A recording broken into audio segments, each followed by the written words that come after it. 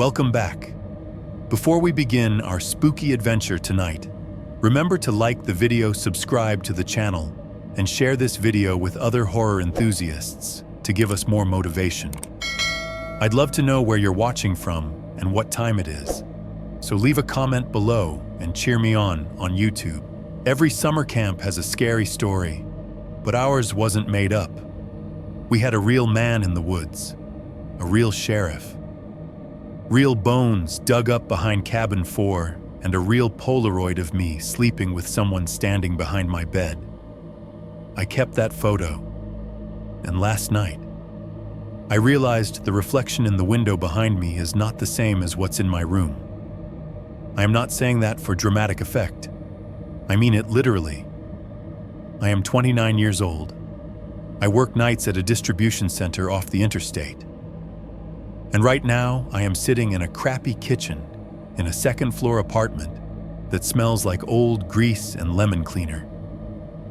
There is a Walmart sign glowing blue through the blinds and a soda machine humming down by the laundry room.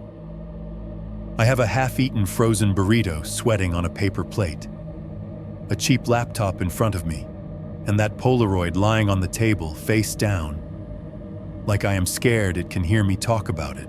The fridge kicks on behind me with that low, droning growl it makes right before the compressor really gets going. The sound always makes the cabinets buzz and the glass in the little window over the sink tremble in its frame. That is where the reflection was wrong. That window. It is 3 feet from my right shoulder as I type this. The glass is black right now. Just a dull rectangle with a faint smear of streetlight and the ghost of my own shoulders in it. Last night, around 2 in the morning, I sat here just like this, scrolling my phone and pretending I was not avoiding sleep. The apartment was dead quiet. No TV, no music. Just the fridge humming, the ticking of a $10 wall clock, and the occasional muffled thump from the guy upstairs walking too heavy. I reached for my drink, glanced up, and caught my reflection in that little window over the sink. Only, it wasn't just my reflection. In the kitchen behind me, the way the glass showed it, there was my table, my chair, my shoulders, and behind my shoulders there was something else. A taller shadow, standing too close, its head bent down like it was reading over my neck. In the room itself, when I turned around, there was nothing, just my empty hallway, the light from the stove clock, the dark of my living room. But in the glass, for a half second before my brain really processed what it was seeing, there were 2 shapes instead of 1. If this was the first time I had ever seen something like that, I would write it off as being tired, or the angle, or some weird double reflection from the TV screen behind me. The problem is, I have seen that exact posture, that exact angle of a taller figure standing behind me in glass. Once before, it was on cheap cabin window glass at a Christian boys' camp, 15 summers ago. And back then, I was asleep in the picture. The Polaroid I am talking about is old now. The white border is stained. The colors are going brown around the edges from heat, and the glossy surface is scratched from living in the bottom of different drawers in different crappy apartments. But you can still see everything you need to see. Cabin 4, outside at night. 1 small square window glowing pale yellow. Me, 13 years old, half rolled onto my side on the top bunk, mouth slightly open, arm hanging off the edge like I am reaching for something in my sleep. And behind me, in the reflection on that window, a second shape, taller, leaning in, face just out of frame. I am sending you this story because I do not know what else to do with it. The camp I went to is closed now. They found bones in the woods behind it. There are articles, there are police statements, there are carefully worded quotes about historic remains, and no ongoing threat to the public.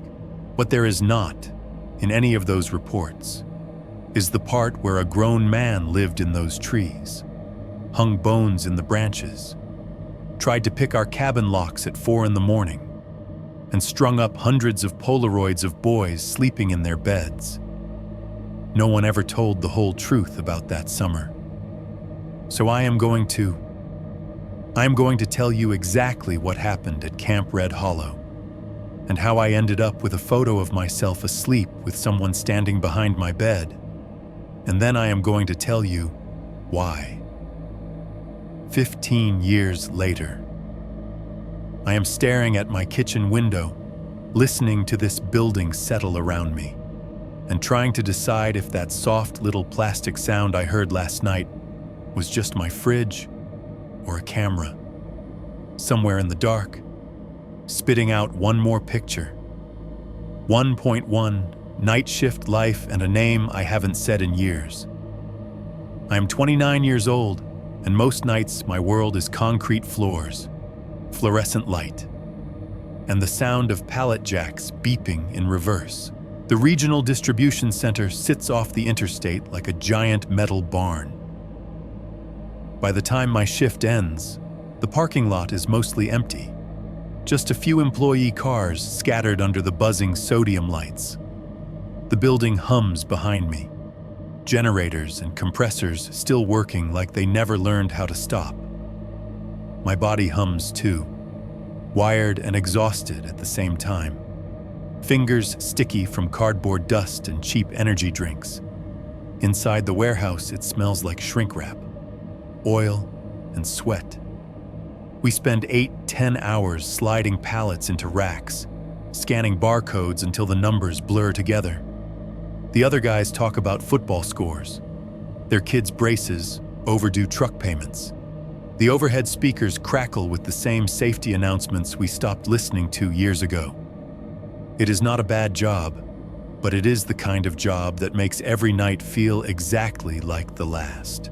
When you live on night shift long enough, you start to feel like the rest of the world is happening on the other side of thick glass. I clock out at 1:47 a.m. By the time I reach my car and pull onto the frontage road, the traffic has thinned to long-haul trucks and the occasional drunk weaving home from the bars by the highway.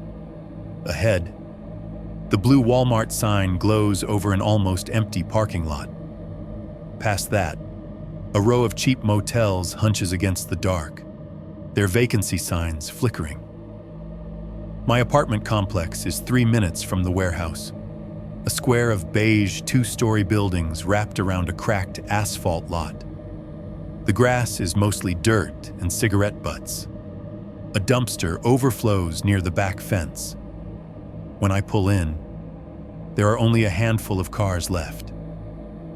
The building looks like every place you live when you do not plan to stay long and somehow end up staying anyway. My unit is on the 2nd floor. The metal stairs vibrate under my boots. Inside, the apartment smells faintly of old grease and whatever the last tenant spilled into the carpet. The carpet is a tired beige that never looks clean. The walls are thin enough that I can hear my neighbor's TV when he falls asleep with it on. The place is not much. A sagging couch. A TV I hardly ever turn on. A little kitchen with laminate counters starting to peel up at the corners. The fridge is the loudest thing in here. When it kicks on, the compressor growls and the cabinet beside it buzzes for a second before settling. When it shuts off, the silence feels like someone pressed a pillow over the apartment. I do not sleep well. I fall into bed sometime after sunrise and wake up in slices. Never sure what time it is. Heart pounding for no reason I can name. Sometimes it is the fridge clicking off that drags me up. Sometimes it is the old pipes in the wall knocking once. A hollow tap that sounds too much like knuckles on wood, every now and then, in the black space between those sounds. I hear something else, a faint, plasticky little hiss and click. Ch-ch. small enough that I can pretend it is the air conditioner, or someone's shoes squeaking in the hallway. Small enough that I can tell myself I imagined it. On the night this story really starts, I get home a little after 2:15 in the morning. The warehouse is still in my muscles, my hands buzzing like I have been holding something heavy for too long. I kick off my boots by the door, drop my badge on the counter, and shove a frozen pizza into the oven. While it bakes, I stand in the middle of my kitchen and listen. The fridge hums somewhere. Water moves in the building's veins, rushing through pipes hidden in the walls. A car door slams out in the lot, then fades away.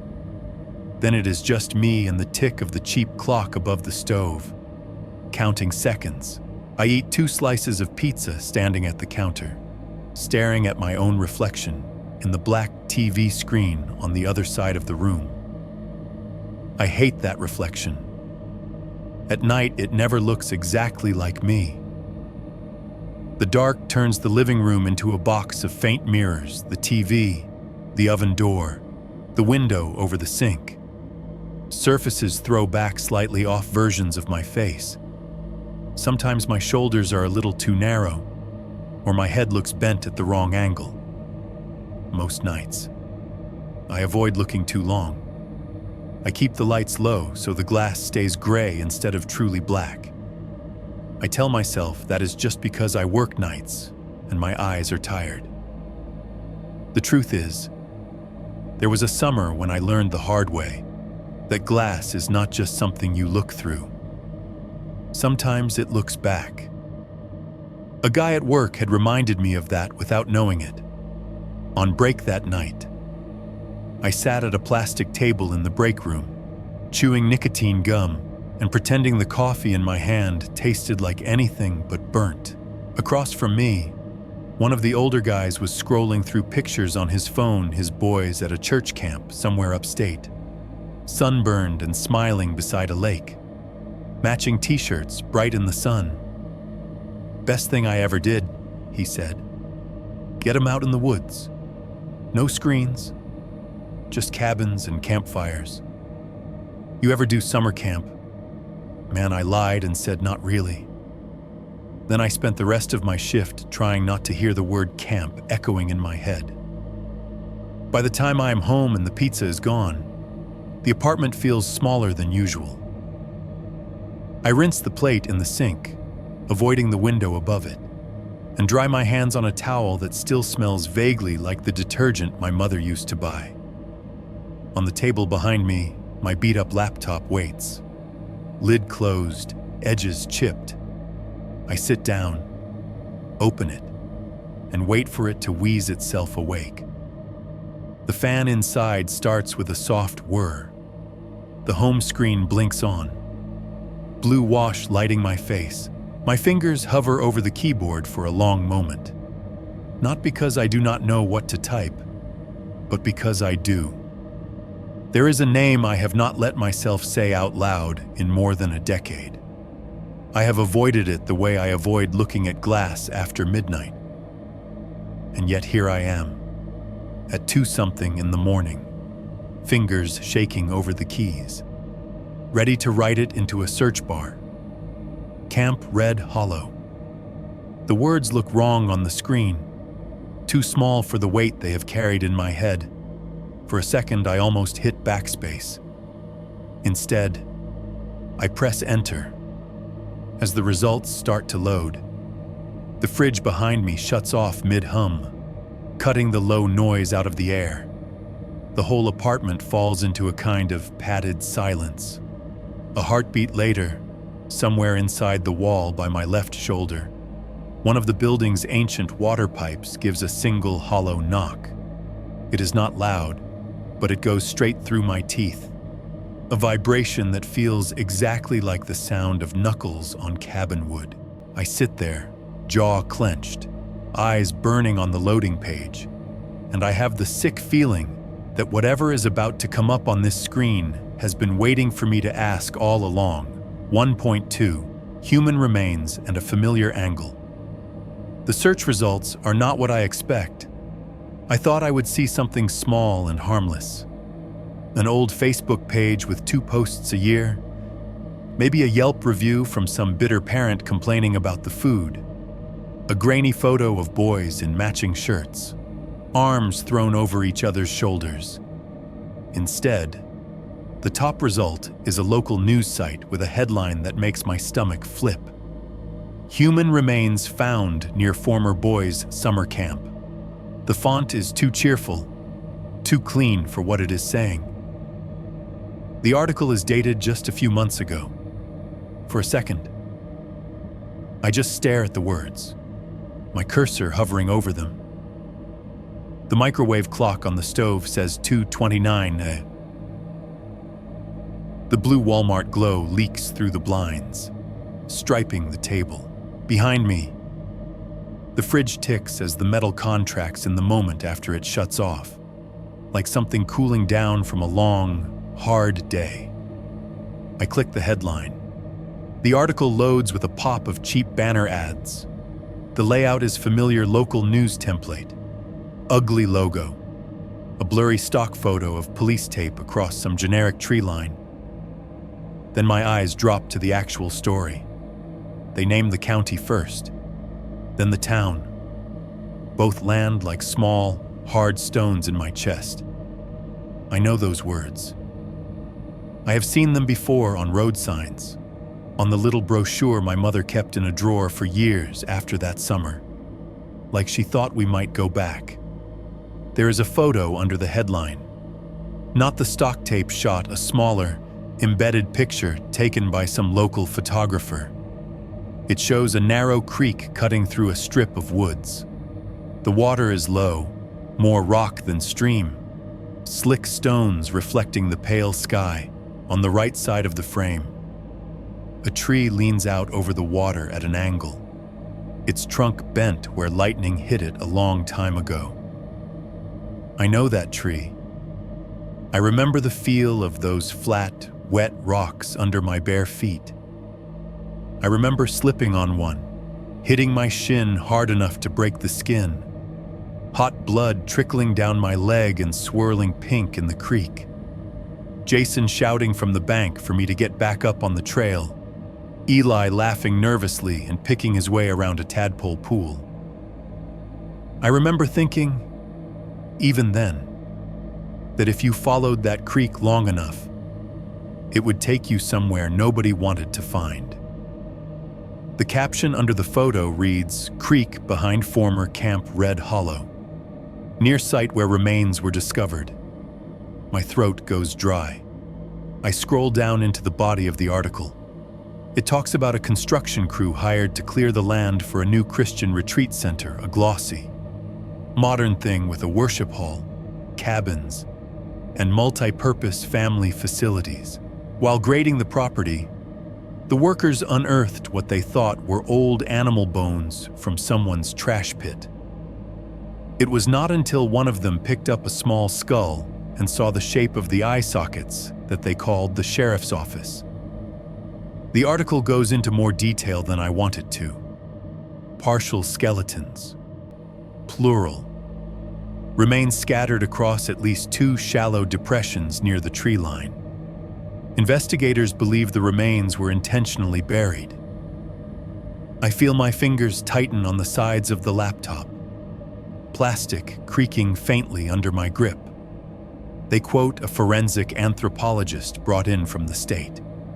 She estimates at least 3 juvenile individuals, likely between 9 and 14 years of age at time of death. Some bones show heat damage, as if they had been burned or partially burned before burial.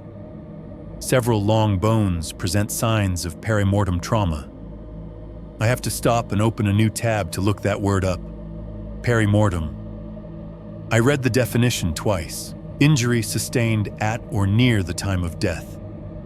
So not an old accident, not some forgotten cemetery. Someone hurt those kids and then put them in the ground. Back on the article, it gets worse. Workers also recovered bits of melted synthetic fabric fused to bone, believed to be from clothing or sleeping bags exposed to high heat.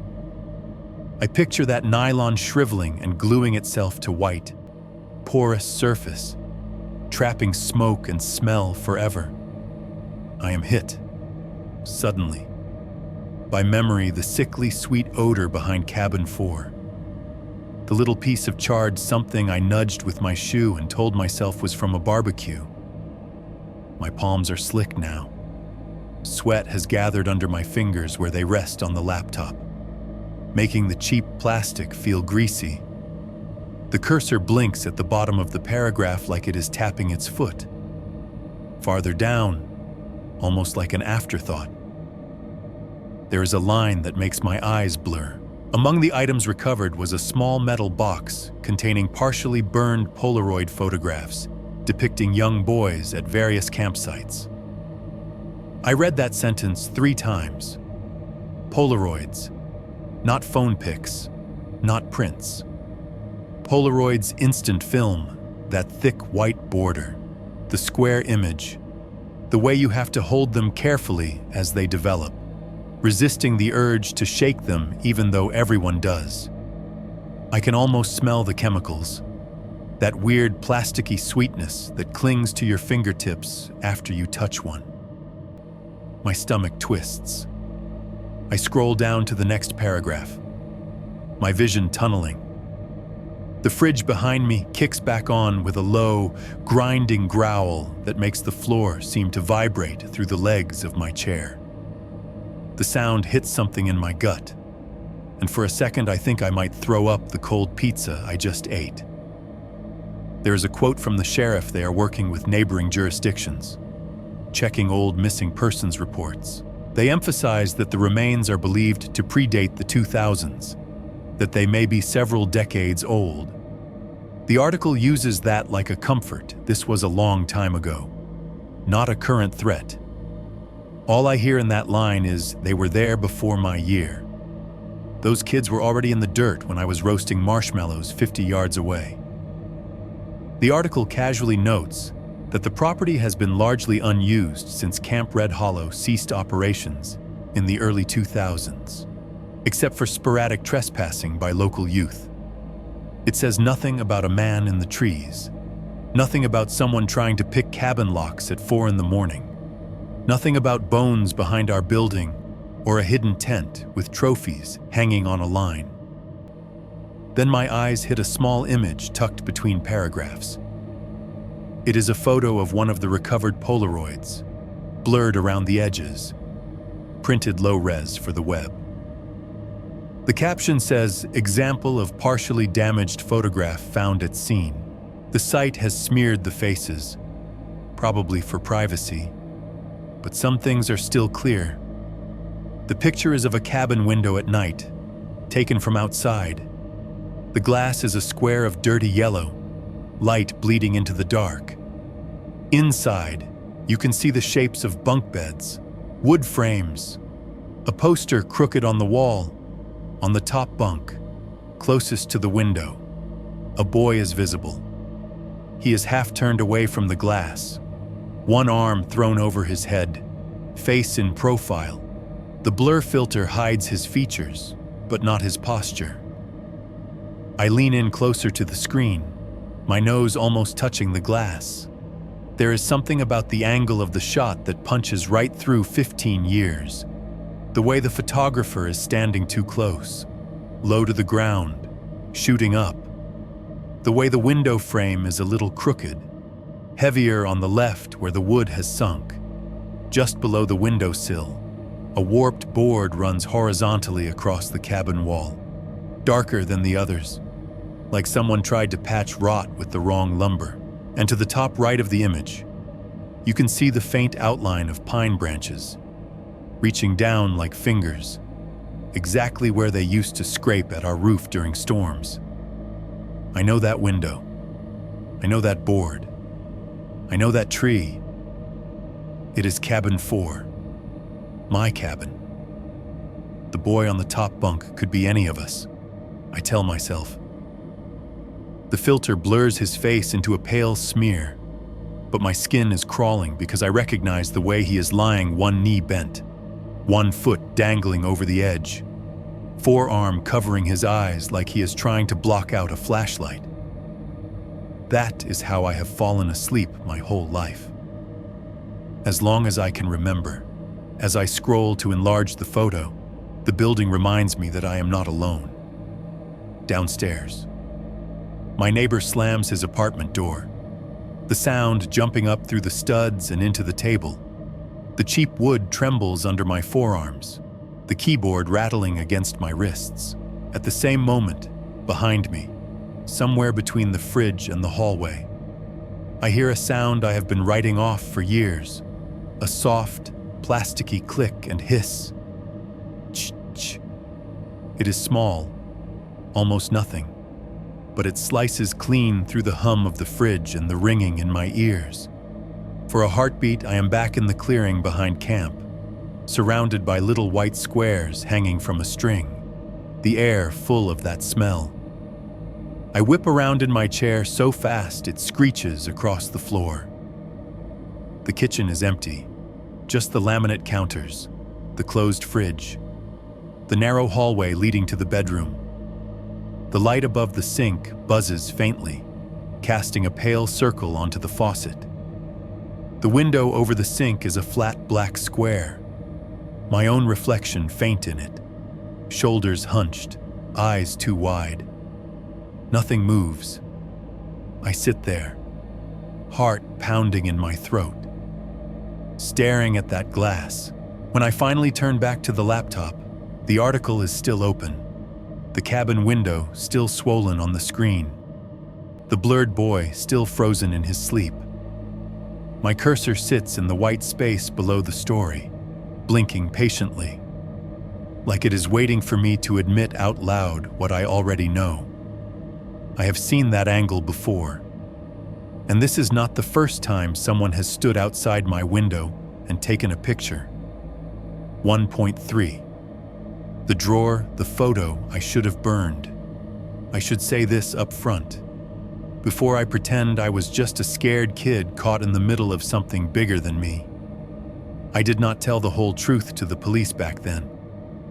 When they shut the camp down and herded us onto buses, when they took statements and asked if we had seen anything unusual, I gave them the clean version, the version with the tent and the fire and the man running into the trees, the version that made me sound like a witness, not like someone who had picked through his trophies. There is one thing I kept and never turned in a single Polaroid.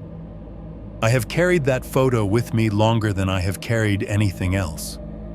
I have moved apartments 3 times since I left home, 3 different complexes.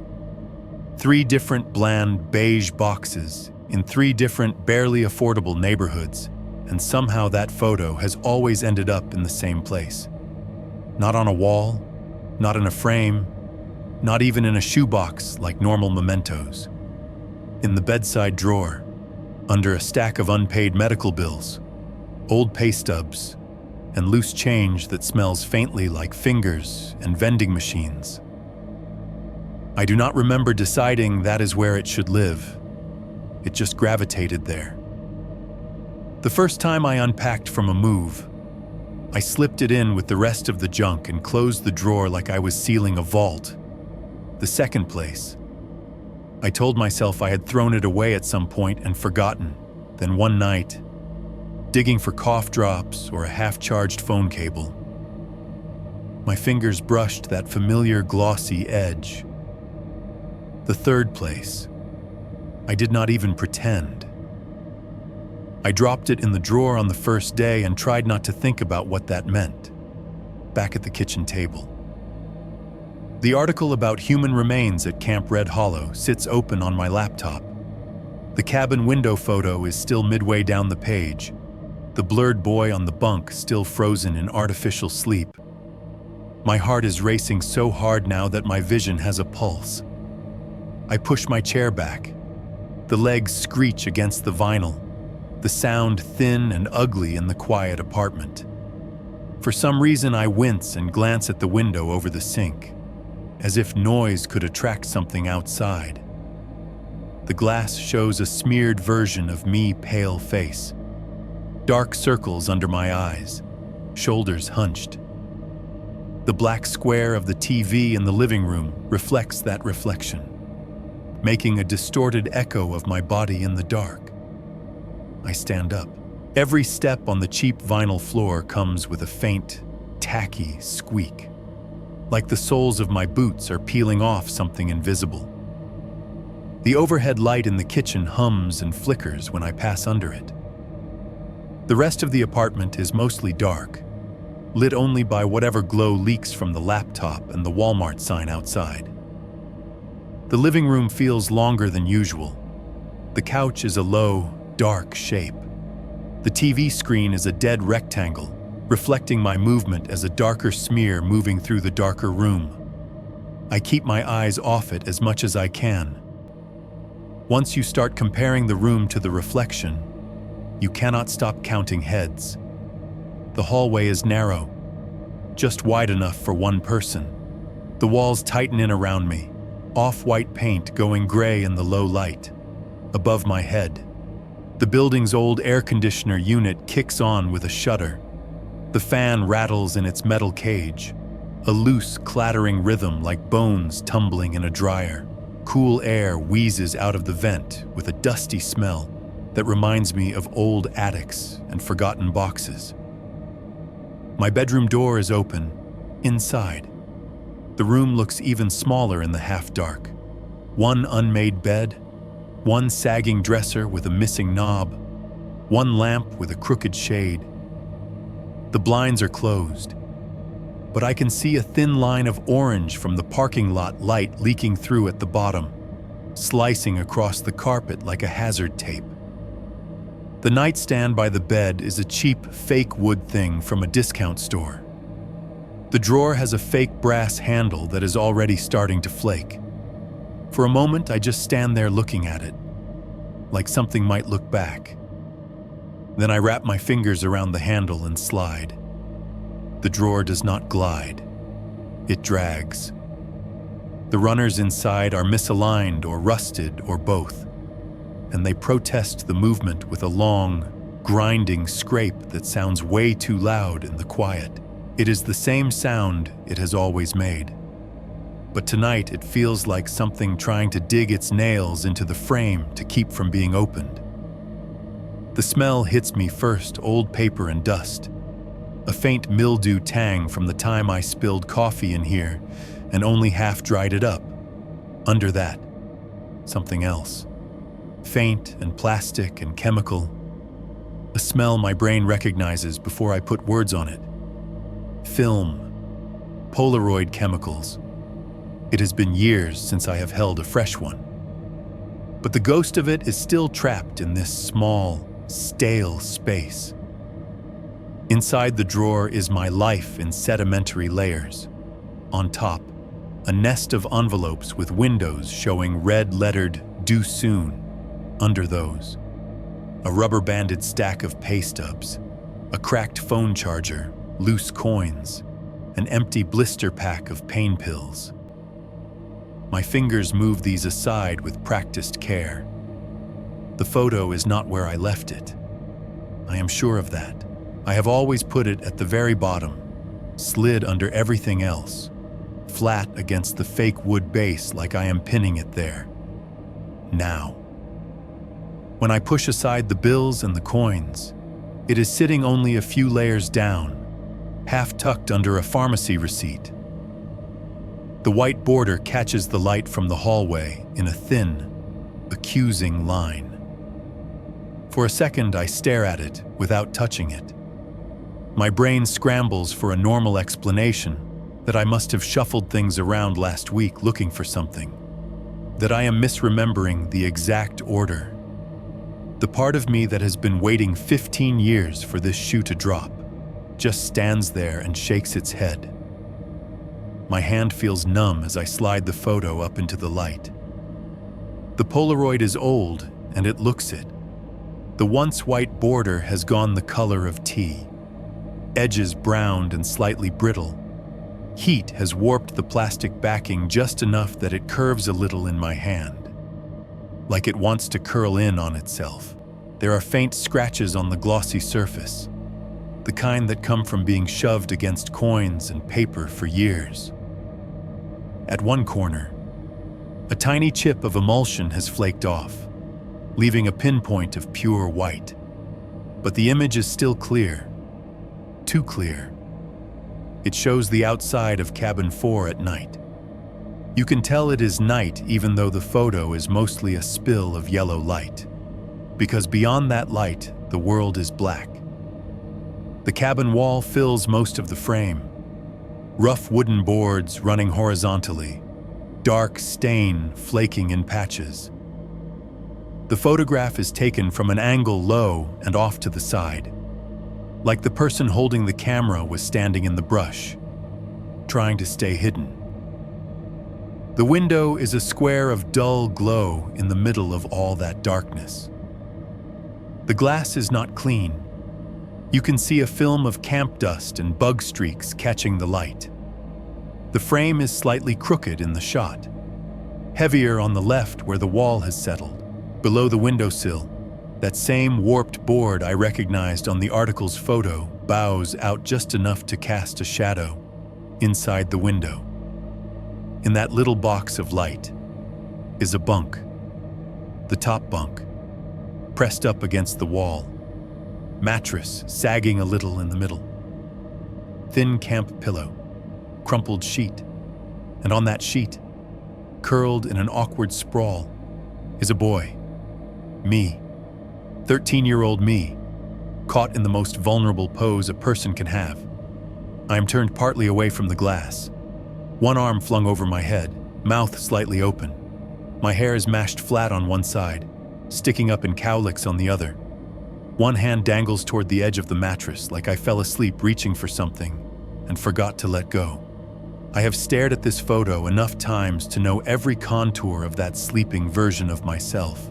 For years, I focused only on the fact that someone had been out there, close enough to frame this shot, close enough that if I had opened my eyes, I would have seen their face in the dark. What I tried not to look at back then was the glass. Tonight, I let myself really see it. In the reflection on that cheap summer camp window pane, there is more than just the glow of the overhead cabin light. The glass holds two sets of shapes layered together, the faint ghost of the interior and the black suggestion of what stands outside.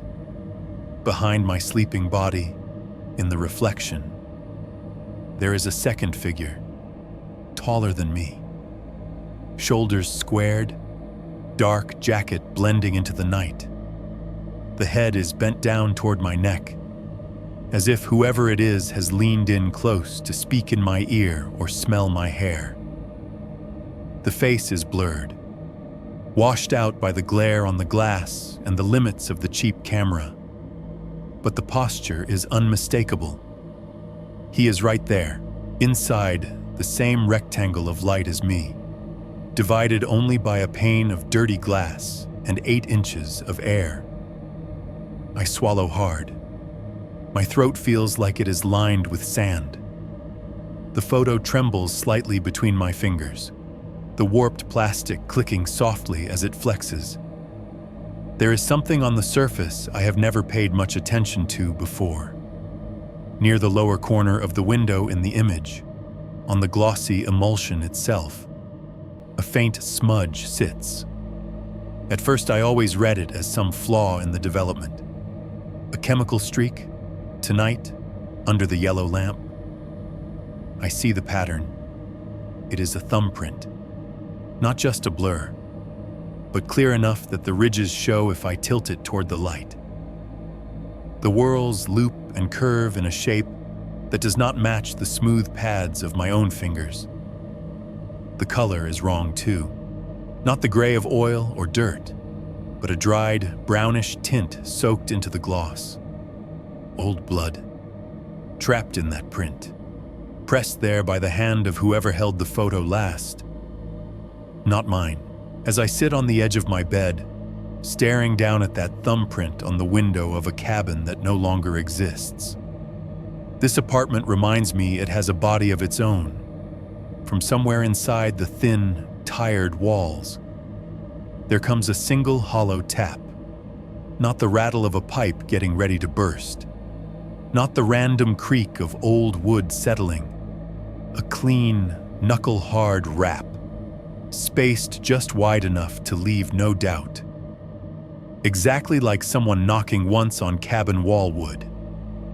The sound runs down my spine like a finger pressed into each vertebra in turn.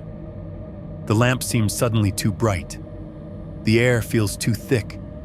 I can taste dust, and under it, the edge of smoke. I look from the photo in my hand to the dark doorway toward the hall, then back again. My heart is hammering so hard it makes the edges of my vision pulse. Somewhere out in the kitchen, the fridge hums to life again. But it sounds like it is 3 miles away, 15 years ago. I walked away from Camp Red Hollow with this picture in my pocket and the arrogant idea that if I refused to talk about it, the story would stay buried with the bones. That man would stay buried too, in my head, if not in the dirt. Now there are human remains in the news. A metal box of burned Polaroids dug out by strangers, and a thumbprint in dried brown that does not belong to me staring back from the corner of this image. I think the man in these photos might not be finished, and for the first time since I was 13, I am ready to tell the whole story of that summer. From the first day the bus pulled into camp to the last night something tried my door at 4 in the morning, because if I do not get this out of my head and into someone else's, I am not sure I am going to make it to the next knock. 2.1, 4 hours out of town. When I was 13, 4 hours felt like another planet. The bus they loaded us onto that morning was the same yellow kind they used for school, only meaner somehow. The vinyl seats were cracked and sticky from 100 sweaty summers.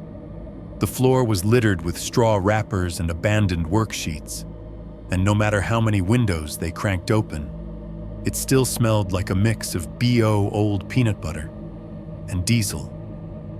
There were maybe 40 of us, crammed 2 and 3 to a bench. Backpacks stuffed with sleeping bags and cheap duffel bags wedged at our feet. Every other kid seemed to have the exact same gear Walmart bought everything. Blue nylon sleeping bag with cartoon flames on the side, travel-size shampoo, generic deodorant their moms had thrown in at the last second. The noise on that bus was its own ecosystem. Boys yelling across the aisle about video games and who could bench how much. Someone in the back blasting tinny rap through cheap earbuds that did nothing to contain the sound. A kid up front, playing some rock station too low for anyone to actually enjoy, but loud enough to muddy everything else. The engine hummed under all of it. A constant low growl. Every time we hit a bump, the AC vents overhead rattled in their housings, coughing out air that was more warm than cool. My backpack was at my feet. My sleeping bag rolled tight and bungee corded to it. My duffel sat heavy on my knees. Mom had double-checked my packing list 3 times that morning: bug spray, sunscreen, extra socks, Bible, swimsuit, like missing any one item would get me sent back. The handle of the duffel was starting to dig into my thighs, but I did not move it. I was afraid if I shifted, the older kid next to me would decide I was taking up too much space. I was not like the loud boys. I was more into the camp inside my head games, comics. A little handheld console that I had not dared bring because the brochure said no electronics. Outdoors for me meant the gap between the car and the front door, or the strip of grass between our townhouse and the parking lot. The closest I had come to camping was the time the power went out for a night and my dad cooked hot dogs on the grill. When Mom first brought home the glossy pamphlet with the picture of a lake and happy boys in matching shirts, I had tried to say no. Dad had laughed. "You'll be fine," he said. "Maybe they'll knock some of that screen out of you." The morning they dropped me off at the church parking lot, he barely got out of the car. He popped the trunk, hauled my bags out, ruffled my hair, and said, "Enjoy the quiet, bud." I know I will. Mom was the one who fussed. She pulled me into a hug that went on a beat too long for how many people were watching, smoothing my shirt like she could straighten the nerves underneath it.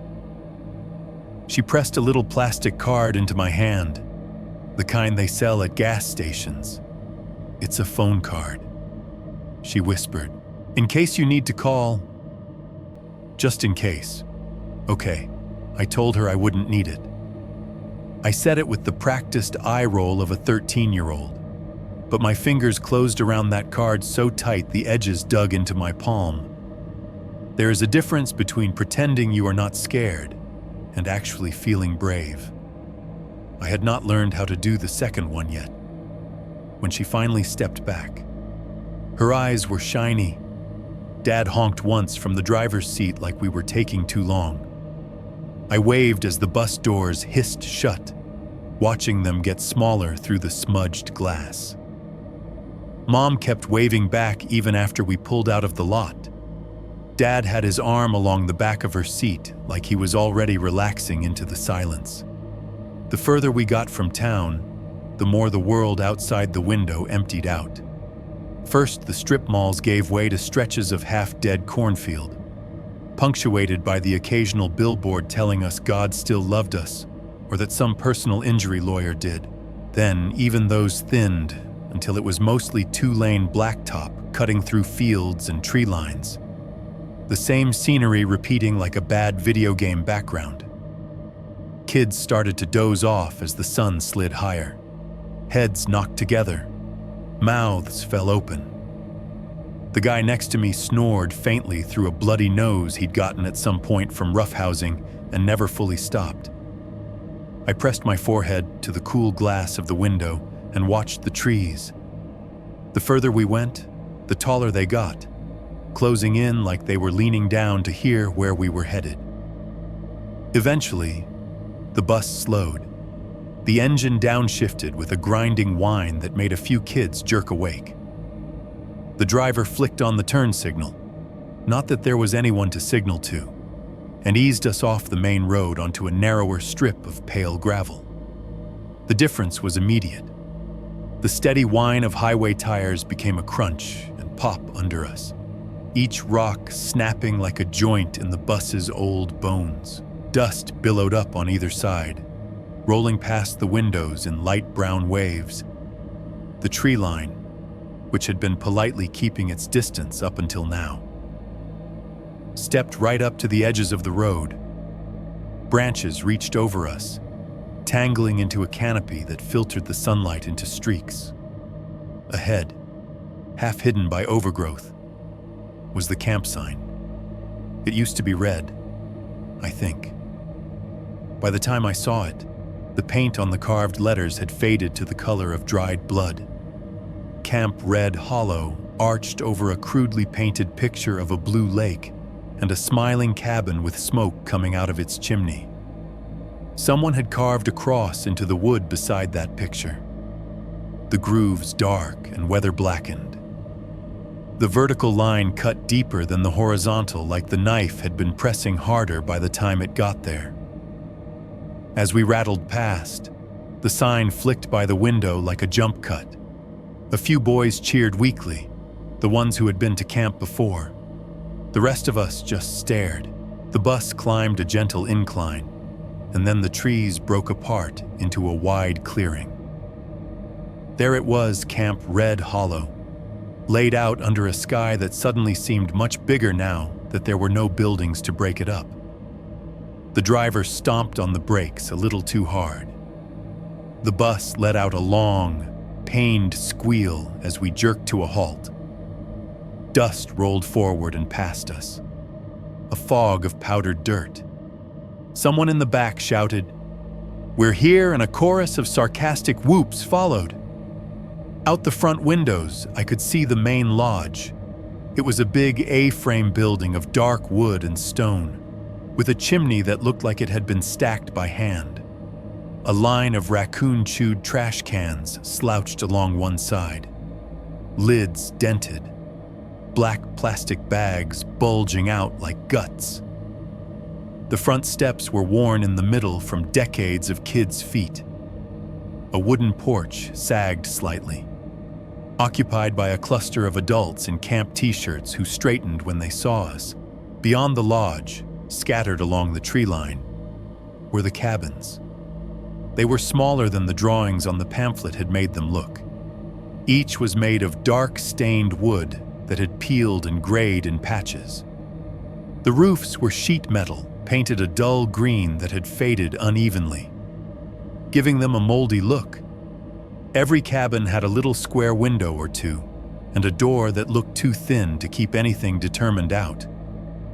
The doors hung slightly crooked, as if they had swollen and shrunk 100 times and finally given up on fitting right. I caught sight of the lake past the gaps between buildings, a slice of dull silver. A wooden pier jutting out with canoes bunched up along one side like sleeping bugs.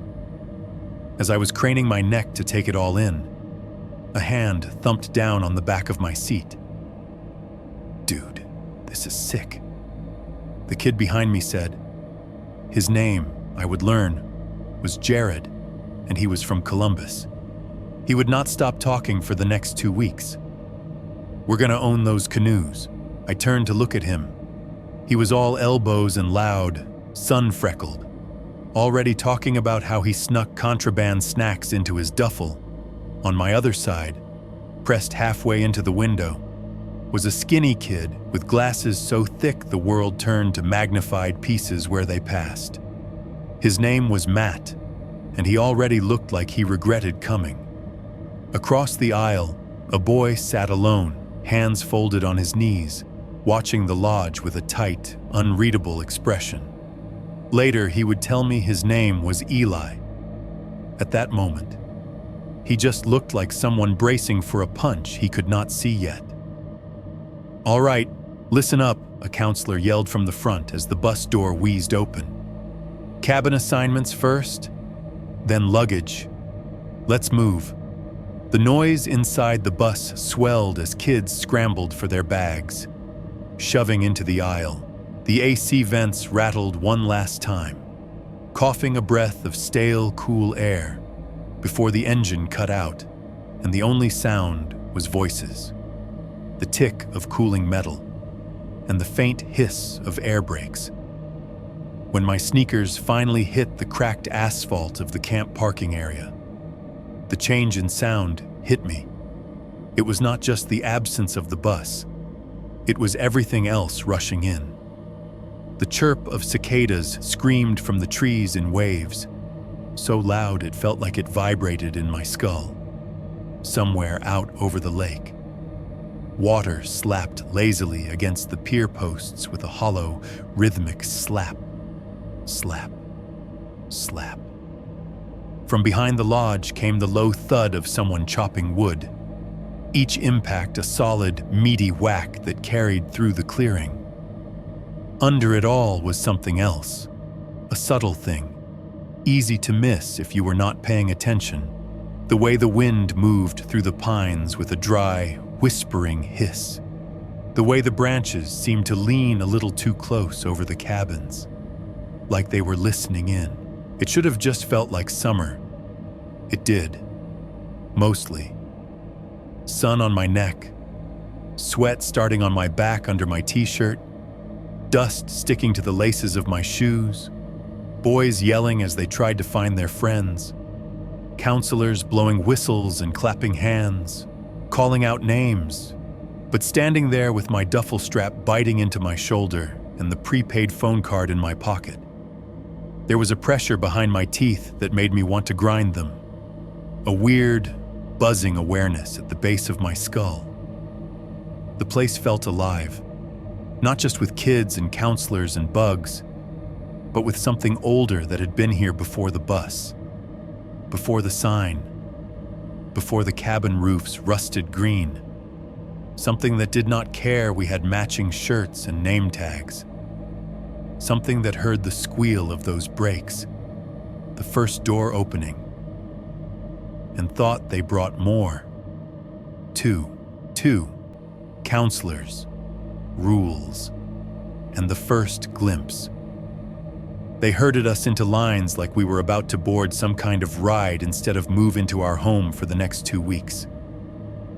A cluster of counselors waited at the base of the lodge steps, all of them in bright red t-shirts, with the camp logo stretched across the front. Camp read hollow in block letters over the same crooked little cabin and lake from the sign. They looked like they had been standing there all morning practicing smiles. Most of them were college age, or at least older teen, wearing cargo shorts and faded ball caps. Name tags hanging from lanyards around their necks. They did not have the polished, upbeat gloss of Disney counselors. These were kids who looked like they had worked at grocery stores and construction sites all year and were now getting paid in slightly less money to wrangle us. "All right, guys. Let's bring it in," one of them called, clapping his hands over his head. We bunched together in the patchy grass in front of the lodge. The bus pulled away behind us with a grind of gears, leaving a rectangle of empty gravel that made me feel abruptly cut off from home. Up on the porch, a woman in her 30s stepped forward. She wore the same red shirt as the others, but hers looked newer, less faded. Her khaki shorts were pressed. A whistle and a ring of keys hung at her hip, and a clipboard was tucked under one arm like a shield. "I'm Miss B. Carter," she said, smiling in a way that showed teeth but not much warmth. "I'm the program director here at Camp Red Hollow. Some of you have been here before, so you know the drill. For our new campers, welcome. We're going to have a fun and safe time together this summer." The way she said safe made it sound like a legal term. As she talked, I picked out the one counselor I was pretty sure would end up being mine. He was standing off to the side, leaning against one of the porch posts. 19, maybe 20, tall but not imposing, with sunburn already blooming along the back of his neck. His red shirt was already damp with sweat along the collar. A tattoo peeked from under one sleeve, a black and gray tangle of lines that disappeared up his arm every time he shifted. He had that look some older teens get when you hand them responsibility, trying to square his shoulders and furrow his brow. But his eyes still darted like he was waiting for someone more adult to step in and take over. That was Jason. "First, we're going to go over a few rules. Ms., Carter said, snapping me back. "These are to keep everybody safe. Okay, number 1 curfew. Lights out is at 10. Counselors will do rounds to make sure everybody is in their cabins. No one is to be outside after 11 p.m. unless they are with a counselor. That means no night hikes, no sneaking down to the lake, no roaming around the woods for fun. Understood." There was a ragged chorus of yes and a few groans. "Number 2, she continued, glancing down at her clipboard. "We are surrounded by beautiful forest here. We want you to enjoy nature, but you do not go past the tree line without staff. If your feet are on grass, you're fine. If your feet are in the woods, you need a counselor with you. You can explore as long as you can still see the cabins. If you cannot see the cabins, you have gone too far. Turn around and come back." The way she said "as long as you can still see the cabins" lodged in my brain. It sounded generous. It sounded reasonable. Later, it would feel like a dare. Number 3, always stay in groups. Buddy system. You go to the lake, to the bathroom, to the dining hall, you take someone with you. There are animals out here. There are roots you can trip on. There are a lot of ways to get hurt if you're trying to be sneaky. She smiled again. A pressed thing. Other than that, we're here to have fun. You'll meet your cabin counselors in a minute and get settled. First, we're going to split you up into groups for a quick tour so you know where everything is." The counselors started calling out names off their own clipboards. The tall one with the tattoo cupped his hands around his mouth and yelled, "Cabin 4, Eli, Matt, Jared." He squinted at his list. "Ryan, Chris, Devin, Tyler," and his eyes landed on me. "And you. Come on over." "Man, you're with me." I trudged over, hoisting my duffel higher on my shoulder, up close. Jason's tattoo resolved into what might have been a wolf's head or a skull or both, depending on how you looked at it. His name tag said Jason in block Sharpie letters. "I'm Jason," he said. "I'll be your cabin counselor. I promise I snore less than I look like I do." A couple of the kids laughed. Eli did not.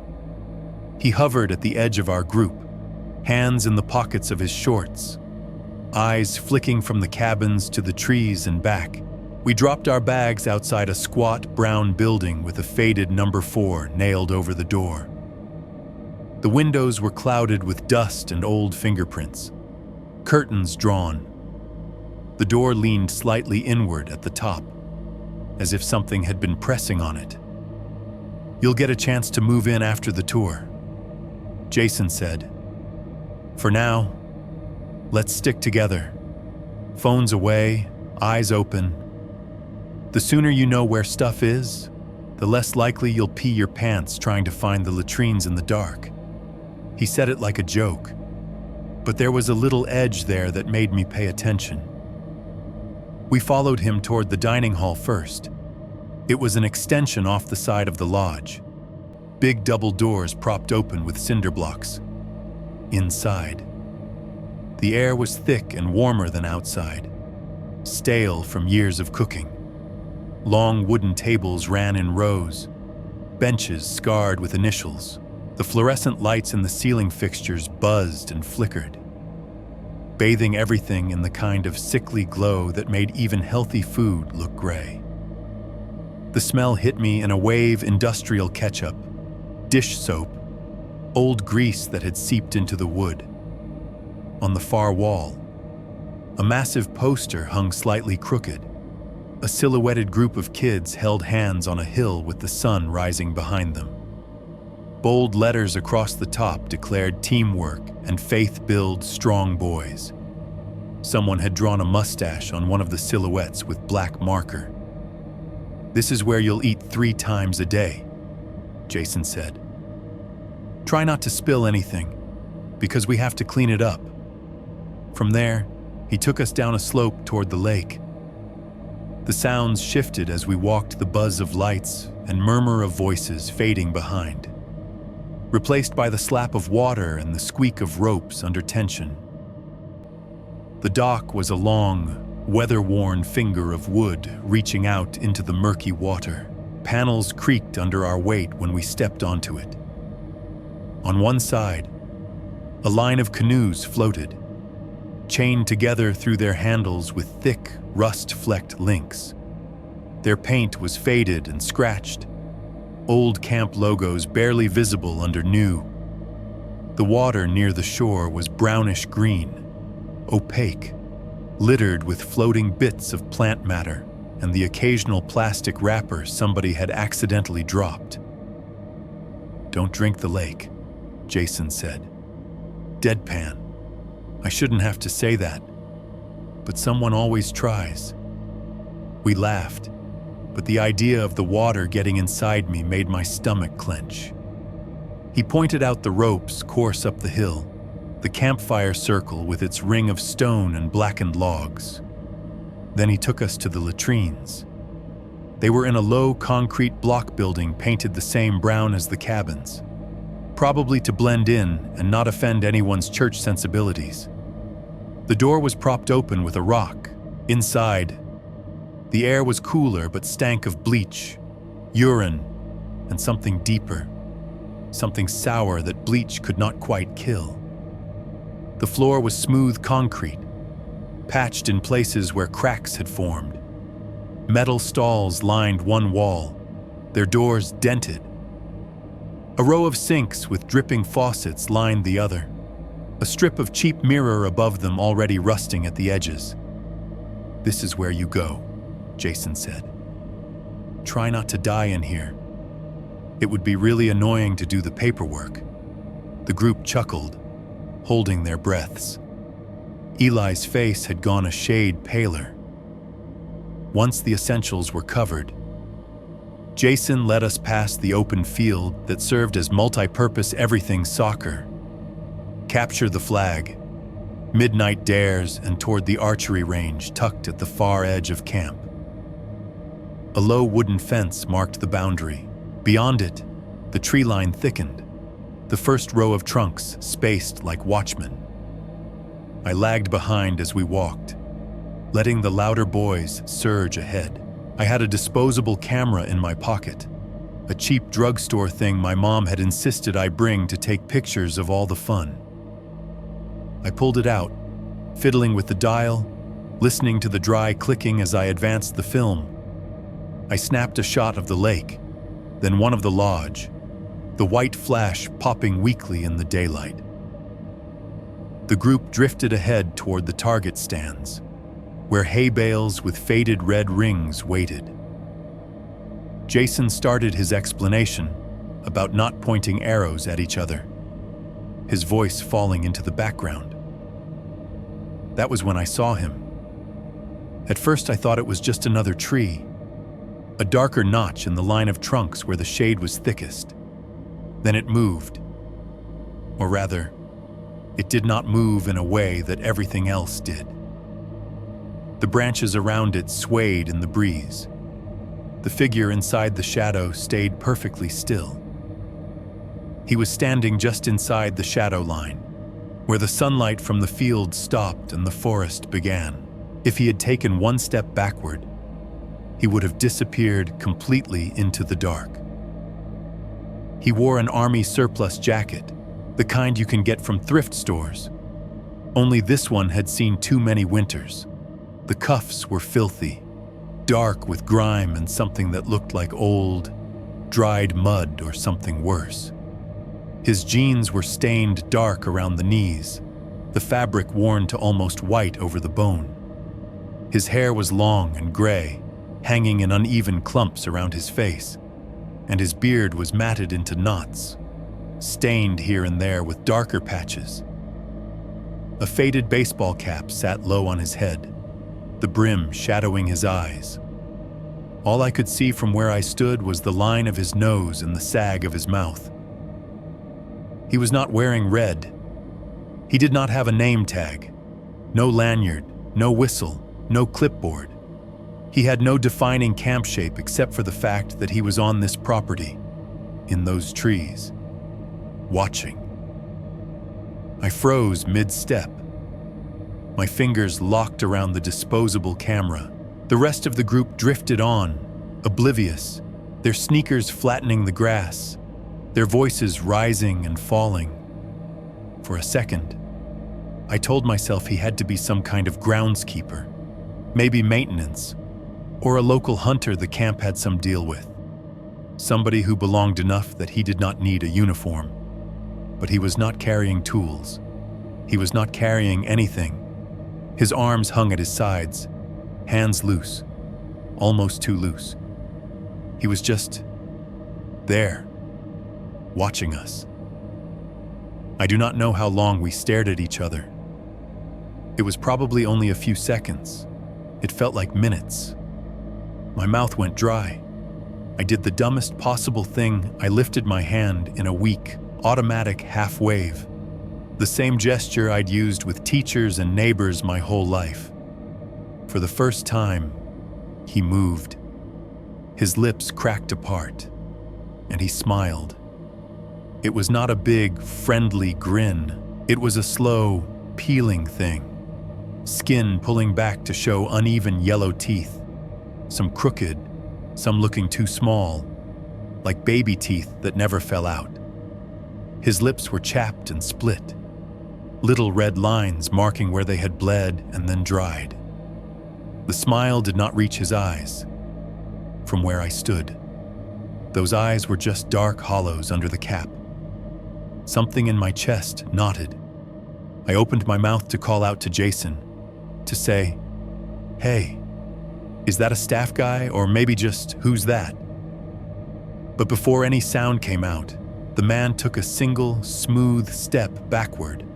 The shadows took him. He did not turn. He did not pivot and walk away. One moment he was there, outlined in the thin strip of light between trees. The next he was just less, folded into the darkness. My eyes tried to adjust, picking at shapes between trunks, convinced I could still see a shoulder or the brim of that cap. There was nothing but bark and black. Above us, in one of the pines, a crow let out a sharp, ragged caw that made a few boys look up and laugh nervously. "Hey, Group 4, Jason's whistle shrieked behind me, the sound slicing through the air, too loud and too close. I jumped, the disposable camera nearly slipping from my hand. "Let's go, guys. Don't lag behind. I don't want to lose anyone on day one. That's bad for my resume." The others shuffled closer to him, attention snapped back by the whistle. I cast one last glance at the tree line. Whatever I thought I saw was gone, if it had ever been there in the first place. I told myself it was just some local guy passing through, someone who had taken the long way around the camp, cut through the woods to avoid the main road, someone who had as much right to be here as we did. Still, as we turned back toward the cabins, the hairs on the back of my neck stayed standing, and somewhere above the buzz of cicadas and the thud of practice arrows hitting hay, that single crow kept calling, a harsh, broken sound that felt like a warning I was too young to understand. 2.3, Cabin 4, and the shirt that should not be there. Cabin 4 looked smaller up close. From the field, it had just been another brown rectangle in a line of brown rectangles. Standing in front of it with my duffel on my shoulder, I could see all the wear the brochure never showed. The door was scarred with old scratches and gouges, like somebody had taken a pocket knife to it out of boredom. The number 4 over the frame was nailed on crooked. The step-up was worn smooth in the center from years of muddy sneakers. Jason shouldered the door open with a grunt. It stuck for a second, then gave way with a little sigh and a drift of stale air. "Home sweet home," he said. Flipping the light switch near the frame, the single bulb in the middle of the ceiling flickered and then came to life, throwing a yellow cone over everything. The inside of the cabin was all wood walls, floor, bunks, 4 bunk beds, 8 mattresses in total, lined 2 walls, leaving a narrow aisle between. The mattresses were thin and plasticky, covered in fitted sheets the color of old toothpaste. Every wooden surface within arm's reach was engraved with something: initials, dates, crude drawings of things teenage boys think about. I saw one that said J.T. 1998 survived, which did not seem like something you wrote if camp was just capture the flag and s'mores. Above us, a ceiling fan hung on a short down rod. When Jason pulled the chain, it started to turn with a wobble. One of the blades slightly bent. It made a soft tick, tick, tick as it picked up speed. The sound of metal just barely brushing metal each time it rotated. "That noise will put you right to sleep," Jason said, "or drive you insane." Could go either way. I picked a top bunk against the far wall, mostly because it was under the small window. The glass was cloudy, smudged with fingerprints and the ghosts of old spiderwebs. The screen was torn a little at the bottom corner, a triangle of gap where the wire mesh had pulled away from the frame. When I pressed on the sill, it flexed more than I thought it should, the wood soft under the flaking paint. Jared claimed the bottom bunk under me, dumping his stuff everywhere.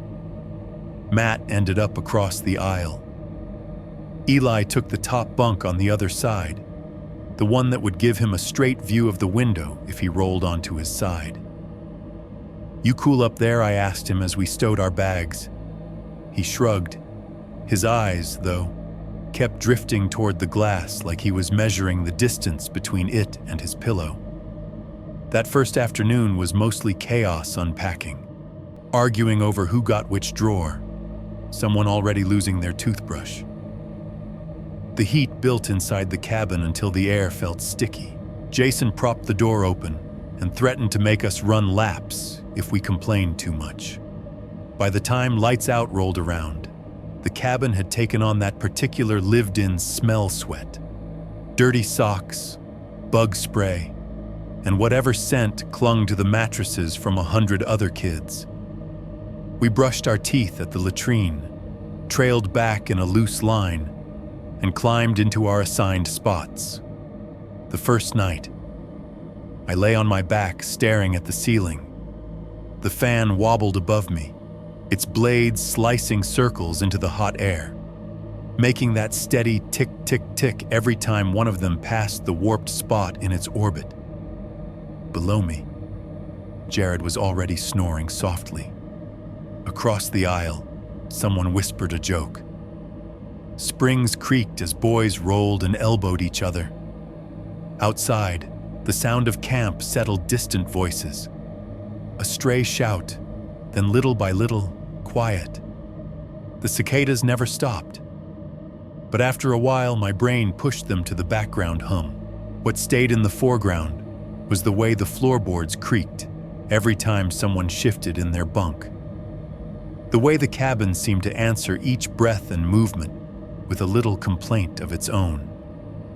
It felt less like 8 kids in a wooden box, and more like we were sleeping in the ribs of something big and old. Every groan a reminder that it was still awake underneath us. During the day, Cabin 4 became its own small universe. Alliances formed over card games and inside jokes. Jared started a rumor there was a candy stash hidden somewhere in the walls. Matt turned out to be good at drawing and spent downtime sketching superheroes on the backs of church handouts. Eli mostly stayed quiet. Reading a battered paperback he kept folded in his pocket. When the others goofed off, he would drift over to the window and stare out like he was watching for something. The tree line was visible from that side, a wall of dark green beyond the field. "You see something out there?" I asked him once. He blinked, like I had caught him doing something he was not aware of. "No," he said. "Just making sure nothing sees us first." It was meant as a joke. It did not sound like one. Kids started trading stories the second night. When the heat broke a little, and there was just enough breeze to rattle the screen, the loudest boy in the cabin, Devin, curly-haired, braces flashing in the dim, decided we needed some real camp horror. "You guys know about the kid who drowned, right?" he said, voice low and dramatic. "My cousin came here in, 2003. He said a kid went out in a canoe alone, and they never found him. Just the canoe upside down, drifting. Camp tried to cover it up."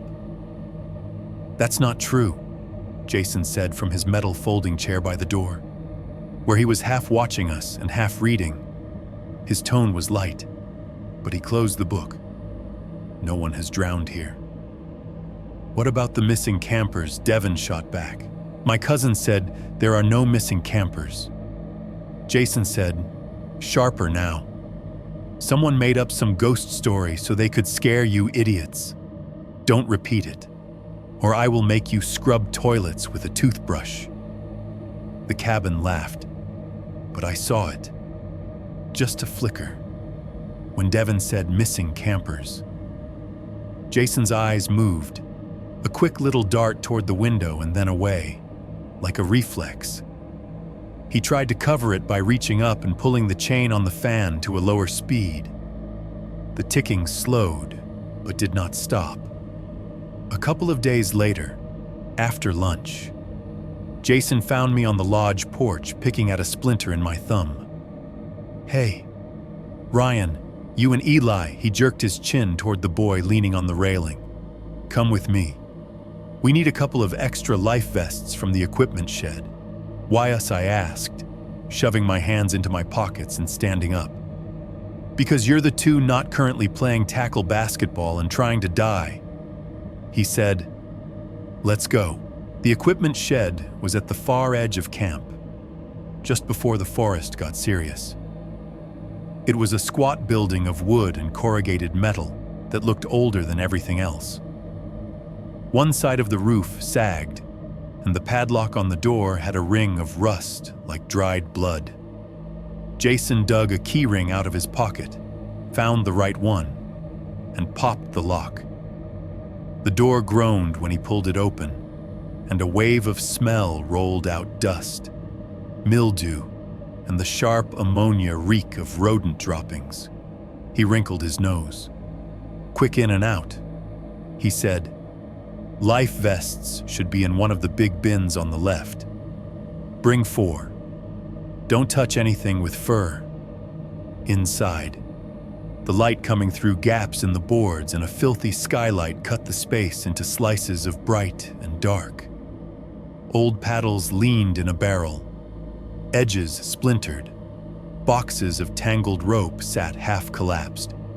Stacks of folded t-shirts from past summers teetered on shelves, sorted by size in theory, if not in practice. I stepped over a coil of hose and a broken plastic sled. The floor soft with a layer of dust that had recorded the tracks of mice and insects. Eli stuck closer to the door, eyes scanning the shadows like he expected something to step out of them. "Here," I said, hauling open a big plastic bin. Neon orange and yellow life vests spilled out in a puff of stale air. "You grab 2, I'll grab 2. As I dug through the pile, my hand brushed something fabric soft that did not feel like the stiff nylon of the vests. I pushed aside a couple more and revealed a crumpled t-shirt pushed into the bottom corner of the container. It was Camp Red, but not our Camp Red. The logo on the front was different, same name, different font. The cabin on the lake drawn in a more cartoonish style. On the back, in flaking white letters, was a year 1992. I picked it up. Dust puffed off it and danced in the shafts of light. The shirt felt stiff in places, the fabric rough and crusted around the hem. "Find the vests," Jason called from the doorway. "Yeah," I said, distracted. "And, a shirt." The smell of mildew was stronger near it, but under that was another scent, faint and metallic. I turned the shirt over, checking the inside. On the tag, written in faded Sharpie, was a name. It took my brain a second to place it. I had seen it before, not on a shirt, but on a frame, in the dining hall, near the kitchen window. There was a small in memoriam display, a group photo from some long ago summer, kids squinting in the sun, names printed underneath. One section had a black ribbon stuck to the corner and a line of text in smaller font lost in a hiking accident. 1993. The same name, the same year range. The brown specks around the hem of the shirt were concentrated at the front, clustered like something had splashed upward. They could have been dirt. They could have been old sauce, rust, paint. The way they had sunk into the fibers, though, the way they ringed out in little halos, looked like the stains on my dad's work gloves when he cut his hand and kept using them. Blood leaves a mark even when you try to pretend it is something else. Above me, along the rafters. There was a sudden flurry of movement. A mouse shot across the beam, its tiny feet making a rapid scratching, skittering noise directly overhead. It vanished into a hole between boards, leaving only the sound of its claws echoing in my head. I shifted my weight, and my sneaker pressed on a loose plank. The wood dipped and then bounced, producing a hollow knock that sounded too much like a fist on a coffin lid. Ryan Jason's voice sharpened. "You good?" I blinked, realizing I had been standing there holding the shirt, staring at the name on the tag. "Yeah," I said. "Sorry. This shirt, it's old. It says 92, and it has a name." I think my mouth felt dry. "Isn't that one of the kids in the memorial photo, the one who, died?" There was a beat of silence. Then Jason stepped fully into the shed, ducking his head under the low lintel. The light behind him made his face harder to read. "Let me see," he said. I handed him the shirt. He took it between two fingers like it might bite him. His eyes dropped to the tag, flicked to the year on the back, and then to the stains along the hem. For a second, the easy counselor mask slipped. His jaw tightened. His throat worked, like he had swallowed something too big. "That shouldn't be in here," he said quietly. "This stuff was supposed to be boxed up and dealt with how I asked." He did not answer that. He balled the shirt up in his hands, more roughly than was necessary, and stuffed it under one arm. "Grab the vests," he said, voice back up in the joking register. "Let's go. It smells like 10 dead rats in here, on the walk back." Eli and I struggled with the stack of life vests, plastic biting into our fingers. Jason walked ahead, the crumpled shirt wedged between his elbow and ribs. He did not swing his arms the way he usually did. His shoulders were tight. When we reached the cabin area, he peeled off toward a small building set away from the others, a storage room with a heavy door and a padlock newer than most things at camp. I watched from the path as he fished in his pocket for a key, unlocked the door, and disappeared inside for a moment. He did not take the shirt to the laundry, like he had with other dirty camp clothes. He did not toss it into the pile of lost and found on the lodge table. When he came back out, his hands were empty. He closed the door carefully and turned the key with a little click that sounded final. His hands were shaking, just a little. Not enough that anyone else would have noticed. Maybe enough that now, all these years later, I can still see the tremor in the way the keys jingled against each other. "All right," he said when he rejoined us, smile plastered back on. "Who's ready to not drown this afternoon?" The others cheered. I glanced back at the locked door of the storage room, then up at cabin 4. The window above my bunk reflected the sky, a blind square of light. In that moment, it hit me that this place had more than one kind of ghost. There were stories kids told in the dark, swapping a kid who drowned and missing campers like trading cards. And then there were the stories the adults folded up, shoved into boxes, and hid in locked rooms, hoping no one small and curious would dig down far enough to pull them back up. Camp Red Hollow felt less like a church camp and more like a house where everyone knew something bad had happened in one of the rooms.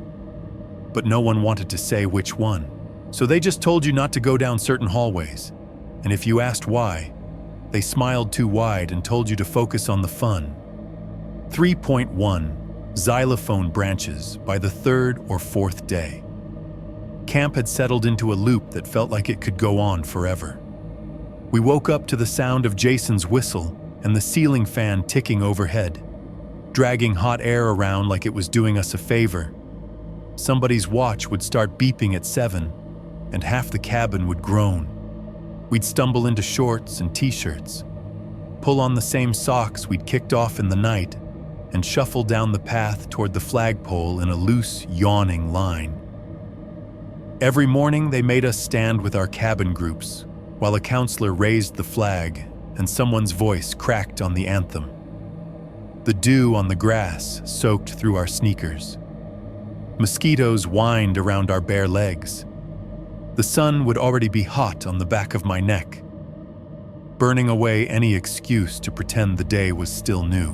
Breakfast and lunch blurred together after a while. Same cafeteria, same buzzing fluorescent lights, same long tables with carved initials and sticky patches that never came off, no matter how many times the younger counselors wiped them down. I remember one lunch in particular because it is what I was thinking about when we saw the first bone. We'd been served lukewarm hot dogs and soft, damp buns, the kind that taste exactly like salt and nothing else.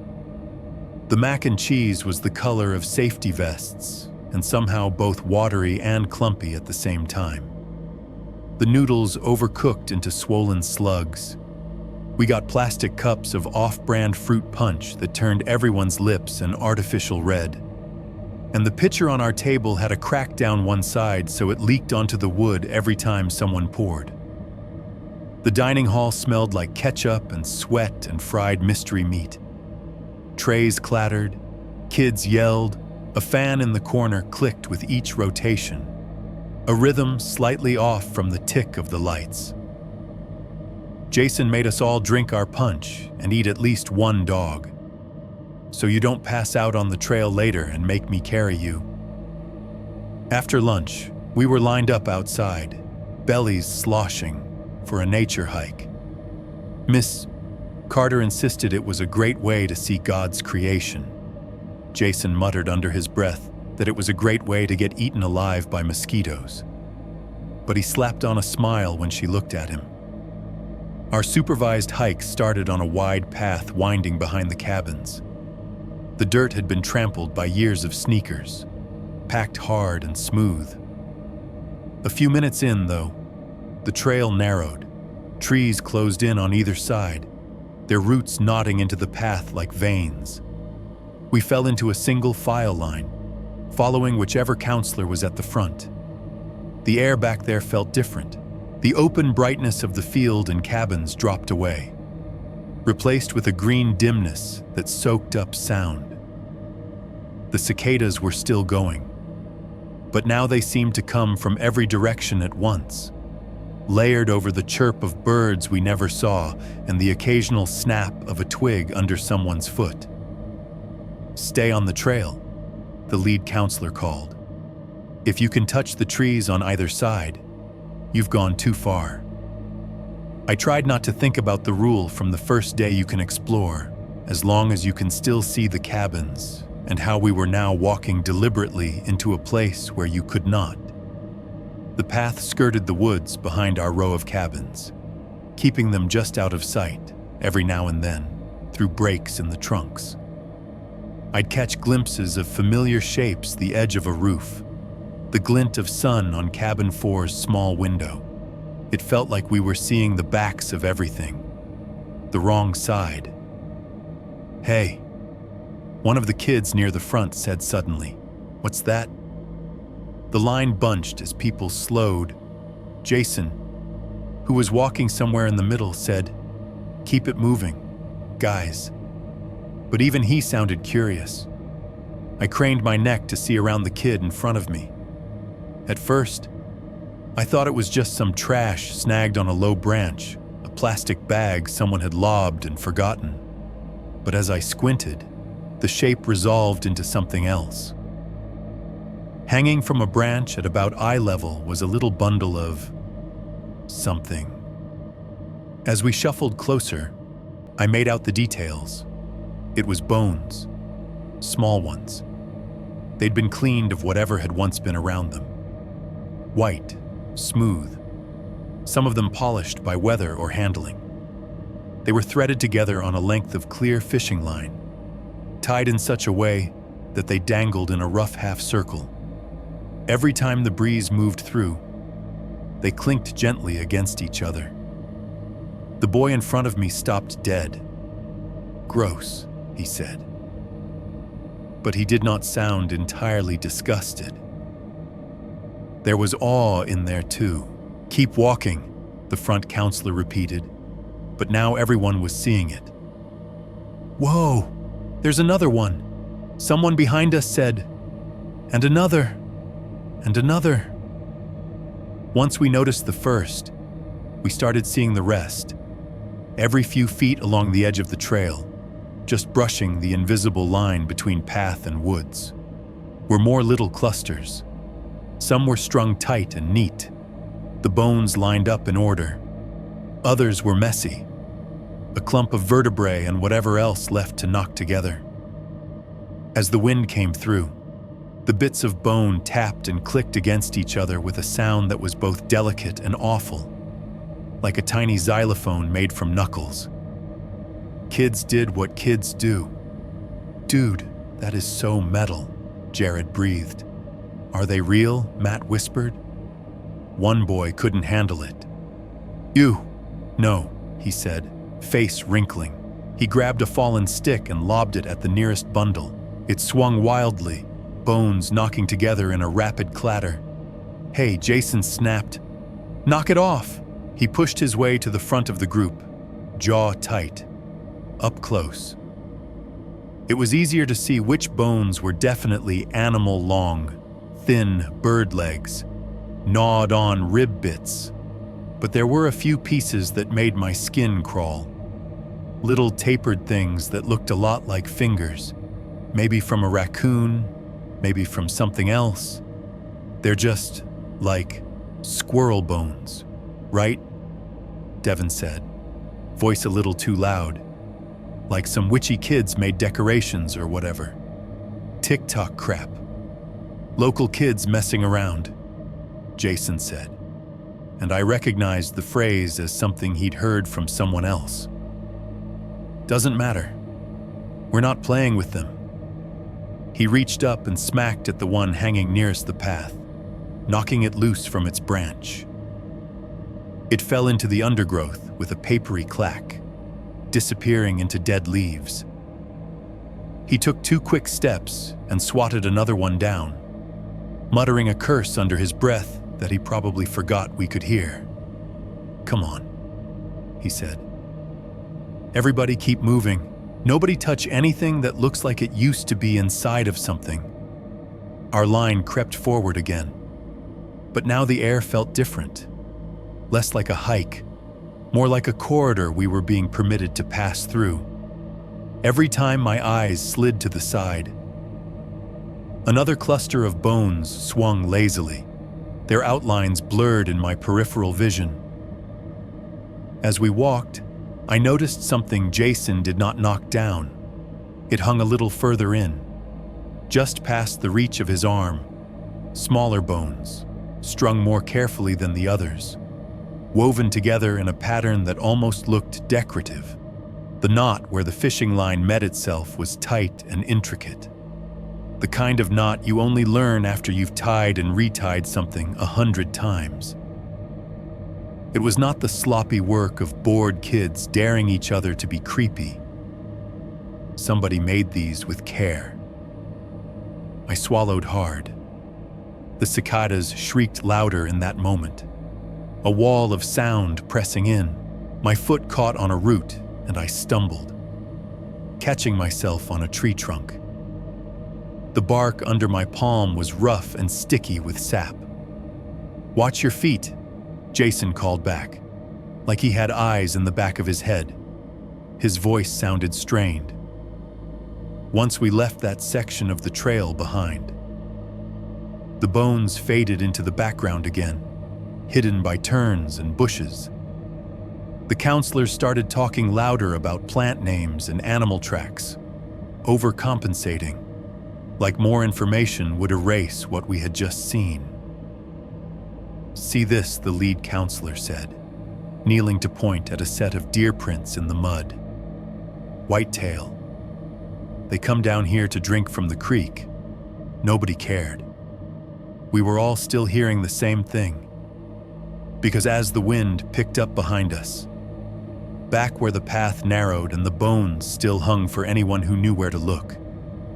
They began to knock together in earnest, not just the soft taps from before, but a sharper, more insistent tink, tink, tink. As the line swung and the bones collided, it was a thin, brittle music, high and hollow, like someone running a fingernail along a row of tiny teeth. I heard it all the way back to camp.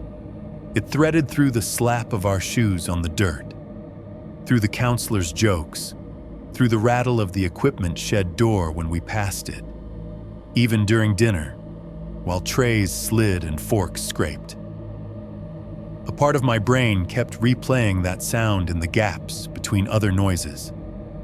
Later that night, lying on my back in the dark of cabin 4, the ceiling fan ticking rhythmically above me and the floor occasionally creaking when someone rolled over, I closed my eyes and tried to listen only to the familiar things: the fan, the breathing, the distant call of a night bird. But every time the wind slipped through the torn corner of the screen and made the curtains move, I imagined those branches moving too, those little bones brushing together just out of sight, chiming softly to themselves in the dark. Tink, tink, tink, like a warning or a countdown. 3.2. The smell behind cabin 4 by the end of that first week. The official schedule and the unofficial one had started to pull apart. On paper, late afternoon was free time. That meant half-organized games on the cracked concrete court, a rotation at the lake, and a few unlucky kids stuck at crafts gluing macaroni to cardboard crosses.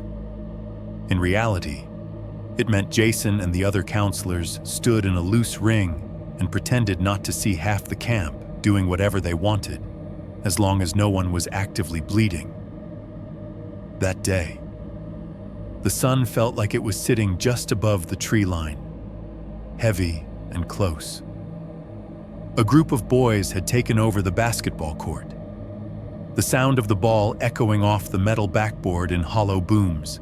Down at the lake, kids threw themselves off the dock in cannonballs, each splash followed by a chorus of shrieks and curses when the cold water hit.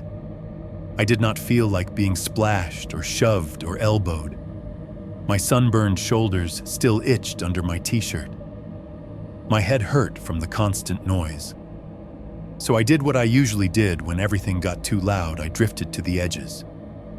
Cabin 4 sat at the far end of our row, closest to the tree line. Behind it, the ground sloped slightly down toward the woods, a strip of scrubby grass and weeds gradually giving way to underbrush. Most kids only passed behind the cabins when they were cutting between places they technically were supposed to walk around. I rounded the side of our cabin, the noise from the court and lake dimming a little as the building blocked it. The air back there was a degree cooler, the shade stretching longer along the wall. The boards on this side looked more warped, more weathered. I could see places where the stain had peeled completely, exposing gray wood that had soaked up years of rain. I was halfway around the corner when I smelled it. It hit me like a physical thing. 1 second I was breathing hot, normal summer air. The next it was like walking into a wall of thick, sweet rot. The smell was wrong in layers.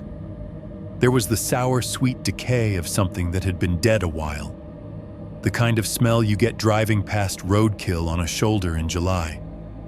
Under that was a greasy, chemical note like burned plastic, the scent of something synthetic that had been melted instead of properly burned. I gagged, hand flying up to clamp over my mouth. The taste of it was on my tongue, cloying and hot. Flies were everywhere. I had not noticed them at first, but now I heard them, a dense buzzing that seemed to come from one particular spot. They swarmed in an ugly black knot under a cluster of ferns near the cabin's back corner, rising and falling in a restless cloud. The patch of ground beneath them looked Wrong. Lighter. Like the soil had been disturbed recently and tamped back down in a hurry. Every instinct I had told me to turn around and walk away. Go back to the noise and the basketball and the safe, stupid arguments about whose turn it was in the game room later. But there was another tug in me too. The same one that had made me stand and stare at the man in the trees longer than I should have. Curiosity, or something uglier wearing curiosity's face. I looked back toward the open area. I could still hear kids yelling, the dull thumps of shoes on pavement, the occasional piercing whistle from a counselor. Nobody was looking this way. I picked up a fallen stick, nothing dramatic, just a length of branch dry enough not to bend under its own weight, and stepped closer to the ferns. The smell got sharper with each inch, building until my eyes watered. The flies surged, thickening, bouncing off my bare arms and neck in tiny pinpricks. "Go," I muttered, swatting at them. They dispersed only to circle back again, as if whatever was under those fronds belonged to them now, and I was the intruder, using the stick. I hooked the edge of the fern cluster and pushed it aside. The ground underneath was not flat. There was a shallow depression, an oval where the soil had been dug out and refilled. The earth was looser there, a little lighter in color. Bits of ash mixed in with the dirt. Slivers of charcoal clung to little clumps of clay, edge to edge. The dip was maybe 2 or 3 feet across. Sticking out from the side of the depression at an angle was bone. At first, I tried to tell myself it was just a rock. The brain wants to protect itself that way, assigning familiar labels to things that will not sit right under their true names. But rocks are not shaped like that. This was a length of something organic, charred black but still holding its form. The shaft was straight, thickening slightly at one end where a joint might have been. The surface was cracked in small, branching lines where heat had split it. It looked like someone had tried to burn it and then buried what was left. The piece I could see was about as long as my forearm had been when I was smaller, child-sized. My hands went cold. Sweat broke out along my back, cooling in the shade. I licked my lips and wished I had not. The taste in the air was stronger down here, heavier. There was a tremor in the stick when I nudged the dirt aside a little more and uncovered another chunk of something dark and brittle. Near the exposed bone, half embedded in the earth, was a melted lump of blue nylon. It was fused to the dirt in a glossy, bubbled mass. The way a plastic wrapper looks when someone tosses it into a campfire and then kicks the ashes around. The color was the same as a sleeping bag, not like the green or gray ones I had seen around camp lately, but an older shade almost exactly the hue of the cartoon flame bag in one of the faded photos on the lodge bulletin board. The flies crawled over the nylon and the bone indiscriminately, their bodies a shifting black shimmer. One landed on the exposed end of the charred shaft, rubbing its legs together like it was pleased. I swallowed hard, throat tight. My brain started throwing up theories like flares. Animal. Someone burned an animal back here. Kids do that. Sick kids. Maybe they found a raccoon or a dog, and the nylon was just trash. Maybe a footstep on the gravel made my heart jump into my mouth. I jerked the ferns back into place with a quick shove of the stick, letting them fall to cover the disturbed patch as best they could. The movement scattered the flies, sending them whirling up around my head. I stumbled back, dropping the stick, grinding my heel into the soft soil to smear any evidence of my poking. By the time I turned around, my face school neutral. Eli was coming around the back corner of the cabin. He stopped short when he saw me, then flinched a little, like he had not expected anyone to be back here either. "You smell that?" he asked, voice low. His skin looked even paler than usual, a sickly gray cast under the dust. The way he held his arms slightly away from his body told me he was trying not to touch the air. "Yeah," I said, trying to sound casual and failing.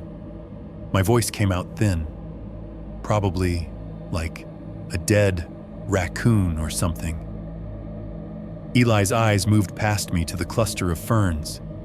He did not go closer, but his nostrils flared like the smell was an animal too, something he recognized. "I hate it," he said quietly. "I keep thinking I'm going to get used to it, but I don't. You smelled this before I asked." He shrugged one shoulder, eyes still on the ground.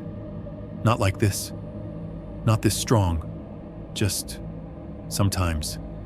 At night, I wake up and it's like there's something under the floor, under my bunk. Like somebody lit a fire down there and threw, I don't know, stuff in it they weren't supposed to. And the smoke is coming up through the boards.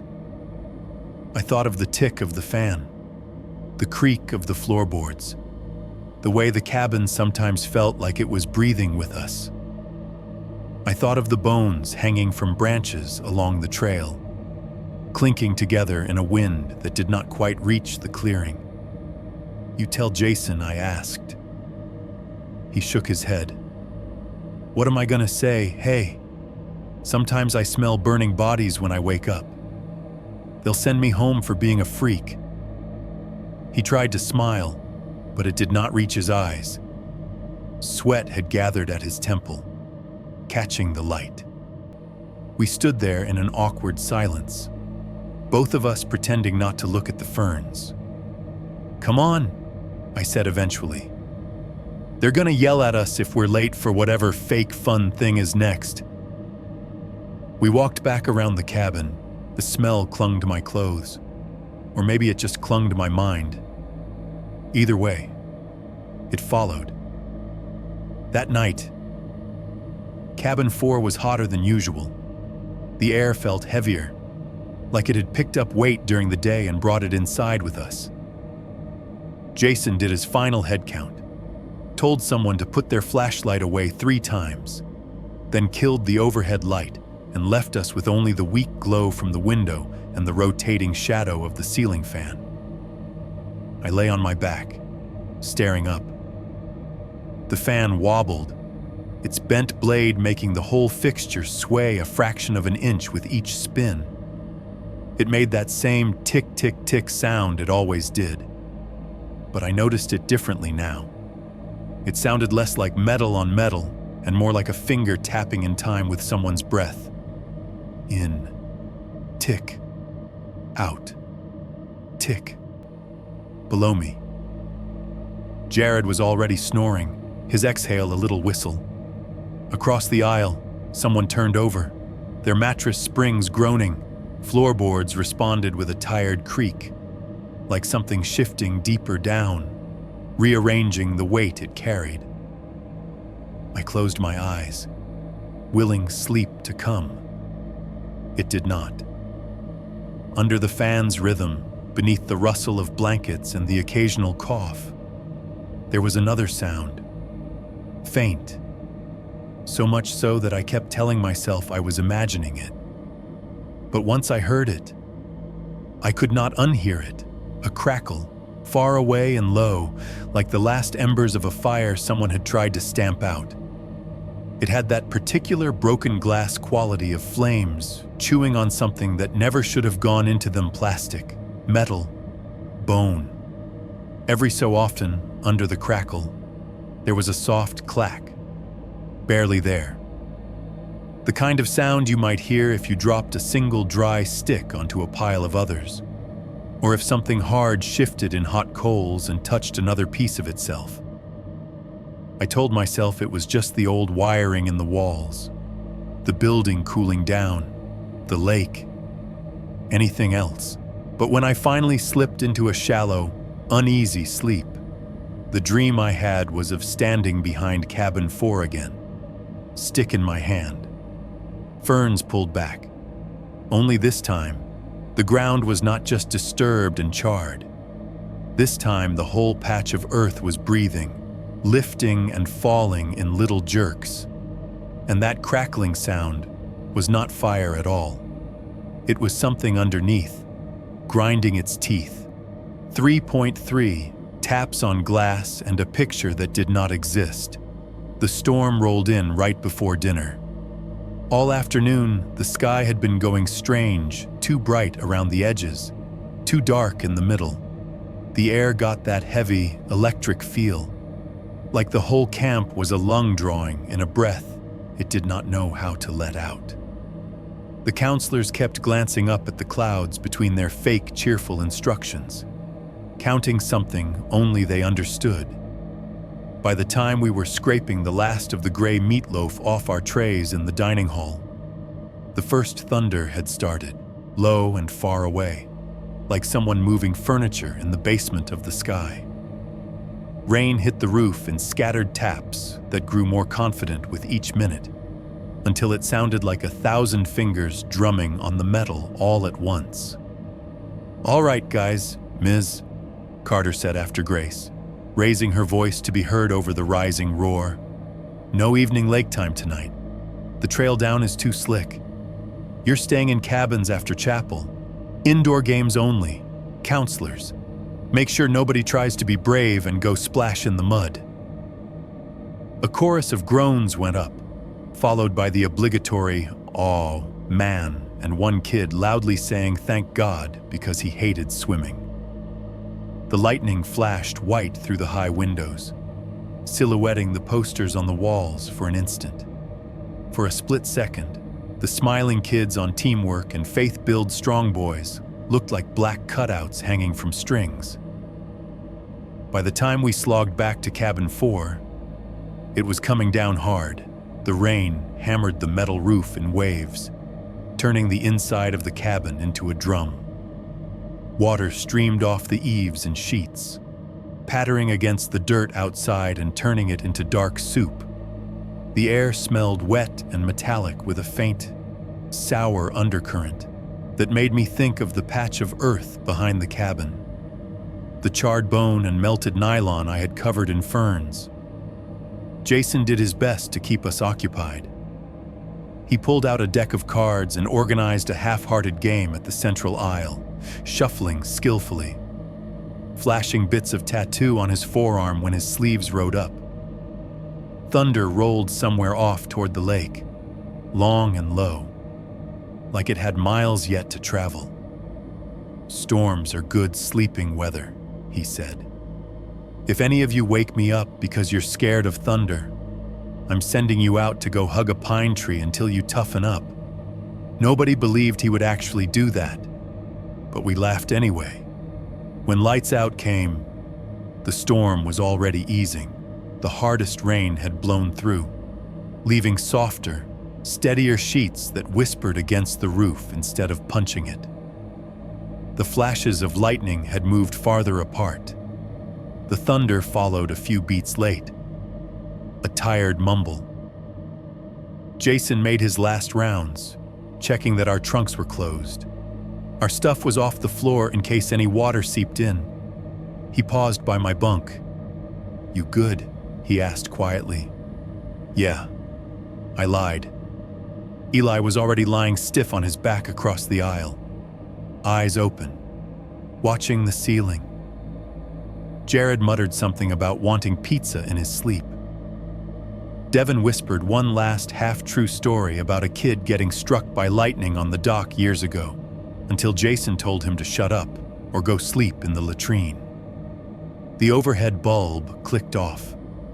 Darkness dropped in, thick and almost immediate, broken only by the faint, ghostly square of the window above my bunk. Every time lightning flashed beyond the clouds, that square flared into a sickly gray for a heartbeat, then sank back to black. I lay on my back, staring at it. The rain had settled into a kind of hush.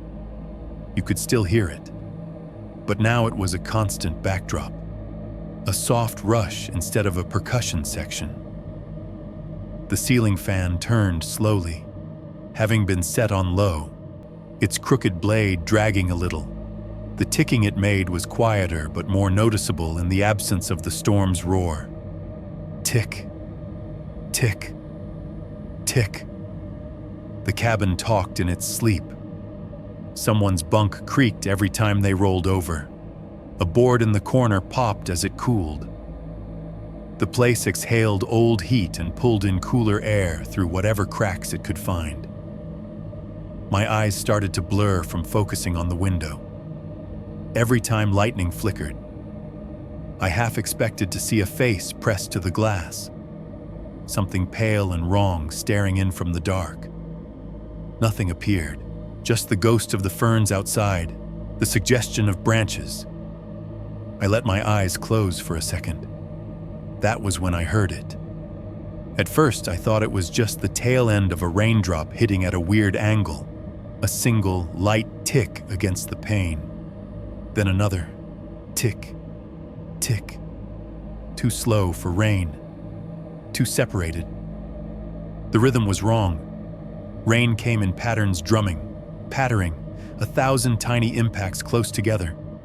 This was more like someone tapping a fingernail on a table, musing. My eyes snapped open. The window was a black rectangle again. No lightning at that moment. No helpful illumination. The storm outside had shifted into that post-front drizzle, the kind that sinks into everything quietly. From the way the sound had carried, whatever hit the glass had been close. Closer than the branches. The third tap came. Tick. It was soft, but in the nighttime cabin silence, it sounded as loud as a knock on a door. It vibrated through the wood of the bunk, up into my skull. It had weight and intent in it in a way raindrops never do. I did not move. Even my breathing stopped for a second, caught halfway in my chest. I told myself it was just a stray bit of hail, or a fat drop shaken loose from somewhere higher. Anything but what it had sounded like, a knuckle meeting glass in 3 deliberate, patient beats. Lightning finally obliged.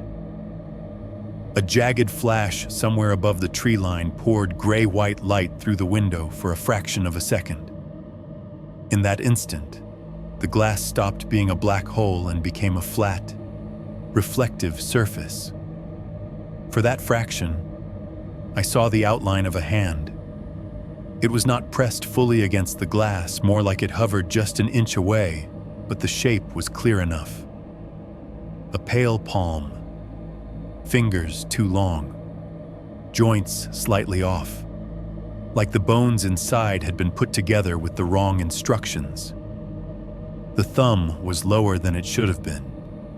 Or maybe it was just the warped glass bending the image, then darkness again, as if someone had flipped a switch.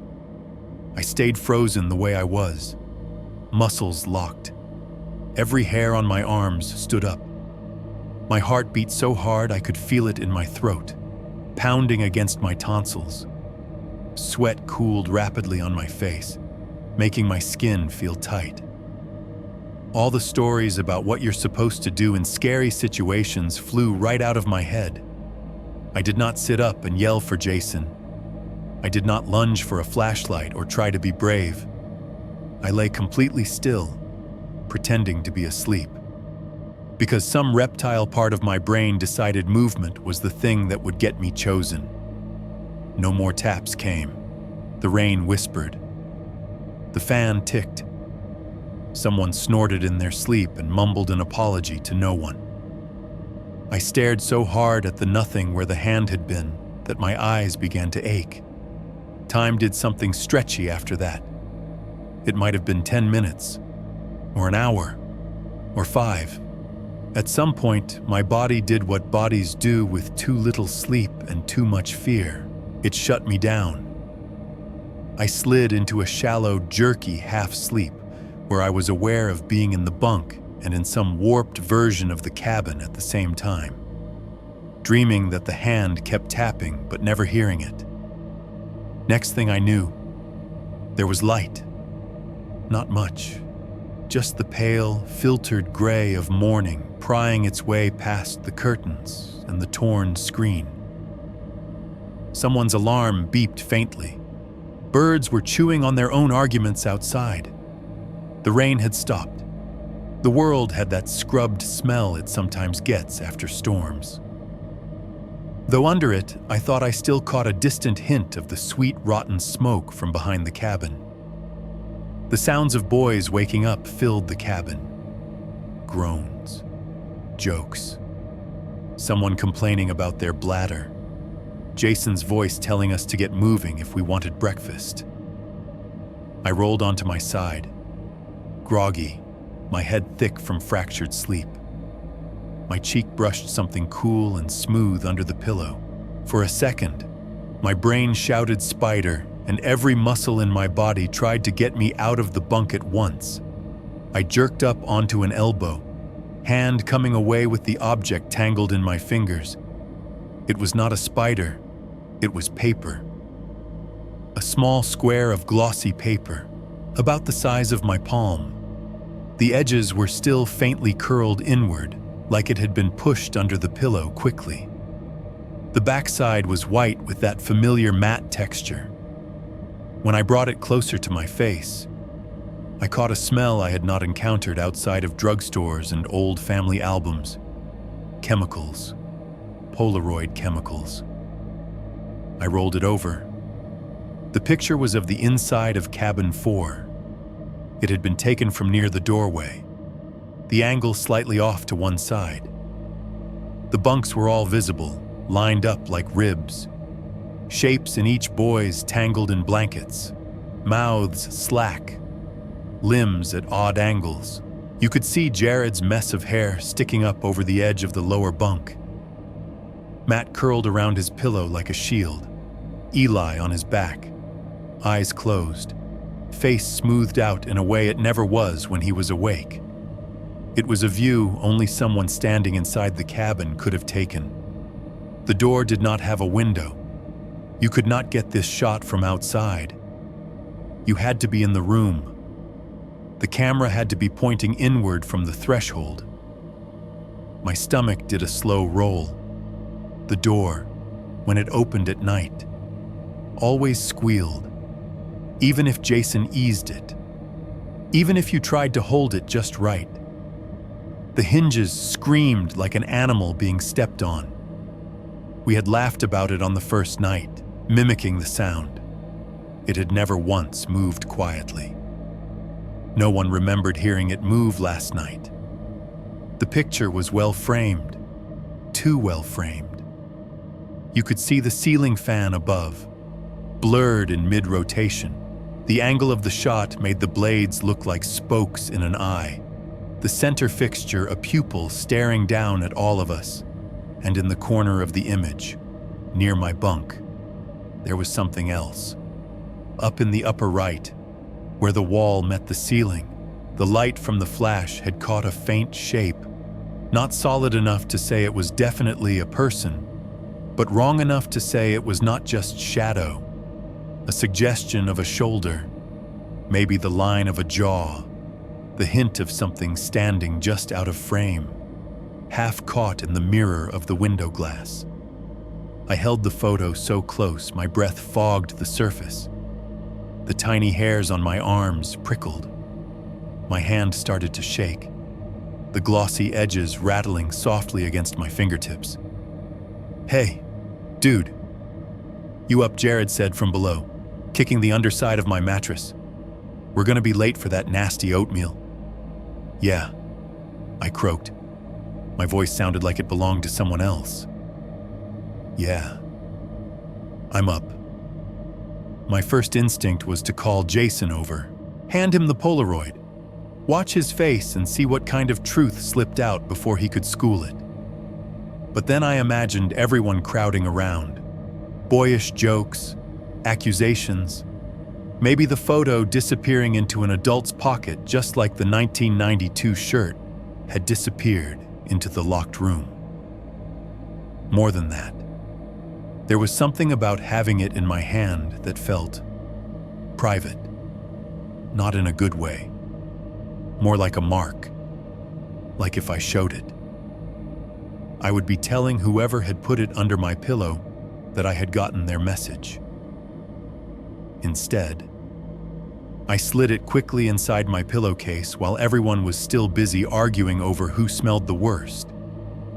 When the cabin started to empty toward the latrine, I pulled it back out, folded it carefully between 2 t-shirts in my duffel bag, and zipped the bag as quietly as I could. When I shoved the duffel back under the bunk, the wood frame made a single hollow knock as it bumped the floor.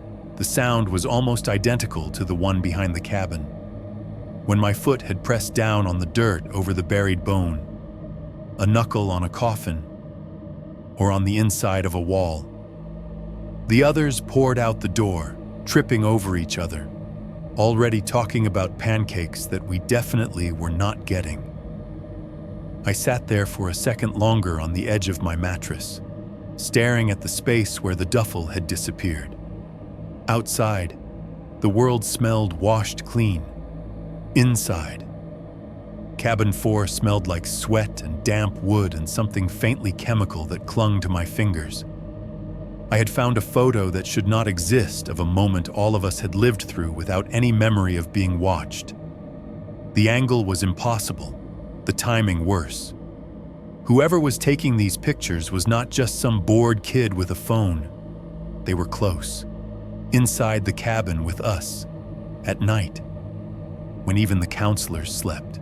They were able to move the door, cross the creaking floor, stand in the exact right spot, and lift a camera. And not a single one of us had woken up. 4.1 rattle at the door by the second week. Even the nights had a schedule. The counselors pretended we had more freedom than we did. But there were parts of the routine that never changed.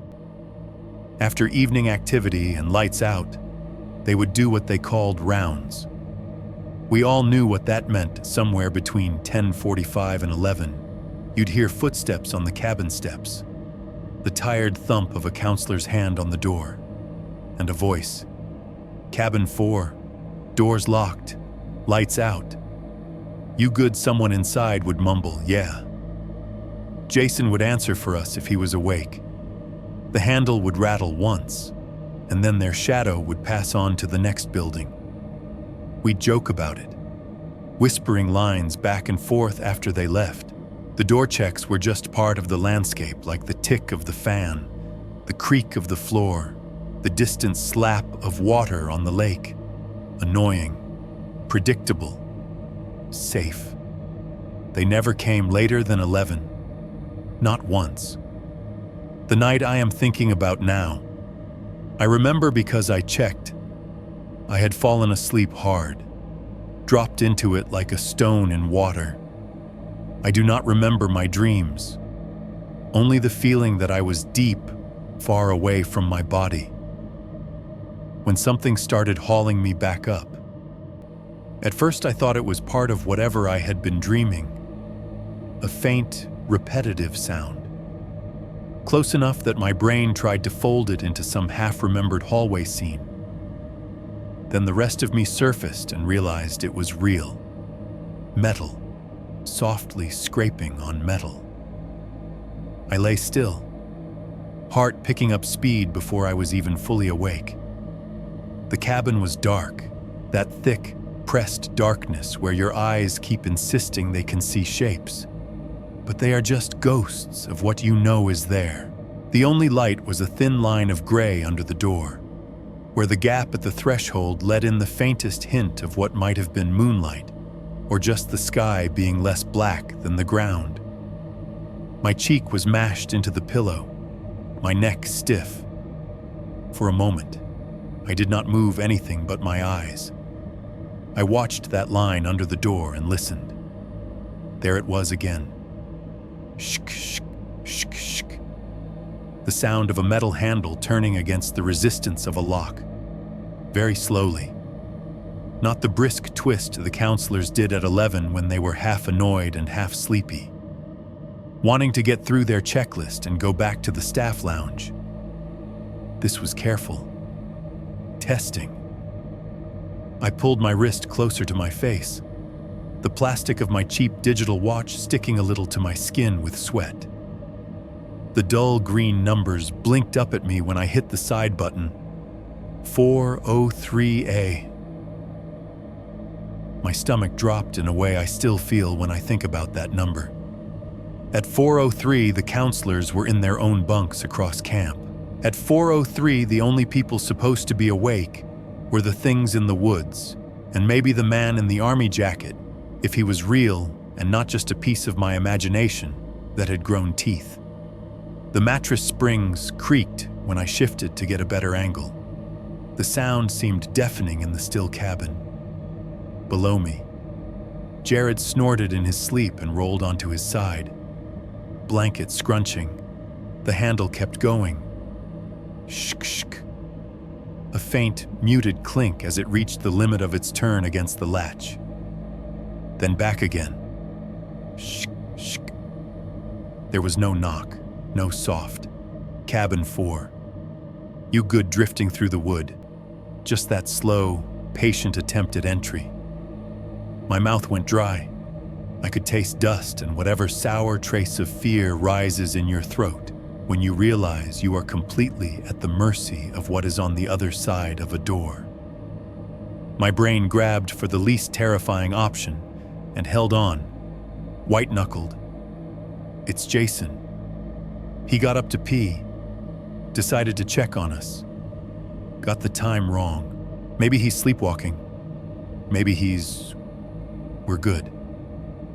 Jason, I whispered. The words came out cracked and too quiet, my voice small in the dark. I was not even sure if they reached the door. I barely heard them myself over the pounding of my own heart in my ears. The handle stopped. The sudden silence was almost worse than the sound had been. I stared at that line of light under the door, waiting to see a shadow interrupt it. The suggestion of feet. Nothing moved. The cabin held its breath with me. For a few seconds, there was nothing but the fan turning lazily overhead, its joints giving that soft tick, tick, at the same place in every rotation. Someone breathed loudly through their nose. The night outside hummed with crickets and whatever else had claimed the field while we slept. Then something changed. A harsh white circle of light slashed across the wall to my right. Sudden and too bright after the dark. It started low near the floor and crawled slowly upward. A flashlight beam, its edges fuzzy where it spilled over bunks and trunks. Whoever had been at the door had moved to the window. The beam slid across sleeping bodies, flattening them into black and white. It washed over the foot of my bunk, turning my toes into pale lumps under the sheet, then kept climbing. I forced my eyes almost shut, peeking through slits so the light would not catch a full pupil and give me away. My eyelashes made the beam look like it had lines in it, striping the cabin in weird, trembling bars. Outside, I could hear gravel crunching under slow, deliberate steps. The sound was muffled by the wall, but distinct the grind of small stones under boots. Not sneakers. Every few feet, there was a small snap as a twig broke. The kind of sound you only make if you are close to the edge of the path. Brushing the undergrowth. Nobody else moved. None of the other boys stirred. Despite the light crossing closed eyelids. Despite the sound of someone circling the cabin at 4 a.m. The beam drifted over my chest, my face. For a second, it was directly on my closed lids. Even through the thin skin, the brightness hurt. I kept my breathing as slow and even as I could manage. In through my nose, out in measured pushes. Ribs rising and falling in what I prayed looked like sleep. The urge to flinch was almost unbearable. Every instinct screamed at me to jerk away from the light, to roll over, to throw the blanket over my head like that would help. I imagined a silhouette on the other side of the glass, close enough to fog it with their breath, watching for any sign that one of their subjects had woken up. The beam moved on. It slid along the wall toward Eli's bunk. I heard nothing from him, not a shift, not a gasp. Maybe he, too, had perfected the art of playing dead. Maybe he was actually asleep, to this day. I am not sure which is more terrifying. Outside, the gravel crunched again as the person walked around the side of the cabin, their light tracing an arc across the ceiling, down the opposite wall, and then disappearing as they passed the far window. At the front, near the door, I heard the faintest scuff like a heel pivoting, repositioning. For a heartbeat, I thought the handle would start again, that there would be a new, more insistent rattling. Instead, there was nothing. No knock, no voice.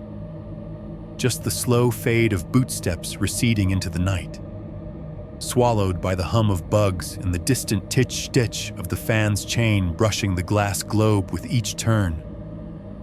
It took a long time before my muscles remembered how to unclench. I lay where I was, eyes now fully open, staring at the ceiling. The vague shapes of crossed beams and spinning blades floated above me in the dim. Every slight sound, the cabin made a bunk creaking, the fan ticking. Someone sighing came sharpened through the adrenaline in my veins. At some point, exhaustion outgunned fear. My heart slowed. My eyelids grew heavy. I must have fallen asleep again. Because the next thing I remember is the gray of dawn and Jason's voice telling us to get up, that there was some kind of announcement at the lodge and to grab our shoes. When I glanced at the door on my way out, the handle looked exactly the same as always, a familiar, unremarkable piece of metal, dull from 1,000 sweaty hands. But when my fingers brushed it, pressing down to open it, a chill crawled up my arm. I knew what it felt like from this side. Now, I could not stop thinking about the way it must have felt from the other chilled metal in a stranger's palm at 4:03 turning almost all the way, stopping against the thin plate of brass that was the only thing between us and whatever they wanted. 4. 2. The eye. I wish I could tell you that the handle rattling was the worst part of that night. It would be easier to leave it there, a strange noise at 4 a.m, a flashlight passing by, the sound of gravel under slow feet. I could say I was just a scared kid, that I misheard things, that I filled in blanks my brain couldn't stand to leave empty. But that is not what happened. The beam did not just pass once and move on. It circled. After that first sweep across the bunks, when the light washed over our faces and I pretended to be asleep, the beam disappeared from my line of sight.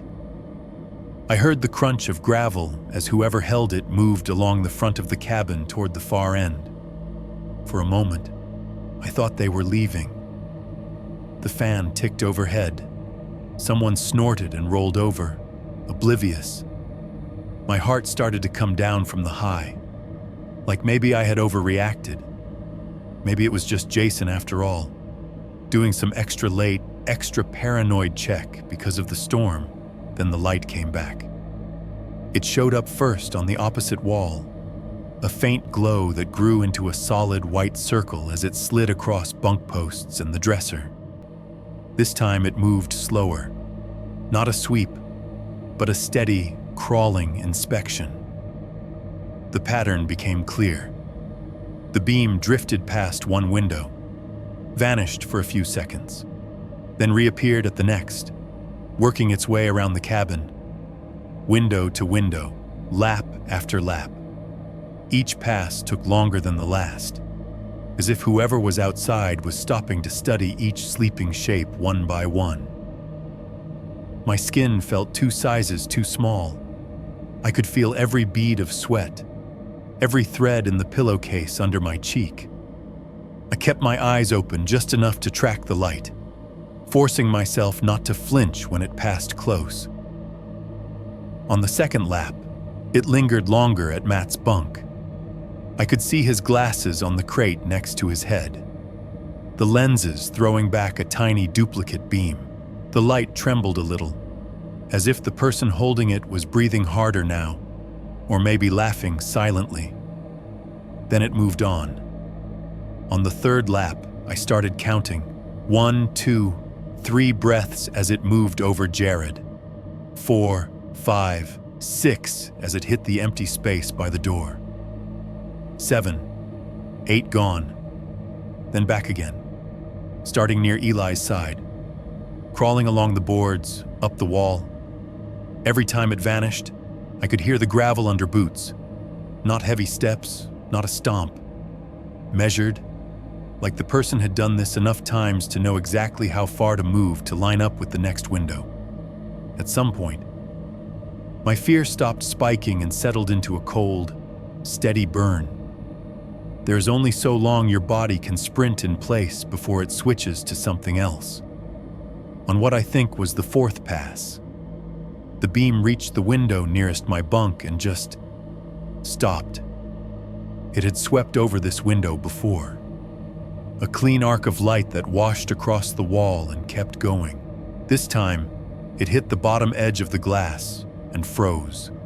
The circle of brightness holding steady. The torn corner of the screen showed as a darker triangle in the glow, a little mouth in the bottom right. I was lying on my side, facing the aisle, but high enough on the top bunk that I could see the top edge of the window frame if I rolled my eyes up without moving my head. The light cut a strip along the ceiling, then dropped to a fixed position like a stage spotlight waiting for the actor to walk into it. The fan ticked. The beam did not move. Something shifted outside. Not a full silhouette, just a change in the quality of the light. A shadow leaned closer, blocking part of the glare. The circle on the wall flattened slightly, as if someone's head had moved into the path of the flashlight. Through the thin curtain, I saw the shape of a face pressed closer to the glass. The fabric over the window was nothing more than a cheap, semi-transparent sheet screwed into the frame. We'd drawn it closed out of habit, more for privacy from other kids than anything else. It was not thick enough to hide what was on the other side when light hit it from behind. It smeared details, but it did not erase them.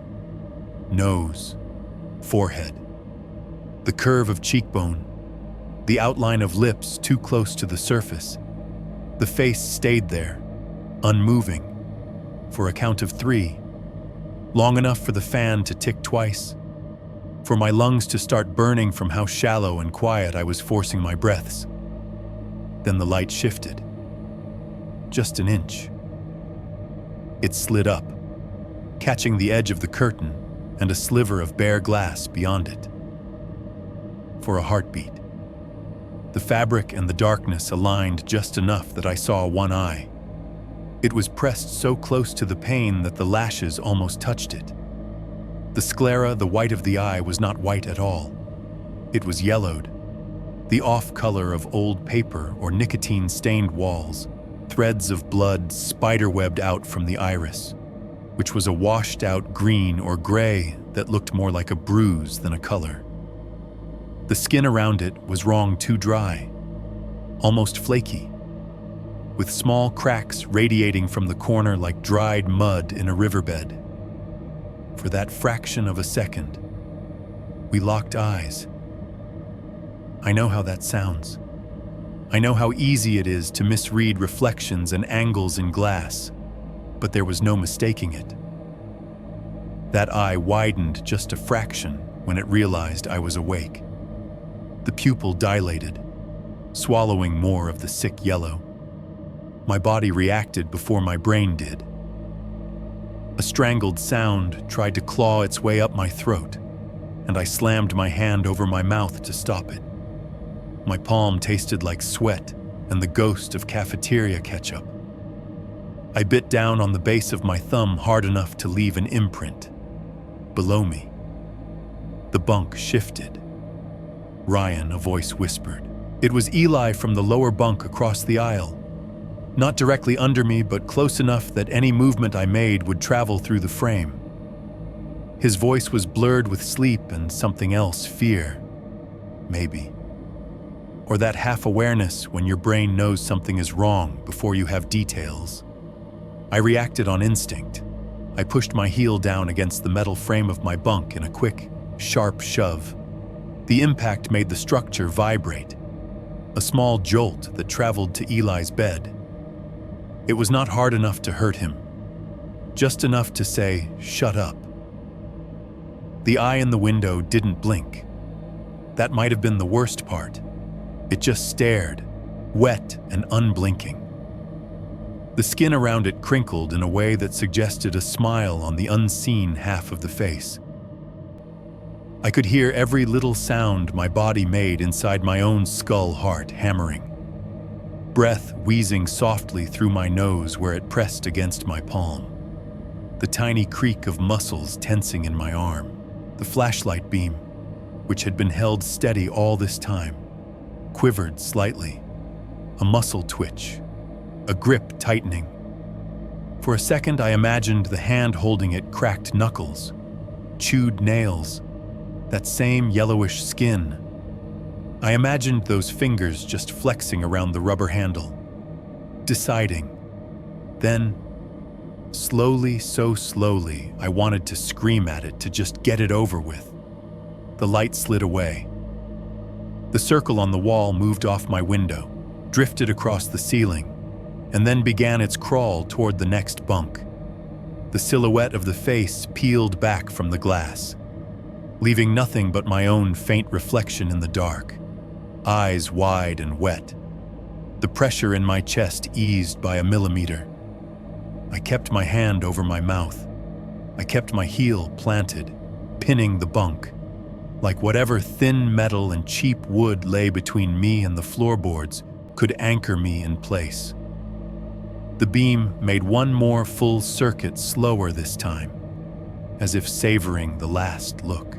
It paused for a heartbeat by the door, washing over the hooks where our towels hung, over the shoes lined up beneath, over the crack at the bottom where the earlier moonlight had come through. Then it was gone. No footsteps running away. Just the same measured crunch of gravel, now growing fainter as whoever it was walked back toward the main path, or the trees, or wherever they called base. The light dimmed against the cabin walls and then stopped entirely, swallowed by the dark like it had never been there. For a few seconds, there was nothing. Then, off somewhere deeper in camp or beyond the tree line, a car door slammed. Just one, a solid closing thump. I do not know if I actually heard it that night or if I grafted it on later in my memory to give myself the illusion that the person with the flashlight eventually got in a vehicle and left. A dog barked once in the distance, a short, sharp sound with no echo. It cut off mid-noise, like someone's hand had closed over its muzzle inside the cabin. The silence that followed was a living thing. The fan overhead seemed suddenly too loud, its tick at the bent part of the spin punching holes in the quiet. Tick, tick, tick. Each tick felt like a second of borrowed time, like some unseen clock had started counting down the gap between this night and the next time that eye might find me in the dark.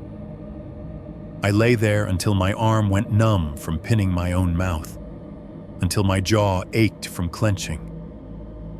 Eventually, my hand slipped away, heavy, and landed on the sheet. My lashes fluttered closed without my permission. My brain did what it always did when it could not fight anymore. It shut down. But even when I finally drifted, the last thing I saw behind my eyelids was that cracked, yellowed eye pressed to the glass, watching me pretend to sleep. 4.3, another cabin story, and the sheriff's folder breakfast the next morning tasted like cardboard and metal. The dining hall felt off as soon as we walked in. Usually, it was all clatter and yelling, counselors doing damage control while kids tried to sneak extra syrup packets.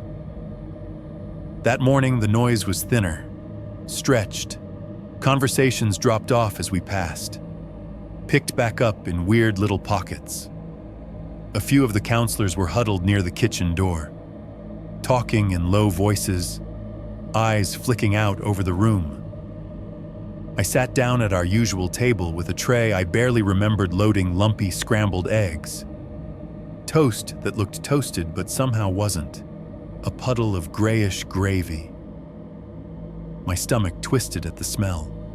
The storm had scrubbed the air outside clean, but in here it was still heavy with old grease and whatever they used to mop the floor. Jason plunked his tray down at the end of the bench and did a quick head count of our cabin, lips moving silently. When he finished, he nodded like he was checking off a box only he could see.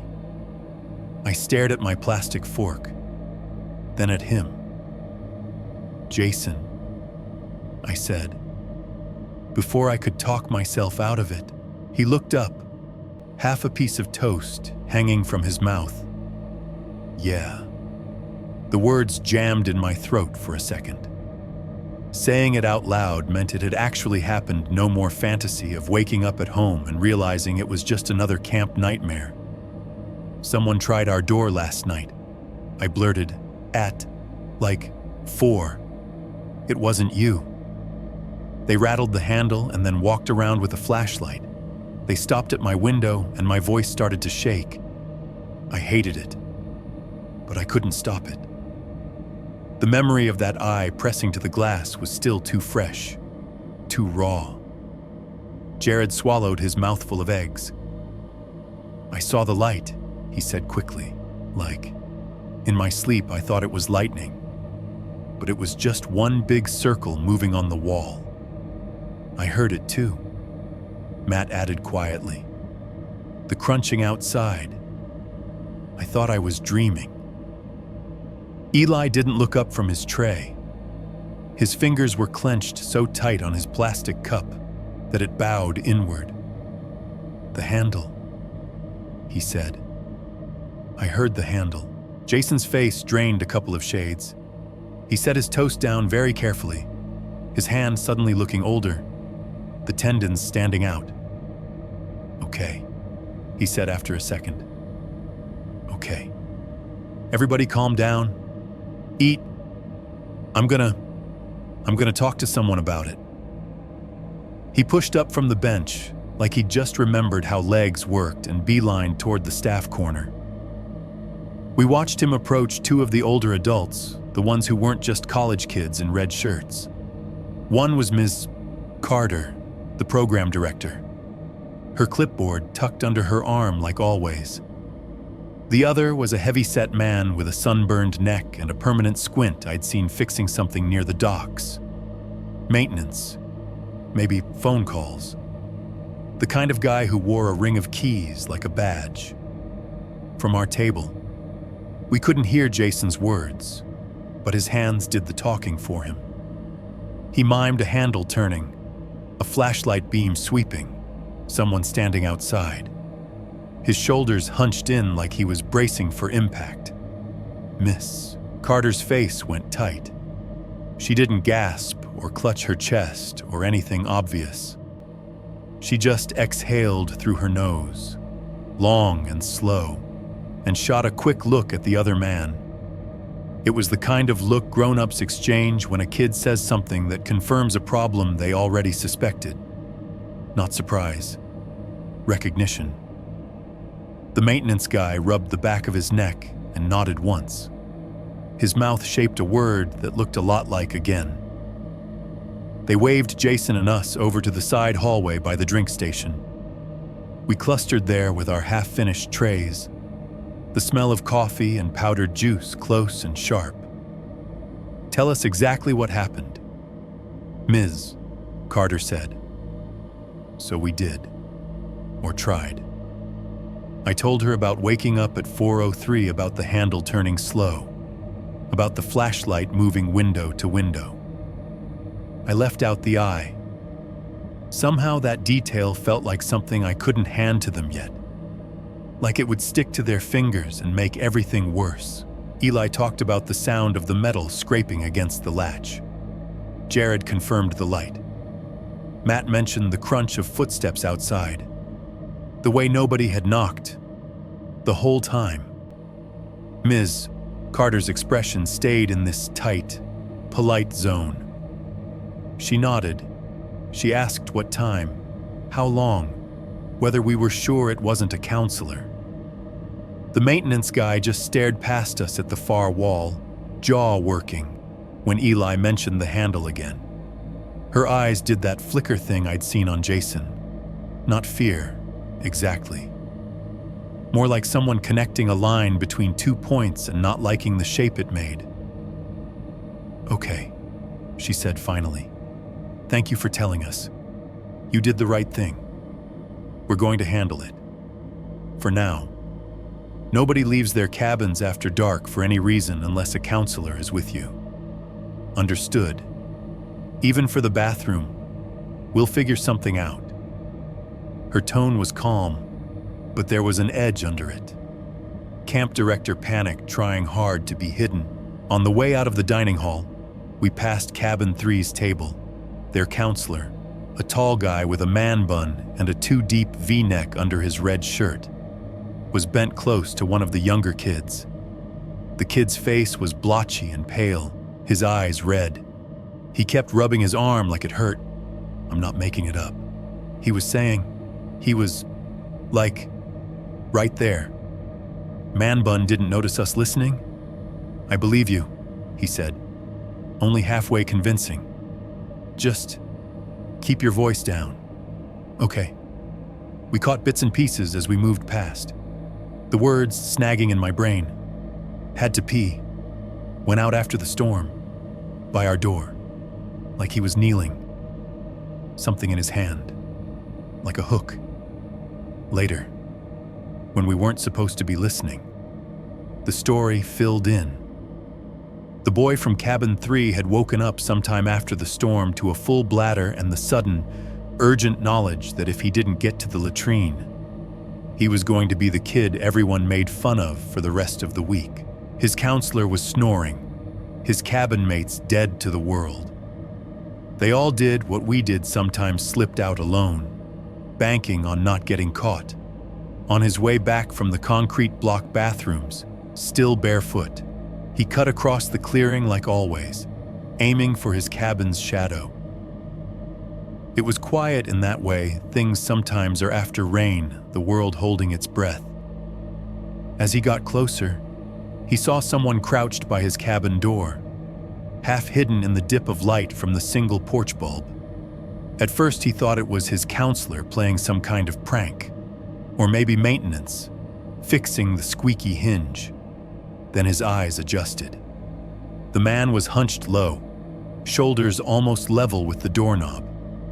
One hand braced against the wood.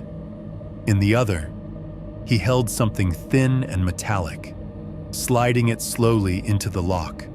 A hooked tool, like a bent screwdriver or something worse. The kid took a step and accidentally came down on a fallen branch. It snapped loud in the puddle-soft dirt. The man's head snapped up. The boy said later that the first thing he saw was the beard, thick, gray, tangled with bits of leaves. Then the dirty jacket, shoulders stained, cuffs black, and then the eye, catching the light from the porch. Same yellowed white, same cracked mud skin at the corners. He and the man just stared at each other for a moment. Time stretched. The tool hung forgotten in midair.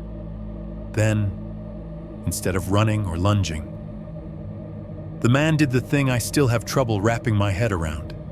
He straightened up calmly, put the tool in his jacket pocket with slow, deliberate fingers, turned, and walked into the trees. No hurry, no stumble. In a few seconds, the shadows swallowed him, and there was nothing left but the vibrating branch and one terrified kid standing on wet grass, shivering. By mid-morning, the camp routine had cracked completely.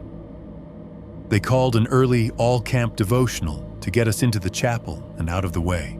Counselors tried to sing louder than usual, clapping offbeat, eyes never straying far from the doors. Jason stood at the end of our row instead of sitting, his posture tight. When we were finally released back into the sun, there was a new shape in the parking area. A county sheriff's SUV, white with brown stripes, idling near the main lodge. The light bar on top was dark, beads of water from last night's rain still clinging to the metal. A uniformed man leaned against the hood, arms crossed, one boot propped on the bumper. We weren't supposed to stare. Naturally, every kid in camp stared. The sheriff was older than Jason, but younger than my dad. His hair was cropped short, his sunglasses reflecting the lodge doors back at us. When Ms. Carter came out to meet him, his jaw was already clenched. They disappeared inside together, but the door didn't close all the way. It hung half open, held by a rubber wedge, from where we stood pretending to shoot hoops or tie shoes. We could see the edge of their conversation. At one point, the sheriff pulled out a thick manila folder from under his arm and slapped it onto a table just inside the doorway. It cracked the air like a small gunshot. A sheaf of photos jutting from the top corner fanned slightly with the impact. The nearest one was in color, printed on cheap office paper. A face stared up from it, caught mid-smile in that unnatural way mugshots and ID photos have. Dark hair, no beard. The line of the jaw cleaner, younger. But the eyes, the shape of them, the too wide spacing. Something in the set pulled at my gut. There was a date under the photo, 1980-something. The numbers blurred at the edges as my heart started doing that strange pounding again. But the decade was clear. I don't know if Ms. Carter noticed me looking. If she did, she didn't show it. She flipped the folder closed with a quick motion, tucking the pictures away like you might shove something ugly back into a drawer before guests see it. The sheriff's mouth moved, his voice low and sharp. Every so often it rose enough to carry a word or two through the open space. Trespassing. Already warned him. Can't have kids wandering around at night. Ms. Carter's voice came back, higher but no less tense. Parents will panic if we call everyone. The foundation just approved the new, their words overlapped.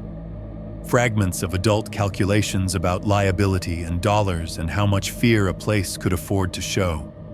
Behind their voices, hanging on the lodge wall, a phone started ringing. It was not a sleek, cordless handset. It was one of those older plastic wall mounts, beige turning yellow. The kind you see in offices that never fully updated. The ring was shrill and old-fashioned, a mechanical clang that cut through the hum of camp like an alarm. It rang once, twice, 3 times.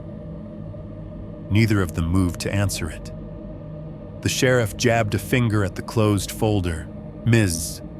Carter gestured helplessly toward the window where kids milled.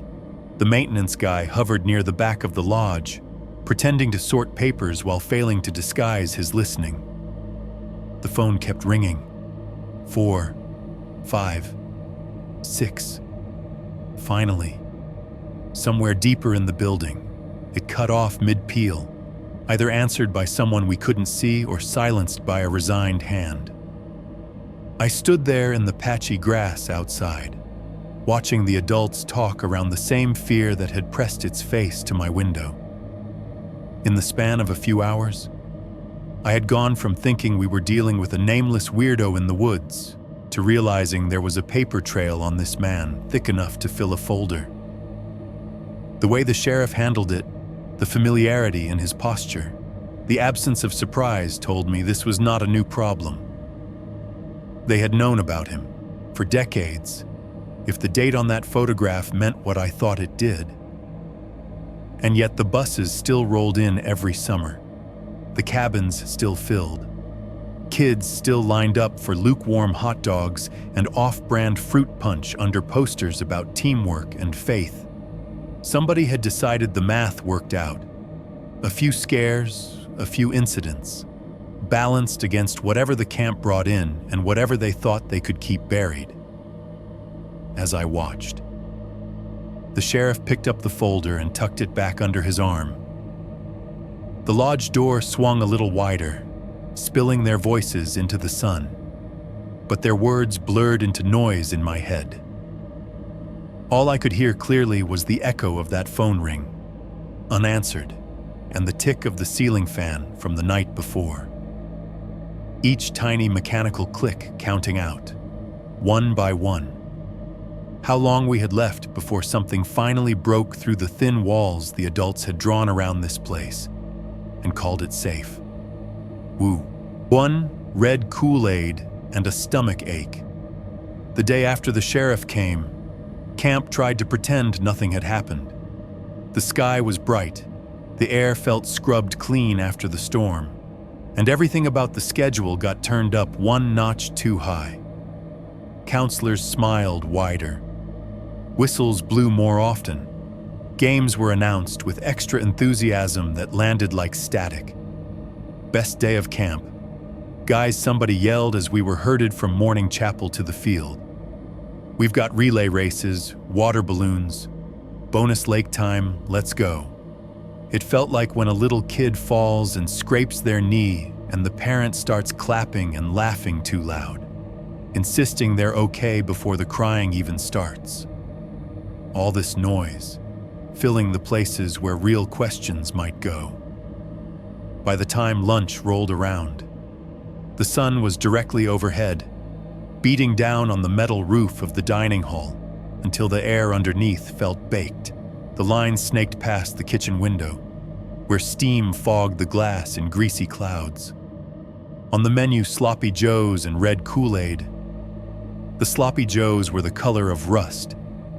A wet mound of meat and sauce slopped onto plain buns that went soggy on contact. The smell was a mix of ketchup and something metallic, like pennies that had been left in someone's mouth too long. The sauce ran in orange streaks down kids' wrists as they ate, dripping onto the already scarred tables, leaving sticky, shiny patches. The Kool-Aid came in big plastic pitchers, sweating condensation onto the wood. It was an aggressive, unnatural red. The kind of color you don't see in nature except maybe in warning signs and fresh wounds. Counselors ladled it into clear plastic cups with a big spoon, splashing it over the sides, making little puddles that spread toward the edges of the trays. When people drank, their lips stained with it, bright, glossy red. Some kids got it on their teeth too, a thin coat that made it look like they'd been chewing on something that fought back. I picked half-heartedly at my food. Each bite of the sloppy joe sat on my tongue too heavy. The texture turning into paste I had to force myself to swallow. The Kool-Aid tasted like sugar and a hint of chemical grape. Syrupy and cloying, it clung to the back of my throat.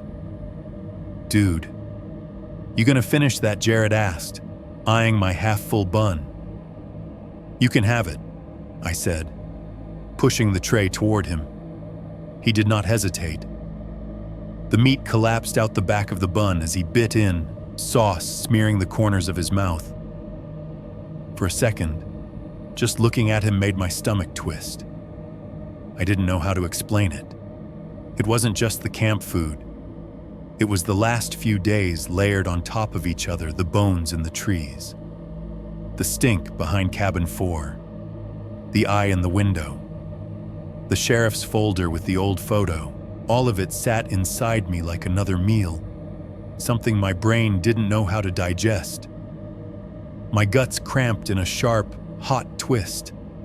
Sweat beaded at my hairline. "You okay?" Eli asked quietly from across the table.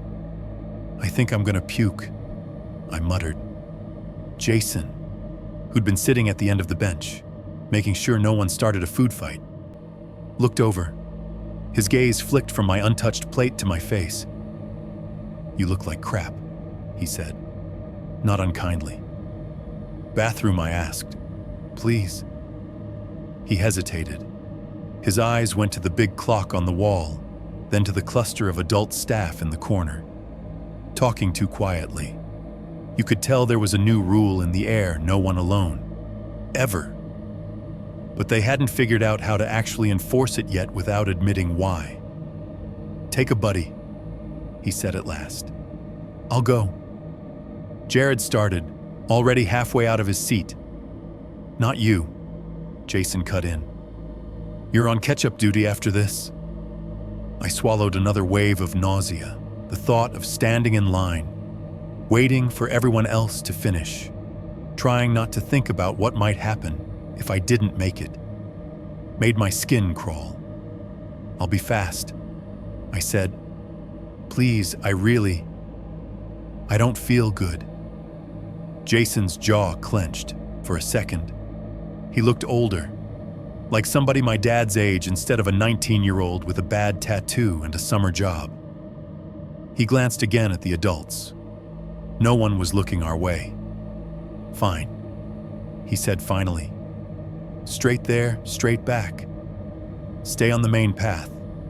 If you're not back in 10, I'm coming to drag you off the toilet myself."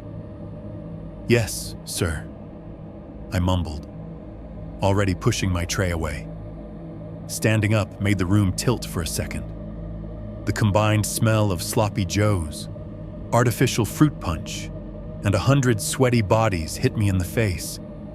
I kept my head down as I wove between tables, listening to the scrape of chairs, the clink of forks, the low murmur of kids talking about who'd win the relay races this afternoon, like everything was fine.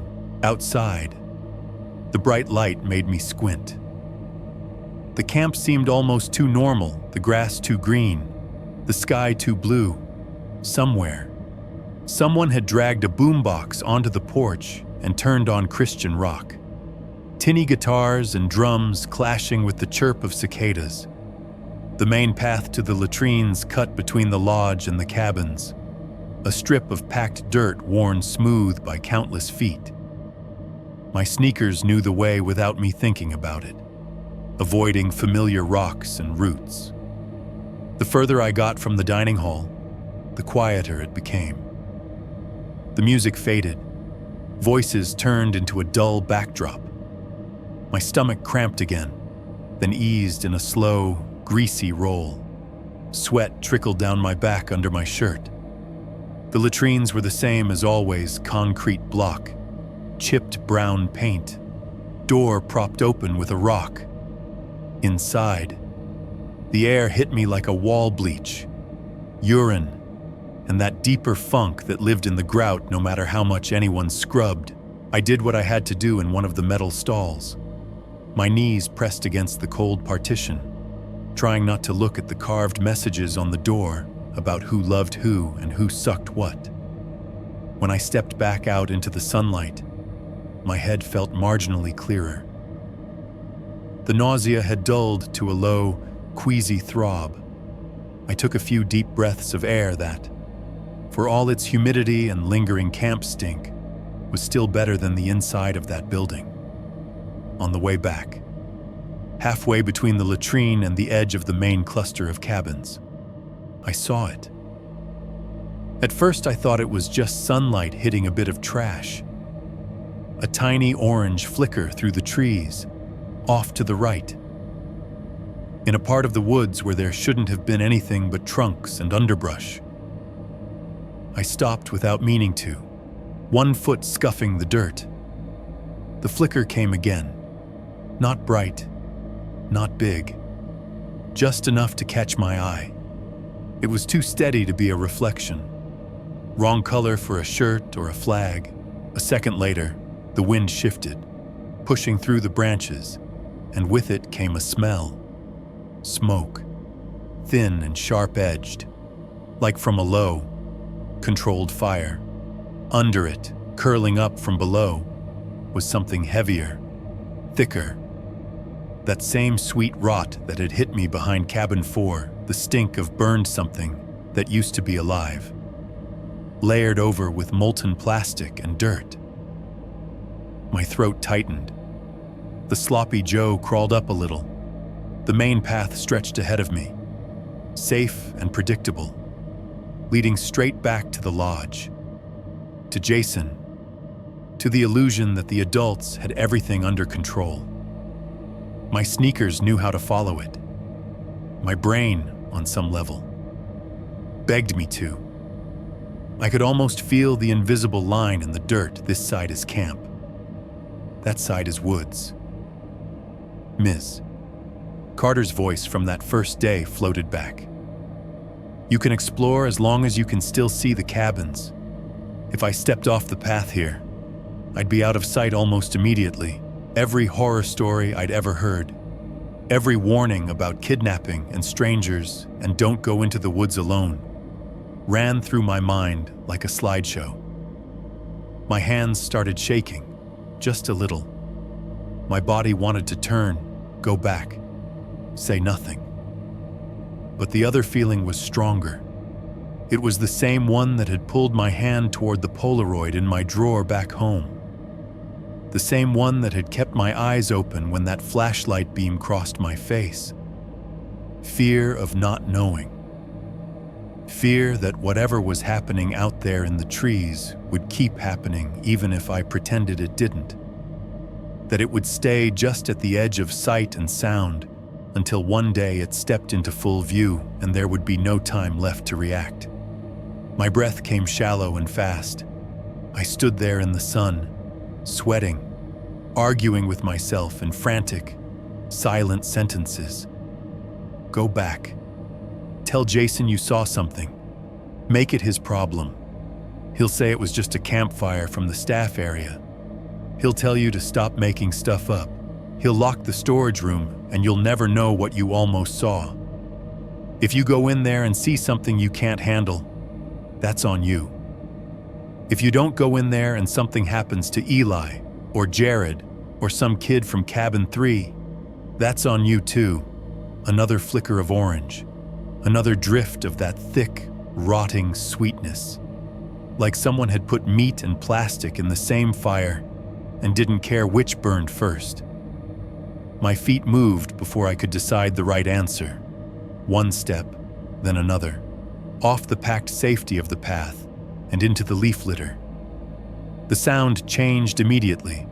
On the main trail, your footfalls go dull, tamped down by how many others have walked it.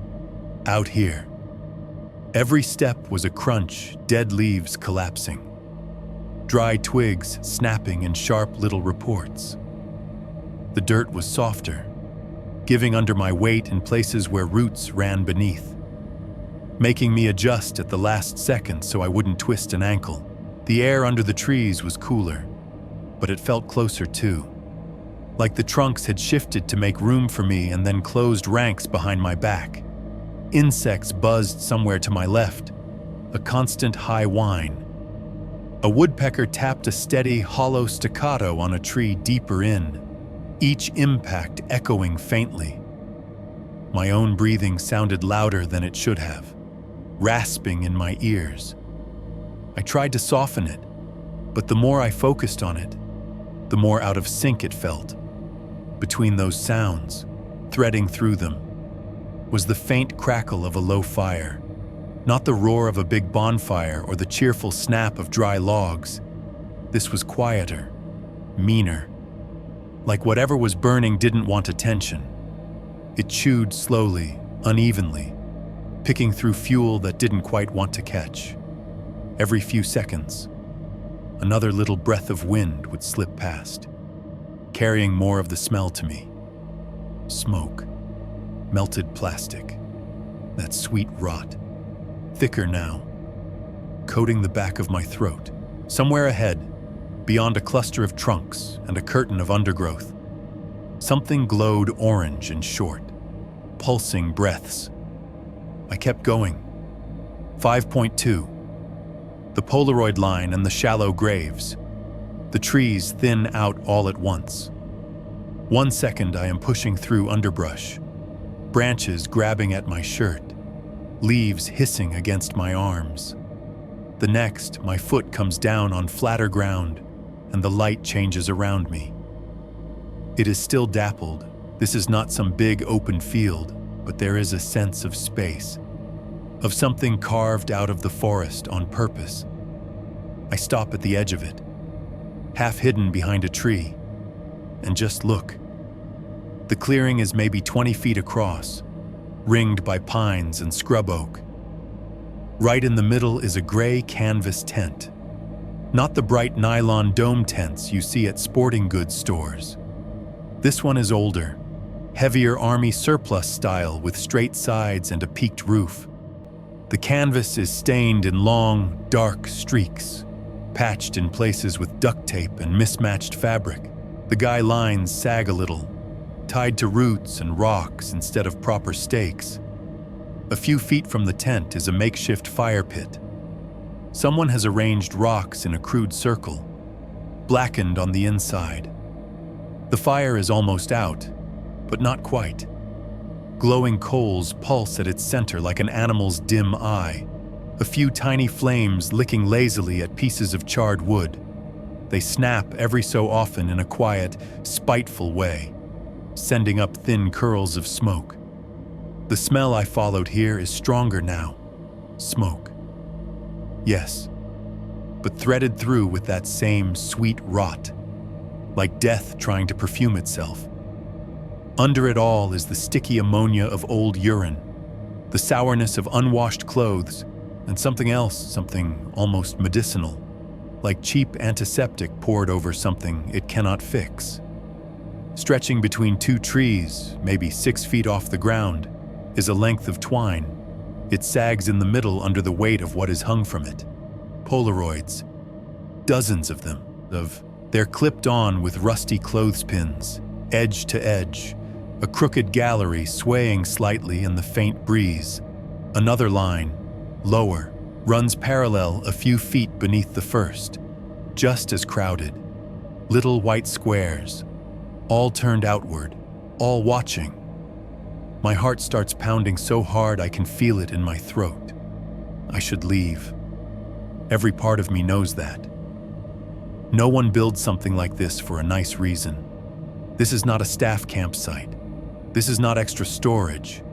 This is a place someone made because they did not want to be found. I step forward anyway. The ground beneath my sneakers is a mix of ash, dirt, and trampled needles. Each step makes a faint crunch, and with every crunch, I expect the tent flap to rip open for someone to come out. Furious, all teeth and hands. Nothing moves yet. I drift toward the lowest point of the twine, where the Polaroids hang closest to my eye level. The closer I get, the more detail resolves out of the blur. They are not random pictures. The first one I focus on is of the dining hall door, taken from an angle low to the ground, like whoever held the camera was crouching behind something. The frame is slightly tilted. The door is half open. A kid is coming out, carrying a tray, his head down. The flash has washed his face to a pale smear, but his hair is familiar. I feel my stomach clench when I recognize Jared's wild curls, even if this one might be from a day or two ago, or from yesterday, or from some other angle of time my brain does not want to consider. Next to it is the dock. The photo is taken from the tree line, zoomed not with a lens, but with distance and patience. Canoes bobbing, kids laughing, counselors blowing whistles. all of it flattened into a little square, the flash reflecting off the water in pinpricks. Another shot, this one of the chapel, its cross crooked on the roof. Kids stand out front, singing or shouting, mouths open. A counselor strums a guitar. In the foreground, out of focus, is the suggestion of a tree trunk, as if the photographer was half hidden when they took it. Every other picture is like that camp buildings from odd angles. The world I know turned into something off-kilter. Cabin roofs seen from below, the underside of swings, the curve of the slide in the playground with no kids on it. Then with kids. All of it looks slightly wrong, slightly hunted. My gaze moves along the line. There are older photos, too. You can tell by the shirts.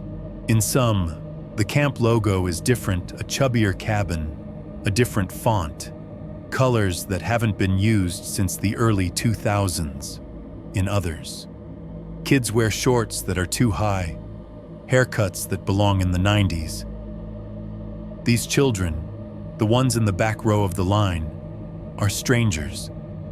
Their faces are fuzzed by movement or distance, but the shapes of their bodies, the tilt of their heads, it is the same language of boys at camp, repeated year after year. The second row is different. The shots there are darker, the flash more obvious. I lean closer and the smell of chemical photo developer hits me faintly. Ghost thin now, but still there. These are pictures of cabins at night. Each one is aimed at a window. In one, the curtains of cabin 2 are half drawn, leaving a slash of glass exposed. Through it, the shapes of kids in bunks, limbs thrown over blankets, silhouettes of heads on pillows. The flash has bounced back off the glass, making a bright starburst that masks some of the detail, but not all. Another shows our cabin's window from a slightly different angle than I've ever seen it. The frame is a darker outline against the night. Inside, the thin curtain glows where the flash hits it. Behind that glow, you can make out the shadowed suggestion of someone sitting up. Maybe, or maybe just the way the blankets have bunched. In a few of the night photos, I see hands. Sometimes they are inside, pressed to the glass, fingers splayed, captured mid-gesture as someone shifts in their sleep and touches the pane without knowing. Other times, they are outside, pale shapes on the surface of the window, printless but solid enough to pick out knuckles and the curve of a thumb. In one, the flash has caught something spectral, a hand on the glass, and, behind it, the faint impression of a face, smashed against the window. Mouth open in what might be a smile. My throat closes. Then I see myself. It is not even like recognizing yourself in a mirror. It is worse. Our faces look wrong in photos we do not know were taken. In this Polaroid, cabin 4 is a slice of yellow light against black. The angle is from near the ground, looking up slightly, as if someone crouched in the ferns behind the cabin and pointed the camera at the window above my bunk. The flash has blown out most of the interior, but not enough to hide me.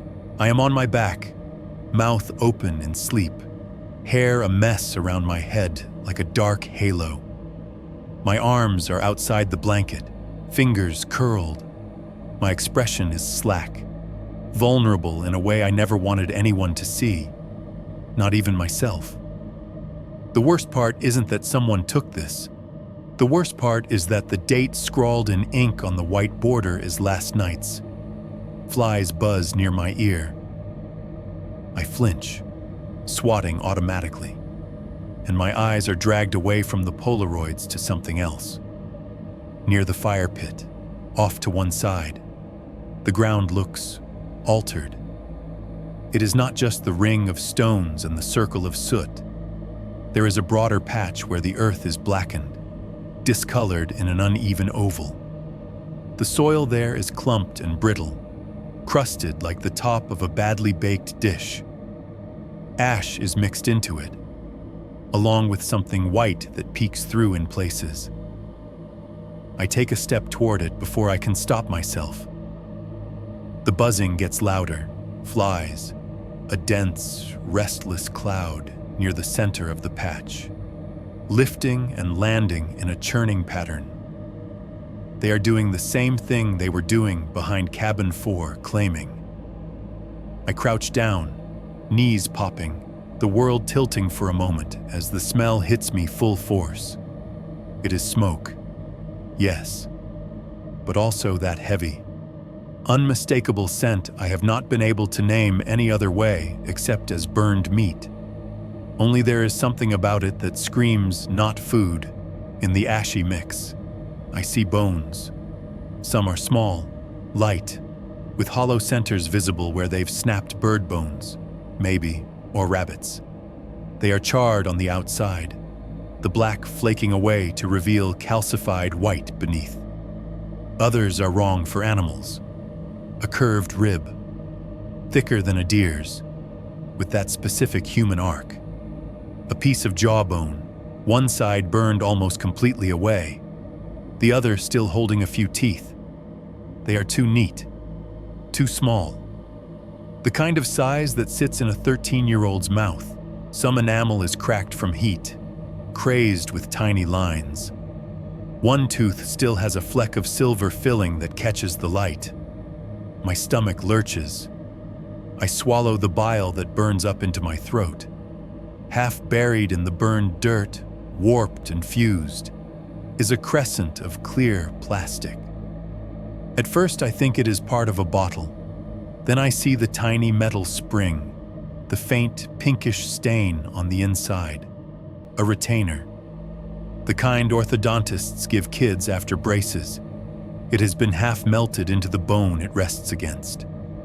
The plastic sunk into scorched, porous surface like wax. Off to the left, a sneaker sole sticks out of the ash. No upper, no laces, just the rubber bottom, edges curled where the heat got to it. Tread pattern still faintly visible. It is small, child-sized, melted into the dirt so that when I nudge it gently with my shoe, it doesn't move right away. When it does, it comes up with a layer of blackened earth stuck to it. Bits of bone clattering loose. The sound is sharp and delicate, like someone dropping teeth onto a plate. I stumble back, my heel skidding in the loose dirt. My heart is hammering so hard I can feel it in my fingertips. My eyes burn. I blink hard and the clearing swims. Something shifts behind me. A rustle. Soft but unmistakable from inside the tent. Not the flap moving in the wind, not the random settle of old fabric. It's the sound of weight a body adjusting in a sleeping bag, a shoulder rolling, someone turning over.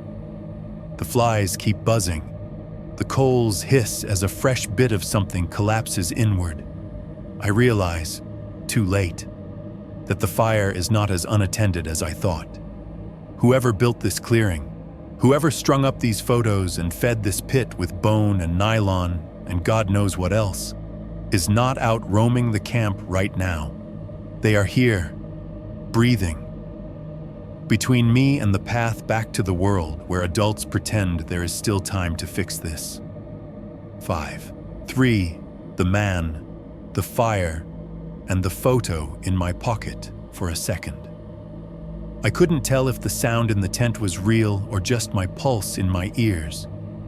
The rustle came again, fabric shifting, the zipper teeth chattering faintly as something moved against them.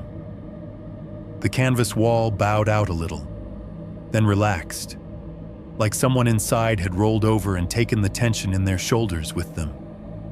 Every part of me screamed at me to turn around and run. Every horror movie, every warning, every basic survival instinct I should have listened to lined up and shouted in my head. Instead, I drifted closer. It wasn't bravery. It was something dumber, stranger, a feeling like I was on rails, like the whole summer had been inching me toward this spot in the woods, and now there was no reverse gear. The Polaroids on the twine swayed gently at my back, clicking softly against each other whenever the breeze managed to get past the heat of the fire pit. I moved toward the tent flap as quietly as I knew how, placing my feet where the ground looked most compacted, avoiding the bigger sticks. Even so, the ash and debris shifted under my sneakers with tiny scrapes and crunches that sounded enormous in my head. Up close, I could see the details in the canvas, the oil stains, the faded imprint of some manufacturer's logo worn nearly blank. The zipper was half closed, teeth misaligned near the bottom where someone had forced it one too many times. From inside came another rustle, the soft hiss of a sleeping bag fabric against itself, a low exhale. I was 2 steps away. One more and I could have reached out, pinched the edge of the flap between my fingers, peeled it back to see whatever waited inside. I never got the chance. A shadow slid across the inside wall of the tent, big and sudden, blocking the dim light from the coals. The canvas bulged as if something had thrown its weight forward. The flap jerked open. He stepped out. He was less than 10 feet away, not framed across a field, not half hidden in trees, not hinted at through glass. Just there, in front of me. Full size, full detail, close enough that I could smell him. Up close, he was worse than my memory from the first day. His skin looked like it had spent years in sun and smoke and worry. Deep lines cut down from the sides of his nose to the corners of his mouth. His lips were cracked, the splits dark, as if they had bled and dried and bled again. His beard hung in clumps, gray and brown twisted together, clotted with little bits of leaves and ash, stained at the ends by something darker. His eyes were the worst. In the shadow of the brim of his filthy baseball cap, they were still that same wrong color, yellowed white.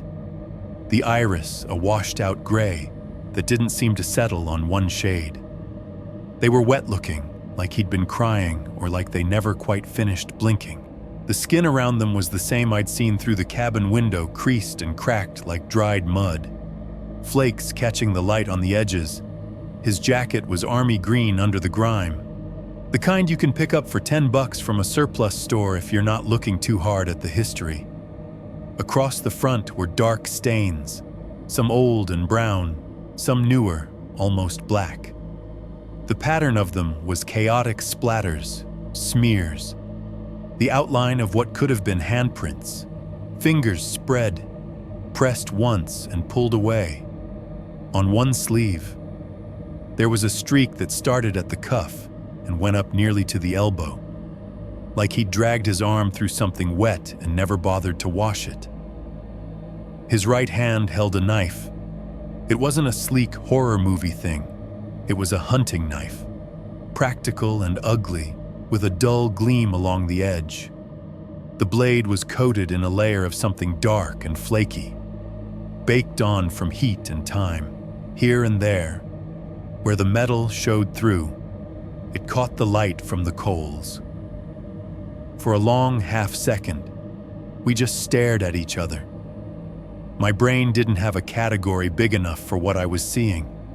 Every memory of the warnings in the lodge, the sheriff's folder, the bones in the pit, the Polaroids on the line, everything tried to jam through the door all at once and got stuck. His eyes flicked up and down me like he was cataloging details. Height, distance, direction I'd most likely run. The knife shifted in his grip, his fingers tightening. Then he moved. It wasn't a shout or a snarl. He didn't say anything at all. He just lunged, stepping forward in a burst that shattered whatever freeze had kept my legs rooted.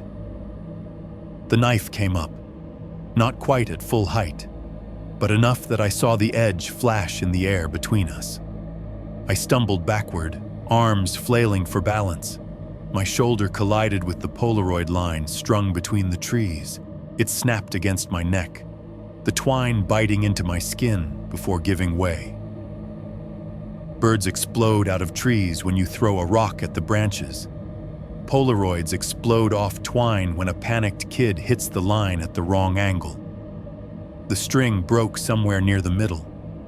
Dozens of photos tore free, spinning and fluttering down around us like a blizzard of little glossy squares.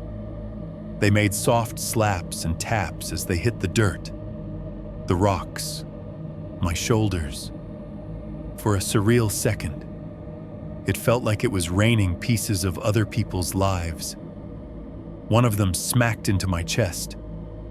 Without thinking, my hand closed around it and shoved it into my pocket as I twisted away. Then I ran. Branches whipped across my face, leaving thin, stinging lines on my skin. Underbrush grabbed at my ankles, roots reaching up to hook my toes. My lungs lit up with fire after the second full-speed step. My body not built for sprints in the woods. I pumped my arms anyway, eyes scattering between where I was going and the hint of light through the trees that meant I was still roughly aimed at camp. Behind me, I heard him come. His boots did not know how to be quiet. Every stride was a crash, heavy soles chewing through leaves and sticks, flattening whatever they landed on. His breathing carried through the trees, a rough, hoarse drag of air in, a wet-sounding grunt out. Every few steps, he let out a hacked cough, like the smoke he breathed had coated his lungs the same way it coated the inside of his tent. I didn't look back at first. Looking back is how you trip and smash your teeth out on a rock. I focused on the patches of ground that looked less suicidal, on the flashes of brighter green ahead that might mean the edge of the woods.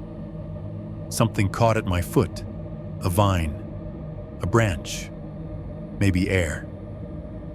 I pitched forward, arms windmilling, and just barely managed to catch myself on my hands instead of my face.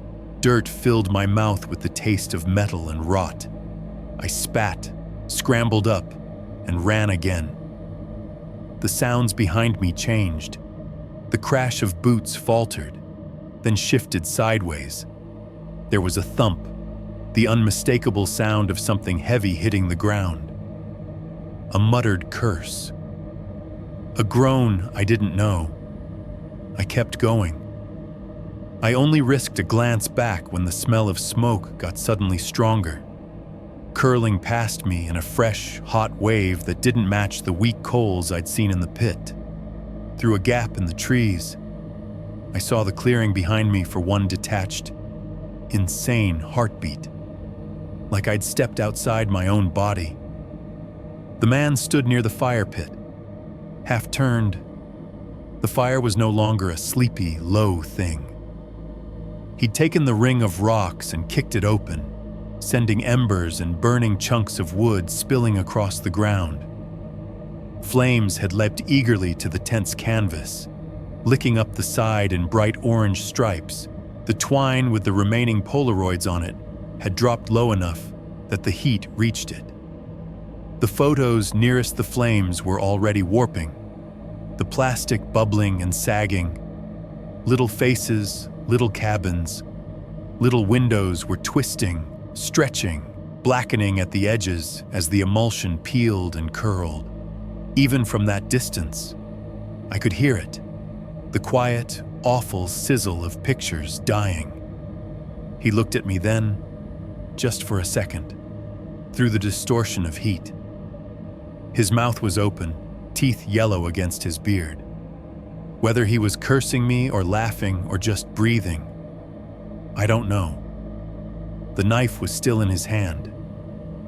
Then the heat shimmer swallowed the details, and the trees took him out of sight again. I ran harder. The forest thinned. The ground began to slope up. Light grew stronger ahead, shifting from green to white gold. The sounds of camp, distant voices, a whistle, the faint clank of something metal filtered through. Unreal and too normal. I burst out of the trees like something had spat me out. 1 second I was dodging trunks. The next my feet hit the packed dirt of a smaller side trail.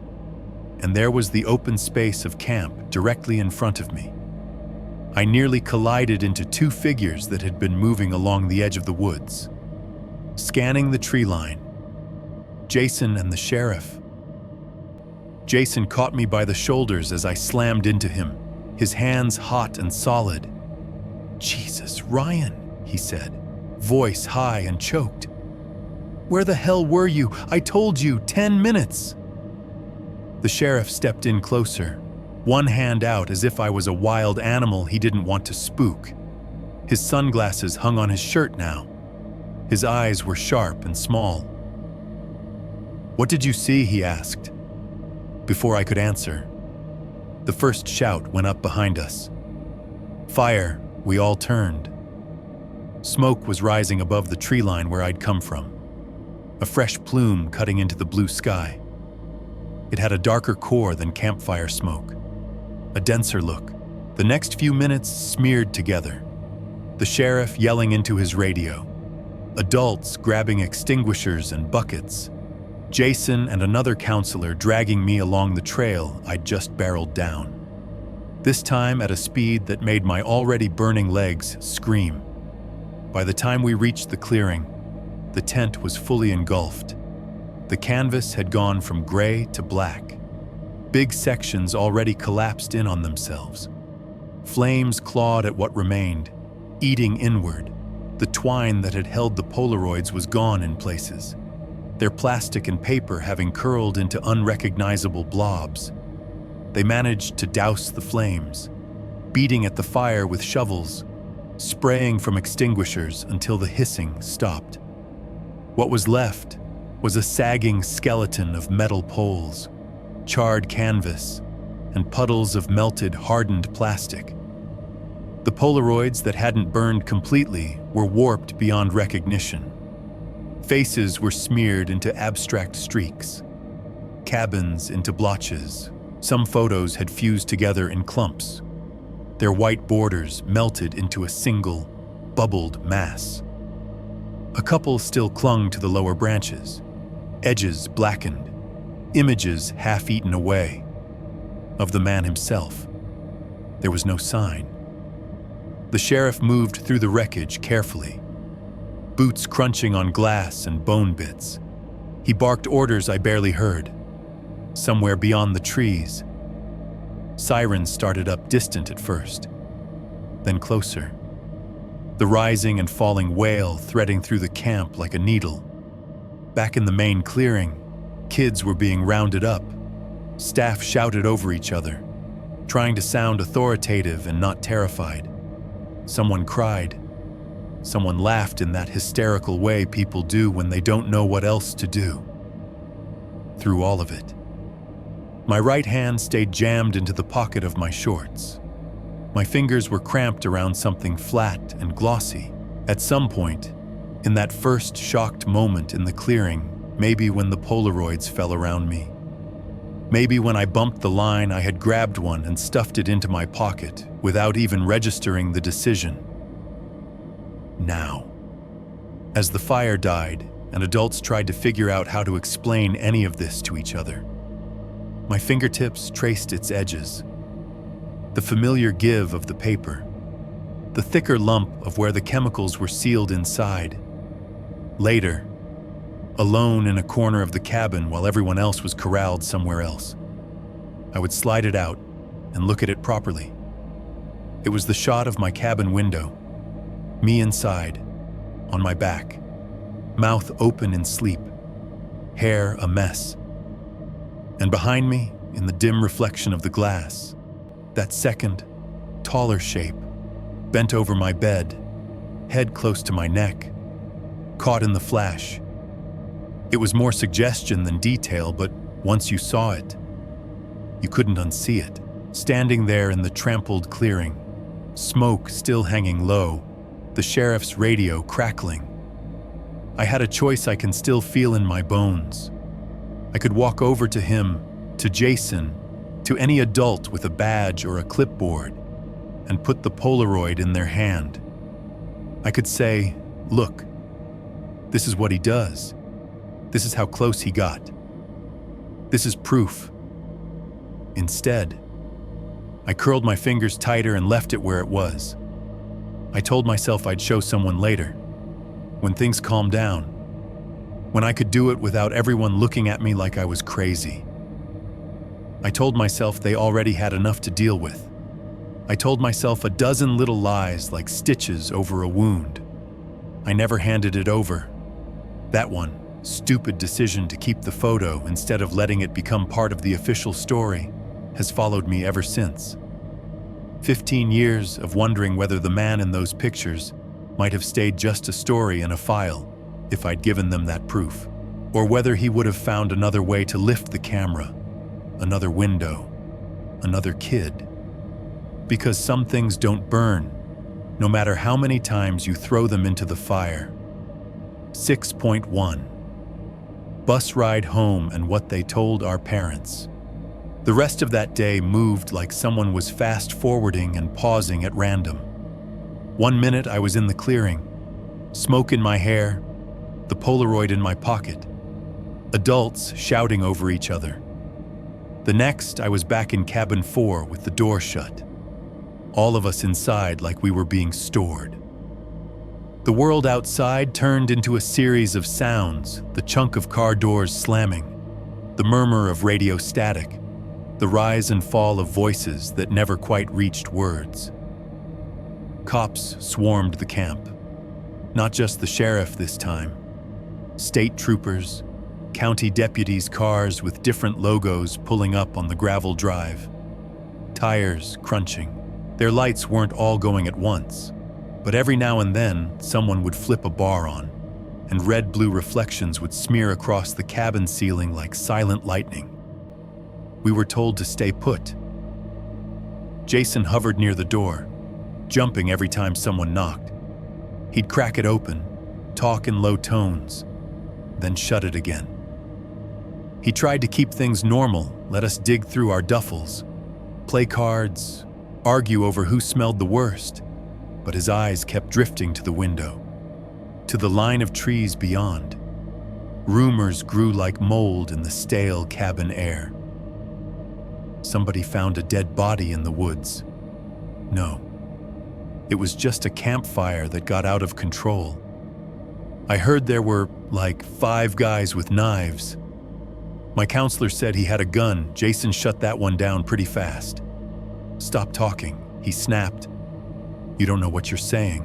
The one thing no one said out loud was the thing that had actually happened, that there was a man who had been watching us for who knows how long, taking pictures of us while we slept, burning whatever he didn't need anymore, that he had been almost close enough to touch more than once, that he had walked away from a ring of cops and still no one seemed able to say his name.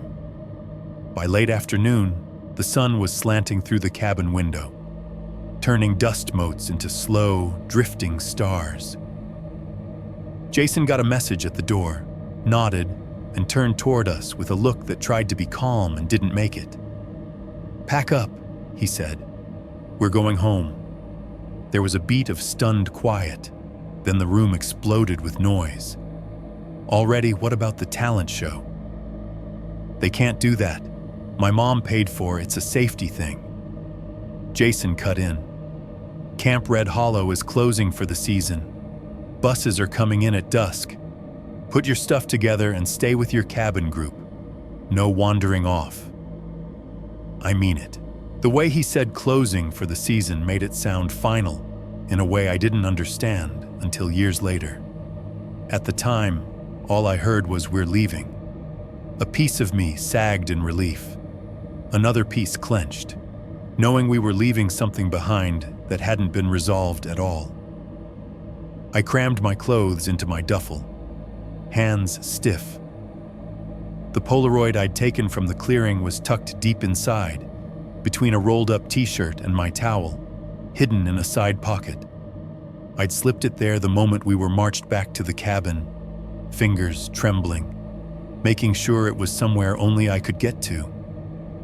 The knowledge of it being there was a weight, not heavy like a rock, but hot, like holding a small coal in your fist and pretending you couldn't feel it. By the time we carried our bags down the path, the camp looked wrong. The buses were lined up near the main lodge in a way they never were, except on the very first and very last day. Kids clustered in loose groups, some crying, some excited just to be told they were going home early. Counselors tried to keep us organized, but half of them looked like they'd barely slept. One girl's eyes were so red it was obvious she'd been crying. Her smile when she told us to stay together. Guys didn't reach anywhere near her cheeks. The official story was piped to us in pieces. Ms. Carter made us stand in a rough semicircle by cabin groups while she spoke from the lodge steps, voice amplified by a portable speaker that whined with feedback.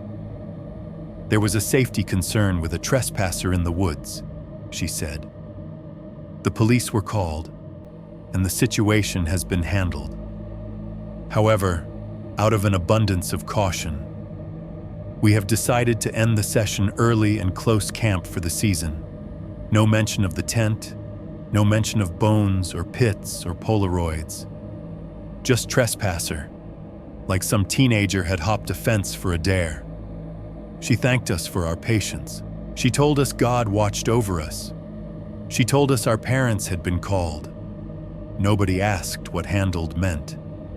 On the bus, the air smelled like vinyl seats, sweat, and the faint chemical tang of the cleaner they probably used once at the beginning of summer and never again. I took a seat halfway back by the window, my duffel wedged at my feet, the side pocket with the Polaroid facing inward, pressed between my ankles. The engine rumbled to life with a vibration that ran up through the floor into my legs. Outside, counselors did one more head count. Jason caught my eye through the glass and gave me a quick nod that was equal parts "you're okay" and "do not do anything stupid." The bus lurched forward. Gravel crunched under the tires as we pulled away from the lodge, past the chapel, past the cracked basketball court. Kids waved out the windows like they were leaving summer camp on normal terms, like they'd be back next year. I turned in my seat and watched through the grimy glass as the camp receded. The cabins slid out of view one by one, their green roofs flashing in the low sun. The lake showed as a sliver of dull mirror between trees, the dock a gray tooth on its surface. The main sign with Camp Red Hollow carved into it passed within arm's reach, the red paint peeling, the painted water and cabin faded almost to nothing. Then we hit the tree line.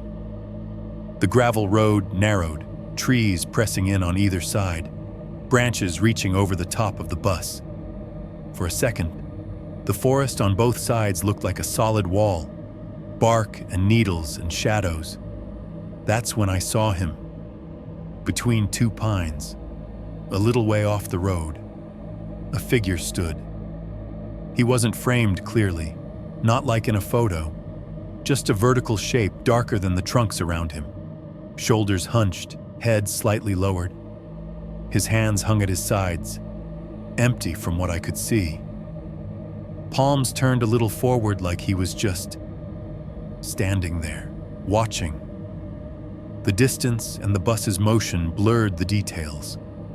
I couldn't see his eyes, or the cracks in his skin, or the stains on his jacket. But the outline was familiar in a way I felt in my spine. I blinked hard. The bus rounded a bend, and the gap between the trees snapped shut. He was gone. I told myself it could have been a counselor, or a trooper, or a trick of light. I told myself a lot of things as the bus broke through the trees and out onto the 2-lane highway. Picking up speed. None of them stuck. Back home. My parents got their version of the truth before I ever said a word. There was a letter from the camp waiting in the mail when we pulled into the driveway. The envelope stamped with their cheerful logo. Later, my mom would show it to me paragraphs about unexpected circumstances and law enforcement responding to a situation near camp property. A line about how, out of an abundance of caution, the directors decided to end the session early. Assurances that no campers were harmed. There was also a phone call. My mom took it in the kitchen while I stood in the hallway, listening to the low murmur of her voice and the sharper, practiced tone of whoever was on the other end. Yes, he seems fine. No, he hasn't said much. Okay, so it was just a trespasser. The police handled it. All right, thank you. She hung up with a sigh and turned to me, her face arranged in that careful expression parents use when they're trying not to spook you. Camp was just being careful, she said. They think someone was hanging around the property who shouldn't have been. The sheriff came, and they sent everyone home early to be safe. That's all. No bones, no tent, no years of Polaroids. Just a someone and a shouldn't have been. Later, I tried to tell them. I told them about the bone wind chimes on the trail, about the smell behind cabin 4, about waking up at 4A, to the handle rattling and the flashlight at our windows, about the eye, about the clearing and the tent and the photographs strung up like trophies, about the pit and the retainer and the melted sneaker. My dad frowned, arms folded. You kids scare each other with stories, he said. Always have. I went to camp. We did the same thing. You're probably mixing up what really happened with what people said happened. My mom put a hand on my arm. Honey, you just went through something upsetting, she said softly. Nightmares can feel so real, but the letter said nobody got hurt. They said the police, they're lying, I snapped. Her eyes hardened just a fraction. Hey, watch it. I shut my mouth. I was 13. I had no way to articulate the feeling that the adults closest to me were repeating whatever script the adults at camp had given them. They let me sleep in the next morning. They made my favorite breakfast. They watched me like I might break. By the end of the day, it was clear they were hoping this would just become one more weird summer memory. Something I could tell as a story someday and laugh about. That night, in my real bed, in my real house. The sheets smelled like detergent, and my pillow was the right shape, and the ceiling fan didn't tick. The sounds were different here. Instead of crickets and the slap of water, there was the soft whoosh of distant traffic from the main road. A sprinkler ticking somewhere down the block. The neighbor's dog giving a half-hearted bark and then quieting down. The fridge in the kitchen hummed, its compressor kicking on in a familiar whir that passed through the walls. You'd think that would have made it easier to sleep. It didn't. I lay there staring at the rectangle of my own bedroom window, curtains drawn but not fully closed. The faint glow from the streetlight down the block seeped around the edges. Shadows of the maple in the front yard moved lazily across the glass. My alarm clock's red numbers changed with little clicks. 1:58, 2:17, 3:01. Every time I managed to drift toward sleep, my body hit that internal tripwire and slammed me back awake. Heart racing, convinced there was a hand reaching for the latch. At some point, exhausted, I stopped fighting the pull of the clock and watched it crawl instead. 3:59, 4:00, 4:03. Right on cue, as if my fear itself had invited it.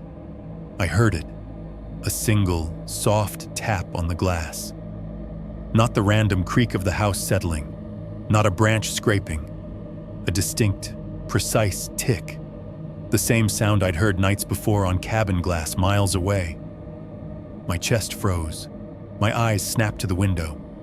The curtains hung still. No silhouette. No flashlight beam. Just the vague suggestion of the tree outside. The glow of the street. I forced myself to get up. My legs felt shaky as I crossed the room. The carpet was familiar under my feet, flattened in the usual path to the door.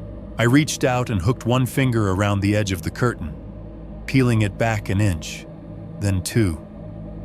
The front yard looked exactly like it always did at 4 a.m. The mailbox, the dark shape of my dad's car in the driveway, the neighbor's porch light left on for reasons no one knew. No figure between the trees, no yellow eyes in the hedges. The glass, though right at the center, about the height of my face, was a smudge. Not big, not dramatic. Just an oval of slightly clouded glass, dull where the rest was clean, as if something warm had rested against it.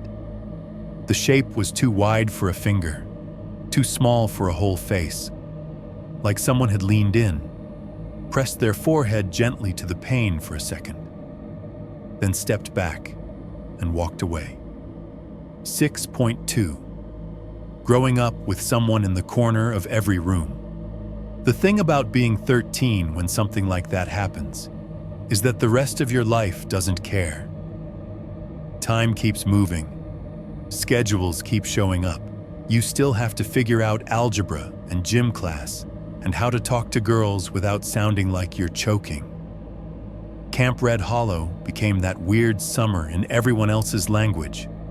In mine, it was like a spike driven through the rest of the timeline, everything before it. Everything after, but on the outside, it just looked like I got older. High school came whether I wanted it or not. I went from being a small, nervous kid in baggy camp t-shirts to a slightly taller, more tired teenager in an oversized hoodie and worn-out sneakers. I learned how to walk crowded hallways without touching anyone. I learned how to give answers in class that were just enough to keep teachers off my back and not enough to invite attention. When my friends talked about their summers, they had stories. Remember that time at youth camp when the counselor fell in the lake? We snuck out of the cabin and spooked the girls by tapping on their windows. They laughed about it. Their scary moments had punchlines. When it was my turn, I said things like, "We had a weird storm," or "the food sucked." I did not mention bone wind chimes or waking up to a stranger's eye at the glass. I nodded when they bragged about sneaking out. But inside, I was thinking about the sound of a door handle turning at 4:03 a.m. and how you can't put that into a story without people either leaning in too close or backing away for good. I never went camping again. Anytime someone suggested it, we should hit the lake this weekend. Just crash in a tent. Drink cheap beer, I had excuses ready. Work, homework, family thing. Didn't feel like it. The idea of sleeping in a thin-walled box with dark on all sides made my skin feel too tight. I avoided cabins, too, school retreats, church weekends, those leadership trips where you're supposed to bond by sitting in a circle on a plywood floor while someone with a guitar talks about trust. I skipped all of them. If anyone pushed, I'd say my parents wouldn't pay, or I needed the hours at my job. The truth was simpler. I didn't want to be anywhere that had a single thin door between my bed and a tree line. My first job was bagging groceries at a chain on the edge of town. Bright aisles, muzak, people constantly around me. It felt safe, mostly. The worst thing waiting outside was maybe a bored guy trying to get someone to sign a petition. But even there, the past slid in.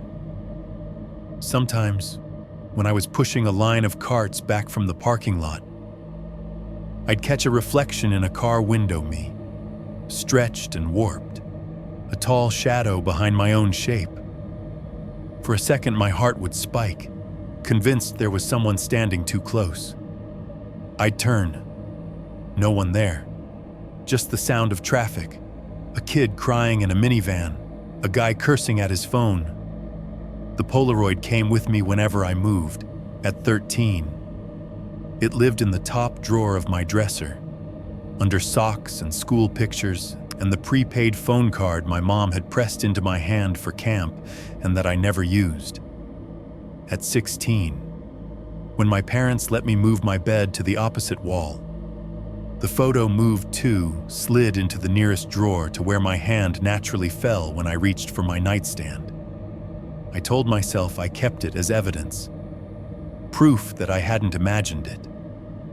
Proof that there really had been a man in the woods who took pictures of us, and that he'd stood over my bed once, close enough for his breath to fog the glass. If I threw it away, it would feel like I was helping everyone else bury it. Sometimes I'd stuff it all the way in the back of the drawer, under old homework and phone chargers and junk. I'd think, leave it there. Forget it.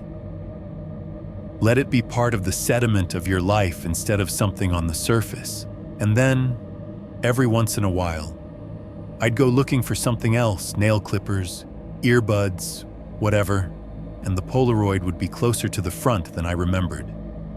Not right on top, but not where I swear I shoved it. Just enough out of place to make me pause. Drawers shift when you slam them. Stuff slides. That's the explanation adults hand you. I clung to it. But part of me always had the sense that if I opened that drawer fast enough at 2 in the morning, I'd catch the tail end of the photo moving on its own. The night terrors came in waves. Some stretches I could go weeks without really thinking about camp. Other than the occasional flinch when I saw a certain type of tree line out of the corner of my eye. Then an ad for a summer program. A kid at the grocery store wearing a camp t-shirt with a cartoon canoe would knock something loose in my head, and the dreams would come back. They always started in cabin 4. I'd be lying on the top bunk, the way I had 100 real nights. The wood slats familiar above my head. The ceiling fan would be on, always on, and at first. The ticking it made would be comforting, normal. Then the rhythm would slow, and each tick would get louder and sharper. Tick, tick, tick. In the dream, the sound would shift, the edges rounding, until it didn't sound like a fan anymore. It sounded like the shutter of a camera, the old-fashioned kind, the ones built to swallow squares and spit them back out again. Ch-ch, ch-ch. The window over my bunk would be black, darker than it ever really was, as if the woods outside had pushed right up against the glass and pressed there. No reflection, no hint of the cabin behind me, just a flat, glossy rectangle that felt more like a camera lens than a window. As the ticking shutter sound, whatever grew louder, something would start to form in that blackness. Not a face all at once. That would have been almost considerate. It was like watching a picture develop in reverse. First a hint of white, too bright against the dark, like overexposed skin. Then shadows curving to suggest eye sockets, the line of a nose, a mouth that never quite fully closed. The face would keep getting bigger, filling more of the glass than should be possible.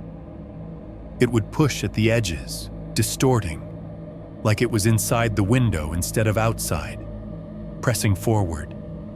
Every time, just before it reached full clarity, just before I could really see the eyes or the cracks in the skin. I'd wake up, heart hammering, sheets damp, the smell of wood smoke and rot in my nose. So strong I'd almost taste it until the real air of my room slowly replaced it, layer by layer. During the day, I became an expert in silence. Whenever people traded stories about crazy stuff that had happened to them, I had to choose. Say nothing and be the boring one, or say too much and watch the air go awkward as someone made a joke they didn't quite believe. Or worse, took it seriously and asked follow-ups I wasn't ready to answer. Most of the time, I picked nothing.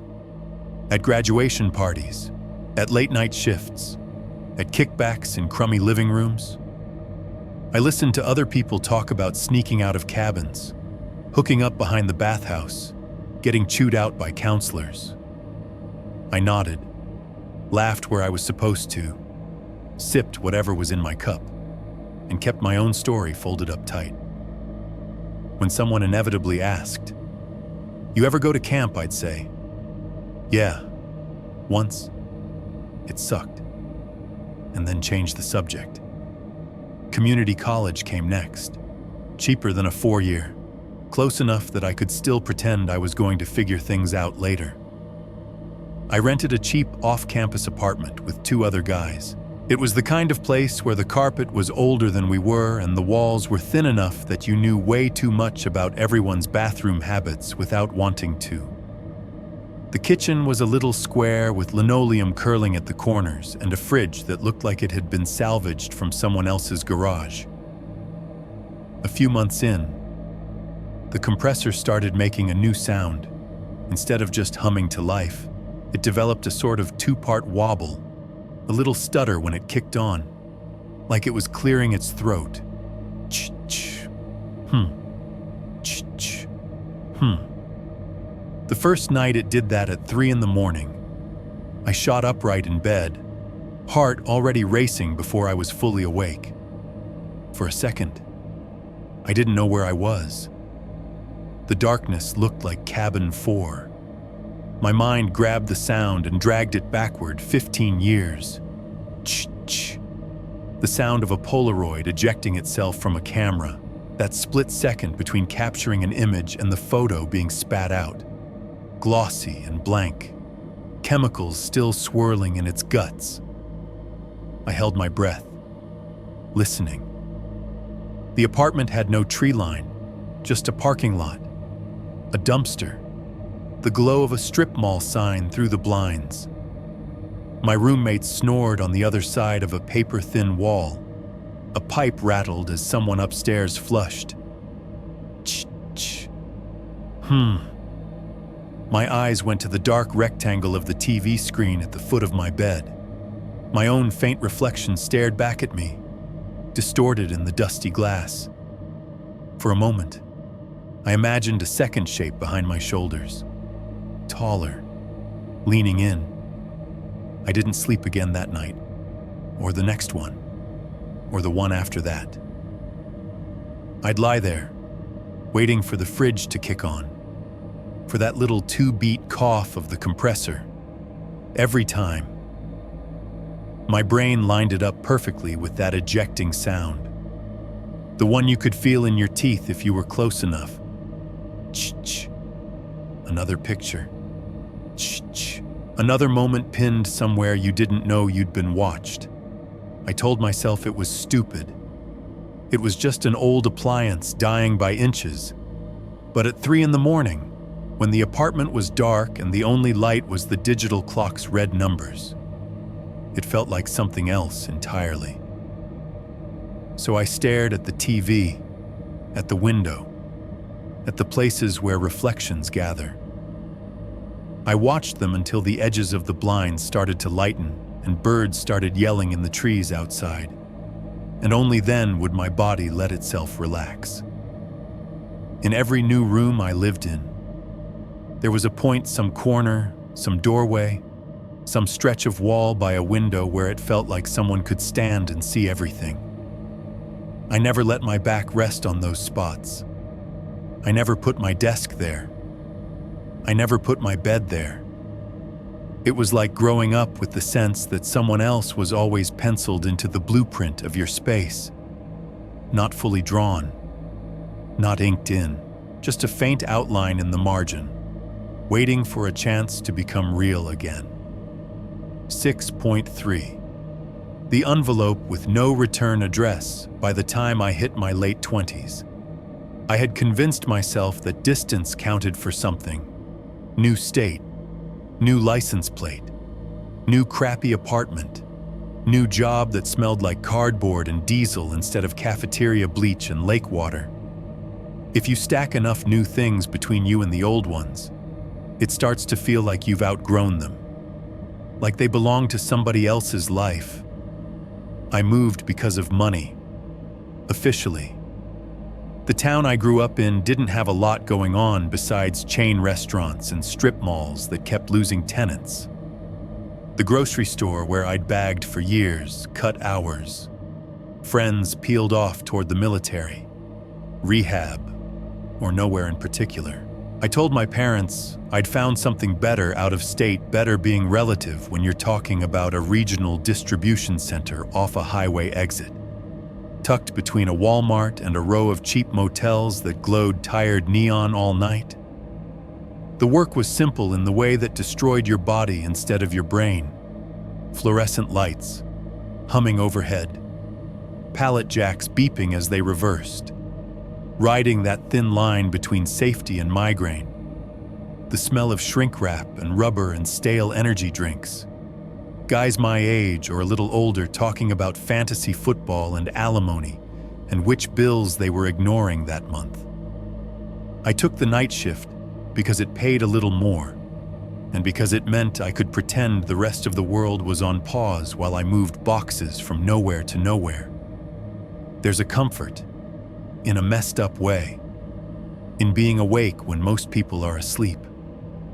Like you're out of phase with whatever might be looking for you. It worked for a while. I had a tiny apartment in a 3-story building that looked like every budget complex in every mid-sized American city. Beige siding, metal railings, a parking lot pitted with old oil stains. My unit was on the 2nd floor, the kind of space where you could stand at the stove and touch the fridge and the sink without moving your feet. The carpet was that anonymous brown designed to hide every stain except the ones you actually cared about. The mailboxes were all down in the lobby, a bank of little metal doors under a flickering fluorescent tube. Each one had a number and a slot that stuck if you pulled it too fast.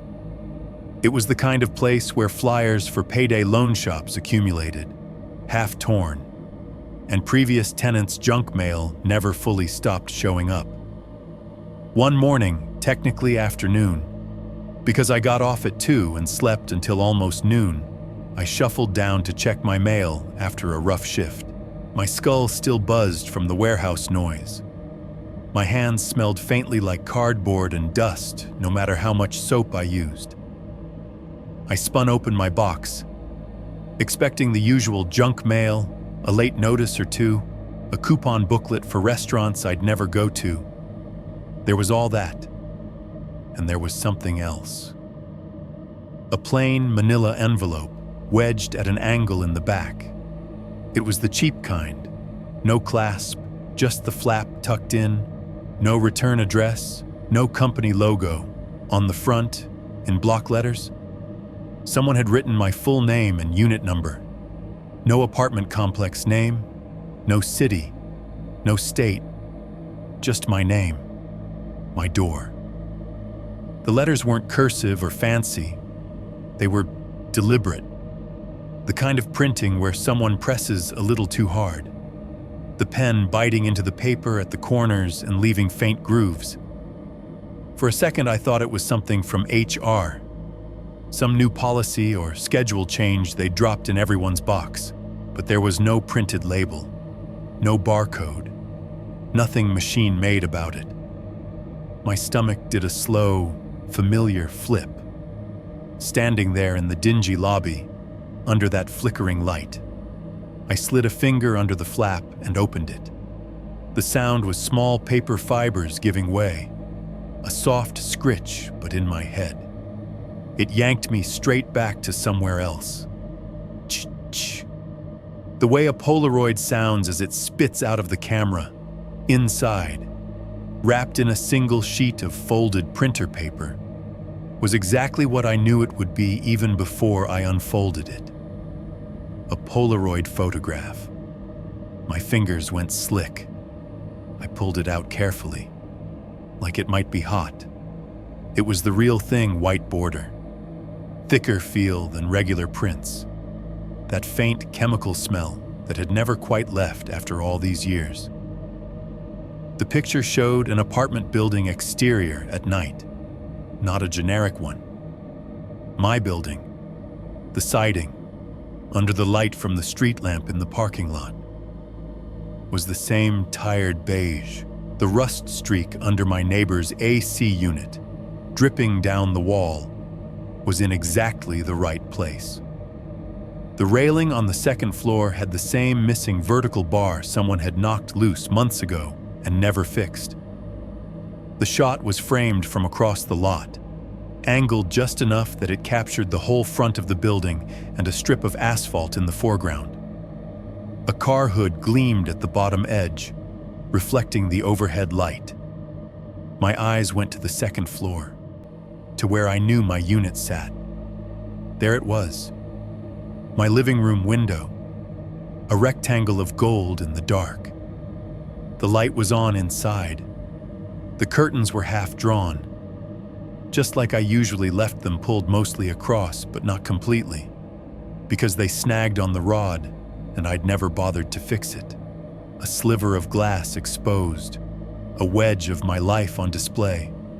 Through the glass, slightly blurred by the distance and the thickness of the pane, I could see myself. It was like looking at a stranger and an accusation at the same time. I was sitting at the kitchen table, hunched over my laptop, shoulders rounded. I recognized the shirt navy blue logo of the distribution center small over the chest. My posture was familiar too, the way I slumped when I'd been staring at the screen too long. The angle of my wrist on the keyboard.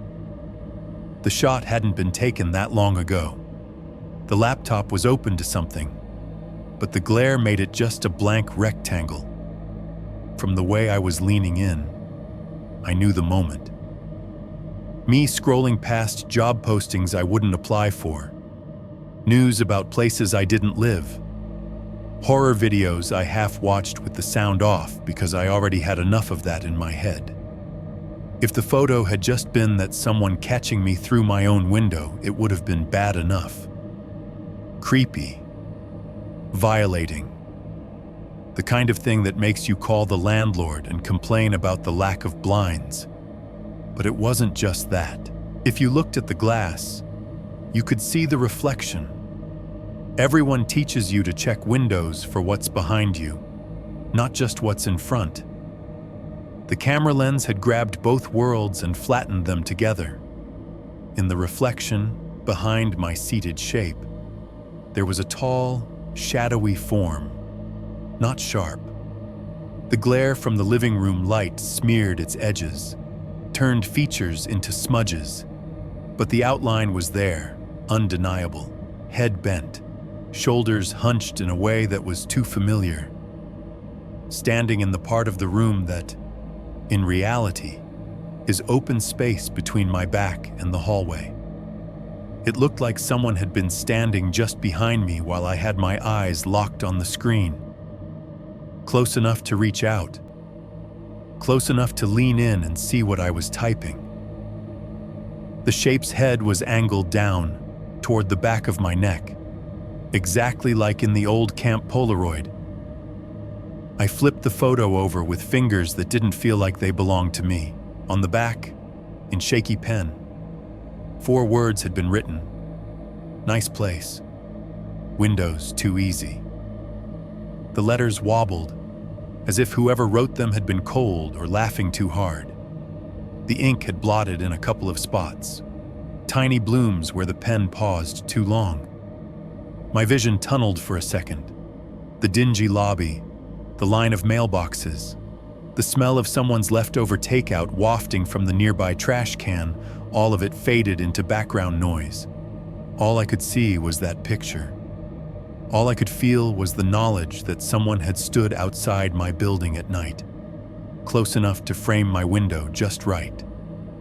that they had watched me long enough to catch me in that posture, at that angle.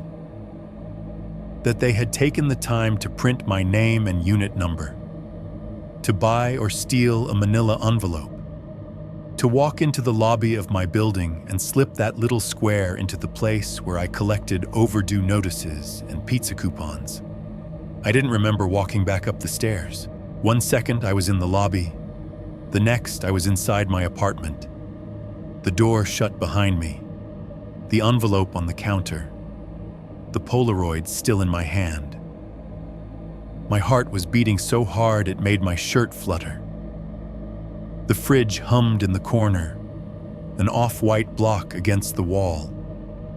The window in the living room, that window looked back at me, blank in the afternoon light, blinds half open, showing the parking lot, the dumpsters, the busted streetlight. On instinct, I moved to the window and yanked the blinds all the way down. The slats clattered against each other. A brief, cheap rattle that sounded too much like bone on bone. Upstairs, directly above my head, someone dropped something heavy. The impact hit the floor with a dull thud that traveled down through the ceiling and into my skull. A chair, a box, a body. My brain supplied all three at once. I flinched, the Polaroid bending in my hand. The fridge compressor chose that exact moment to kick off. The constant background hum I'd stopped noticing died in an instant, leaving the apartment in a kind of vacuum. No traffic noises reached this side of the building. No TV leaked through from the neighbors. For a stretched out few seconds, it was like someone had hit mute on the whole world. In that silence, the smallest sounds grew teeth.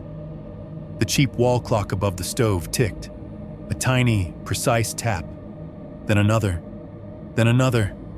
tick, tick, tick. Each one landed in my ears like the sound of a knuckle on glass, or of small bones knocking together on a string, or of the shutter inside an unseen camera, catching frames I'd never agreed to pose for. I looked down at the Polaroid one more time. My apartment, held at arm's length, my window, my silhouette, that taller, bent shape behind me. The proof that whatever I'd faced at Camp Red Hollow, the man in the trees, the eye at the window, the knives and the pits and the burned plastic had not stayed there. He was not a local legend, not a ghost bound to one patch of woods. He had moved on, up highways, across state lines, into complexes with beige siding and bad plumbing, into my life again, like I'd never left his. For the first time, standing in that too-quiet kitchen with the blinds pulled tight and my own heartbeat roaring in my ears, I understood something I'd been refusing to let myself think for 15 years. He was not done. And wherever there was a window, wherever there was glass catching both the inside and the outside at once, there was a way for him to stand just beyond the frame, watching, waiting for the next click. 7.1 reading the article again with the photo on the table right now. It is just me, the laptop, and 2 pieces of paper that have been rotting my life from the inside out. The kitchen table is as cheap as everything else in this apartment, fake wood. One leg that wobbles unless I wedge a folded menu under it. My beat-up laptop sits in the center, screen washed in that tired blue light that makes everything look a little sick. The tab with the news article is open. The headline I have already read 10 times staring back at me. Human remains found near former boys' summer camp. Below that, the date. Just a few months ago, long after I moved away. Long after I told myself that if nothing had come of it by now, maybe nothing ever would. To the right of the laptop, on the table's faux grain surface, lie the 2 Polaroids. The older one, corners softened, heat warped, the edges browned. The one I pulled from my drawer, from whatever bedside table I've slept next to for 15 years. Cabin 4, 13-year-old me in the window, mouth open in sleep, the faint second shape behind me, bent toward my neck. Next to it, brighter, newer, the one from the envelope, my current building, my current window, me at this very table with my laptop, hunched over, oblivious, and in the reflection of the glass, that too tall shadow, head bowed, standing behind me like it never left. Two snapshots of the same problem, separated by 15 years and a few hundred miles. The article text blurs slightly when I drag my eyes back to it. I scroll slowly, even though I already know what it says. A construction crew working on land purchased for a new Christian retreat and conference center discovered partial skeletal remains earlier this spring. It begins in that dry, careful tone reporters use when they're trying not to sound like they enjoy writing about dead kids. County authorities have confirmed at least 3 juvenile skeletons, estimated to be between 9 and 14 years old. Forensic examination suggests the remains predate the early 2000s. My thumb rubs absently along the bottom border of the old Polaroid, tracing the tiny dings and scratches that time has carved into it. The article goes on to describe signs of heat damage to the bones, perimortem trauma. I had to look that word up the first time I read the article. Trauma that happens around the time of death. The kind that doesn't come from a body being moved later, or from the earth crushing it over years. The kind someone does. I don't need the technical terms. When they mention blackened, cracked cortical bone, I see the rib in the fire pit at Camp Red Hollow, curved and scorched, the white showing through where the char flaked away. I see the piece of jawbone with the teeth still lodged in it, one of them twinkling with a tiny silver filling when the light hit just right.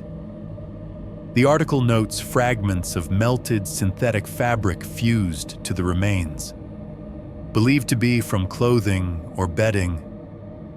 I can smell it when I read that melted nylon, like the scrap of blue I saw half buried in the dirt, which my brain identified as part of a sleeping bag before I pushed the thought away. Further down, it mentions workers uncovering a partially melted orthodontic device, likely belonging to one of the victims. They don't have to say the word. I see the retainer in my mind. Plastic warped and sunk into bone like it was trying to become part of it. The last time I saw one of those in person, it was half glued to a charred piece of jaw in that pit. When I close my eyes, I can still picture the metal spring, the ghost of pink acrylic, the way it stuck up from the ash like the owner's mouth had tried to spit it out and failed. The article says a few of the remains were found in a cluster, possibly indicating a shared burial or disposal site. That phrase is clinical, detached. It does not capture how it felt to stand at the edge of that blackened patch of ground as a kid, to realize that someone had tried to burn something that did not want to go away, and then just buried the leftovers a few inches down. Sprinkled in between the bone descriptions are the things that make my heart feel like it's trying to climb out of my throat. Investigators. The article says, also recovered a metal box, rusted and half collapsed, containing the charred remains of numerous photographs. Many were too damaged to be fully interpreted, but several appeared to depict children at campsites, near cabins, and on docks. One of the photos, the article explains, was of particular concern to law enforcement, as it seemed to have been taken at night, from outside a cabin window, showing a sleeping child and a distorted figure in the reflection. They do not print that one. They do, however, include a single image as illustration. The tiny photo embedded in the article is blurry and stretched. Pixels fighting each other. A creek, narrow, with a bent tree arched over it like a spine. I know that spot. My feet remember the feel of its stones. The way my heel slipped once when I ran barefoot, leaving my skin and a little of my blood on its edge. That creek runs downhill from where cabin 4 sat. Beneath the article's photo is a caption mentioning how the remains were discovered near the former site of Camp Red Hollow, closed abruptly over a decade ago after an unrelated safety incident. No elaboration, just the implication that those bones waited there, quietly, all this time, until somebody with a backhoe and a timetable disturbed them. I glanced from the article to the Polaroids, the old one, the new one, the thread between them, and then, finally, I do something I have not let myself do in 15 years. I say it plainly, even if it's only in my own head. And now on this screen, I never told the police everything I saw. When they interviewed us back then, me, Jason, the other boys, we gave them the kid version. The man in the woods story, the rattling door, the flashlight, the chase, the fire.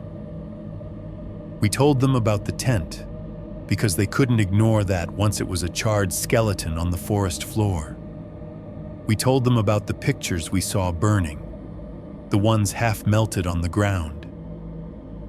I did not tell them about the retainer fused to the bone. I didn't mention the sneaker sole the size of a 9-year-old's foot.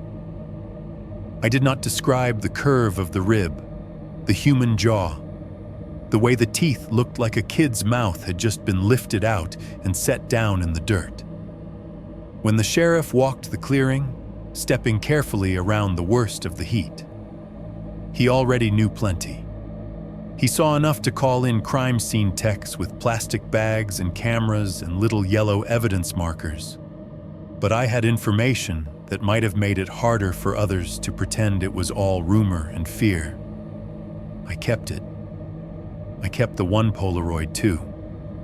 The one that shows me in my bunk, 13, with that second shape behind me. The one the adults might have recognized as something more than a trick of the flash. Or maybe they would have filed it away. Just another weird data point in a case that would go nowhere. At the time, I told myself I was protecting myself. If I showed them the photo, it would be evidence I hadn't imagined any of it. Yes, but it would also be evidence that the man had been directly, intimately close to me, that he'd already had his chance and simply waited.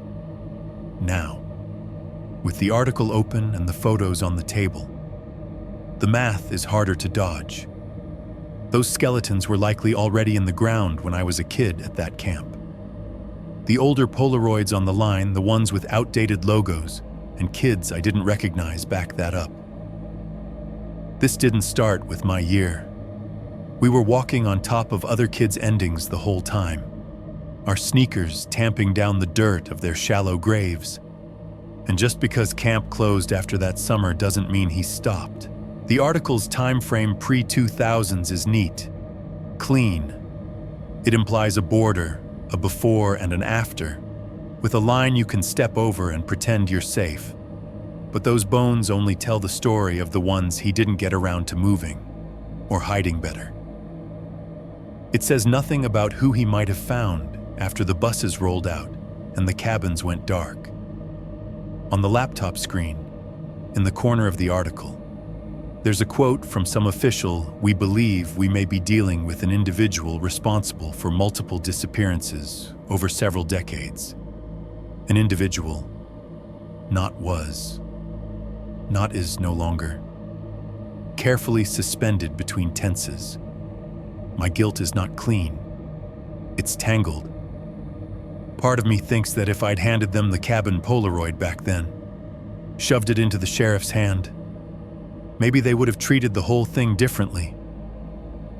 Maybe they would have linked it to older cases faster. Maybe he would have slipped up sooner, somewhere closer to that camp, and not found his way to the kind of parking lot I look down on now. Another part of me knows how these things go. How many times concerned and ongoing investigation gets swapped in for we have no idea, but we're not saying that out loud. Maybe the only thing my photo would have changed is that it would be sitting in that metal box of melted images they just pulled out of the dirt, charred and useless, instead of lying here on my table, accusing me. Outside my window, the sodium lights in the parking lot buzz. It's that low. Electric hum, like a swarm of insects frozen just before they descend. The orange glow seeps around the edges of the cheap blinds, staining the walls the same color as old bruises. Down below, a car door slams sharp, hollow. A second later, there's a softer click, like someone easing another door shut, careful not to let it catch too loud. For a moment, I picture boots on gravel, a flashlight in a hand that knows how to move the beam so it doesn't catch the eye until it wants to. Somewhere in the walls, the building's pipes knock. A single, deep, hollow thud runs through the plaster and studs, traveling from one end of the apartment to the other. It sounds exactly like a fist hitting wood, exactly like someone knocking on a cabin wall, measured and patient, testing how thin that barrier really is. 7.2. Why I am telling you this and what I think he is by the time you hear this. It will already be over for me in one sense. Not the way you are thinking. I am still sitting here, in this cheap second-floor apartment, at this wobbly kitchen table with the fake wood grain, typing on a laptop that runs too hot. The fridge is humming in the corner. The blinds are half shut. My phone is face down next to a half-finished can of gas station coffee drink. But there is a before and after to this story. And hitting send on this email is the dividing line. I should probably explain what I am actually doing. I am not writing this for the police. I am not writing it for a therapist or a pastor or some true crime forum that will pick apart every sentence like they can exercise what happened by arguing about it. I am writing this to you, to the guy who runs this horror channel, to the calm voice that reads other people's bad nights out loud, and through you, to whoever is listening right now, in the dark, thinking they are just killing time with someone else's nightmare. I know your routine. I've been on the other side of this. You, listener, you might be in your car right now, parked in some grocery store lot, phone propped up on the dash, interior lights off so no one sees how long you've been sitting there. You might be in your bed, on your side, earbuds in, screen face down on the nightstand so the glow does not bother whoever is sleeping next to you. If there is anyone, maybe you're in your kitchen, hands in dishwater, plate in one hand, sponge in the other, phone balanced against the backsplash. This channel playing while the rest of the apartment is dark. The only other sounds are the hum of your fridge, pipes in the wall, maybe the distant shush of traffic or a train you stopped noticing years ago. Wherever you are, you think you're safe because you've put the horror at a distance. You press play. You let someone else's story stand in for your own. That's why I chose this. When I found the article and dug the old Polaroid out of my drawer, when I opened the manila envelope and saw the new picture, I realized two things at the same time. One, this is bigger than me. It has been bigger than me since before I was born. Two, I have been helping it stay that way. So this is a confession. Sure, but it is also a kind of delivery. I am putting this story in your ears on purpose. You get to decide what you do with it when you shut this video off and the silence comes back. Let me tell you what I think he is. When it started, I think he was just a man. Not just in the sense of harmless, in the sense that he had a birth certificate, a social security number, maybe a church he used to go to. There is a photo in that sheriff's folder from the 80s that shows him without the beard, without the cracks carved into his skin yet. Clean-shaven, younger, the shape of the eyes identical, but the rest of the face still pretending at normal. My guess, and it is only a guess, is that he was connected to Camp Red Hollow somehow. Maybe staff, maybe maintenance, maybe a church volunteer with a background no one checked because he shook hands the right way and bowed his head at the right times. Camp is a perfect hunting ground for someone like that. Think about it. Parents drive their kids 4 hours out of town to a place where the cell reception is bad and the roads have names nobody remembers. They hand them over to strangers in matching shirts and tell them to listen. There are woods. There are cabins with bad locks and thin walls. There are dozens of kids who are supposed to explore within sight of the buildings and go to bed at 11. And every summer, new kids arrive. Fresh faces.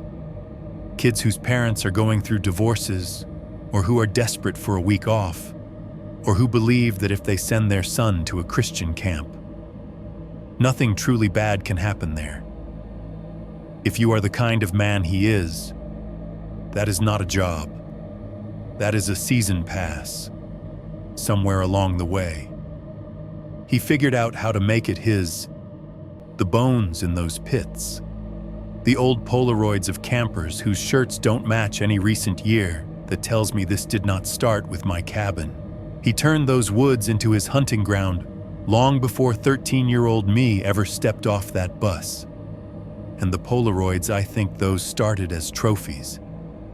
That's what predators do when they know no one is watching. They keep something, a scrap of clothing, a piece of jewelry, a photo, something to hold later and remember how it felt to be absolutely in control of someone else's body. The man's pictures show 3 categories. The first is recon buildings from odd angles, docks and chapels and doors, all taken from the tree line, learning the pattern, learning who goes where and when. The second is proof of proximity, kids playing, kids in life vests, kids on the pier, half-blurred faces in the middle of summer oblivion. I was there. Those photos say, this close. The third is the part that makes my hands shake, sleeping kids in their bunks, caught through the windows at night. Flash reflecting, curtains half closed, shadow shapes that do not belong inside the glass. Those are not recon. Those are not proof. Those are practice shots. And then the camp closed. Someone finally drew a line. Maybe because of me and the others that year. Maybe because too many parents called at once. Maybe because the money ran out, for whatever reason. The official excuse was safety concerns with a trespasser. The unofficial reason is buried with the bones. Whatever the cause, his hunting ground was taken away. I do not think that stopped him. I think it just pushed him further out. When you spend decades teaching yourself to hunt in one particular kind of place, cabins, windows, woods, you do not forget how. You just look for the next environment that feels close enough. Apartment complexes look a lot like rows of cabins when you step back and blur your eyes. Windows are windows. Glass is glass. If you move your operation from the trees to parking lots, from dirt paths to cracked asphalt, you still get the same view, rectangles of light in a sea of dark. People inside, framed and oblivious. The mailed Polaroid of my building is proof that he graduated. The man I saw in the woods took a picture of my cabin window and stood behind me as I slept. The man who sent that envelope took a picture of my apartment window and stood behind me while I sat at this table. It's the same habit. Just on the road now. Camp closures, neighborhood watch, security cameras, they just force him to move, not stop. That brings me to the way he moves. Here is the part that sounds crazy, and I know that. But I need you to sit with it for a second. I think there is something about glass at night that he understands in a way we don't. Something about reflections. If you stare into a window after dark, you are not really looking outside. You are looking at yourself and at the room behind you, flattening it all into one surface. Anything beyond that surface is black. Depth disappears. Standing outside, just beyond the light spill, you can see in and through. You see the person at the table, but you also see your own reflection overlaid on them. Your shape in their space. You get to live in both sides of the glass at once. I think at some point, the Polaroids stopped being just trophies for him. They started being a vector. A camera flash does not just capture light bouncing off someone's face. It catches the space between whoever is behind the lens and whatever is in front of it. That thin strip of air where something else could stand, where someone else could lean in. The photos he takes hold both worlds at once, the interior and the reflection, the subject and the watcher. Maybe that's why, even now, years later, when I look at the picture of my cabin window or my apartment window, I get the sick feeling that something is still moving in the glossy surface, just beneath my fingerprints. That's my theory. Now for the part I can't pawn off on him. I helped this happen, not on purpose, not the way he meant to, but I did my part. I had a chance, at 13, to hand the cabin Polaroid to the sheriff and say, "He got this close. Look, I did not. I hid it. I tucked it away. I let the adults spin their versions of the story without that piece of evidence." When the manila envelope showed up 15 years later, I waited months before telling anyone. I put the Polaroid in my drawer with the old one, closed it, pretended that if I did not look at them at the same time, the line between then and now would stay fuzzy. Every day I went to work at night. Every day I sat back down at this table and opened my laptop in front of that window. I was giving him another opportunity, another frame. I am not saying he needed my cooperation. Predators like him find ways to keep going no matter how tight you lock your doors. But I made it easier. I gave him silence. I gave him time. That's why I am writing this here, like this, to you. Because I have noticed something else. When I type, the keyboard clacks in this steady, rattling rhythm, plasticky, loose. Each keystroke lands a little differently. It is a sound I have known so long it should vanish into the background. Tonight, as I type this, every so often I hear an extra click, not mine. It slips in between my own keystrokes, a tiny, precise touch, too sharp and too far apart from what my fingers are doing. If you put the sound on a graph, you could lay it over an old Polaroid camera and the lines would match. Letter, letter, letter, ch, space, letter, letter, ch. Like someone else is taking pictures of the words as I send them out, like there is another shutter somewhere in this room, catching the moment between my thoughts and their arrival on the screen. I don't know if that means anything. Maybe it is a key on this laptop finally dying. Maybe it is the building settling. Maybe it is just me, so far down in this that I'm hearing patterns where there are none. But if, when this is being read to you, The guy on the channel leaves the audio alone if he does not edit out every little background sound you might hear it under his voice. A faint, extra click between words. A phantom camera shutter, opening and closing, while you sit there in your car or your bed or your kitchen, staring at whatever glass is nearest to you, feeling the dark pressing gently on the other side. 7.3. The last tap and the moving reflection. Right now, the laptop is hotter than it should be. The cheap plastic under my wrists is warm and a little sticky, humming with the faint vibration of a fan that is definitely not up to code.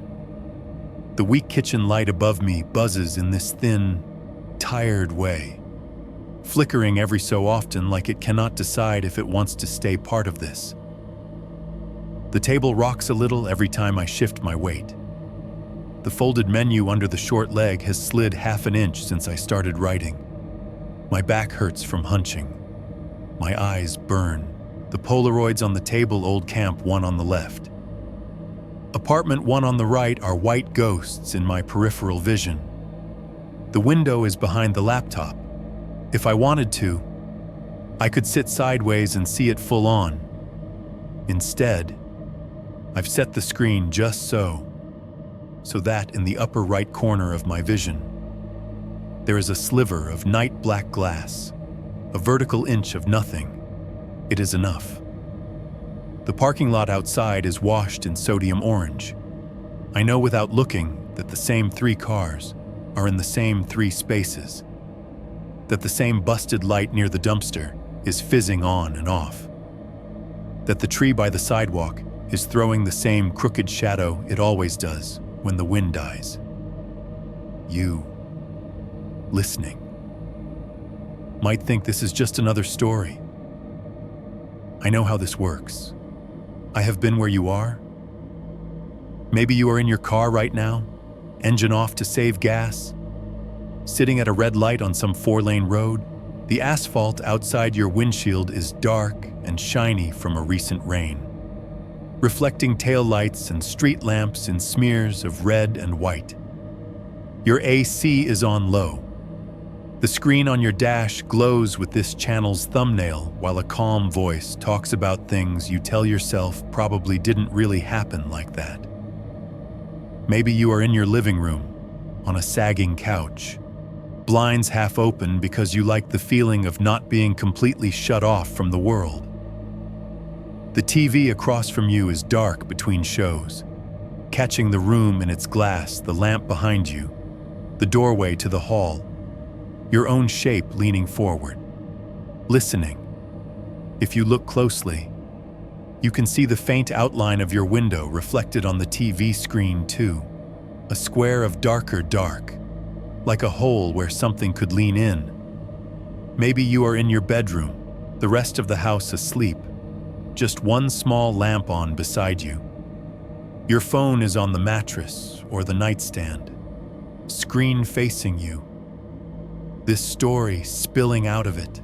Your window, not 3 feet from your head, has gone from showing trees and sky to being a simple, flat rectangle of black.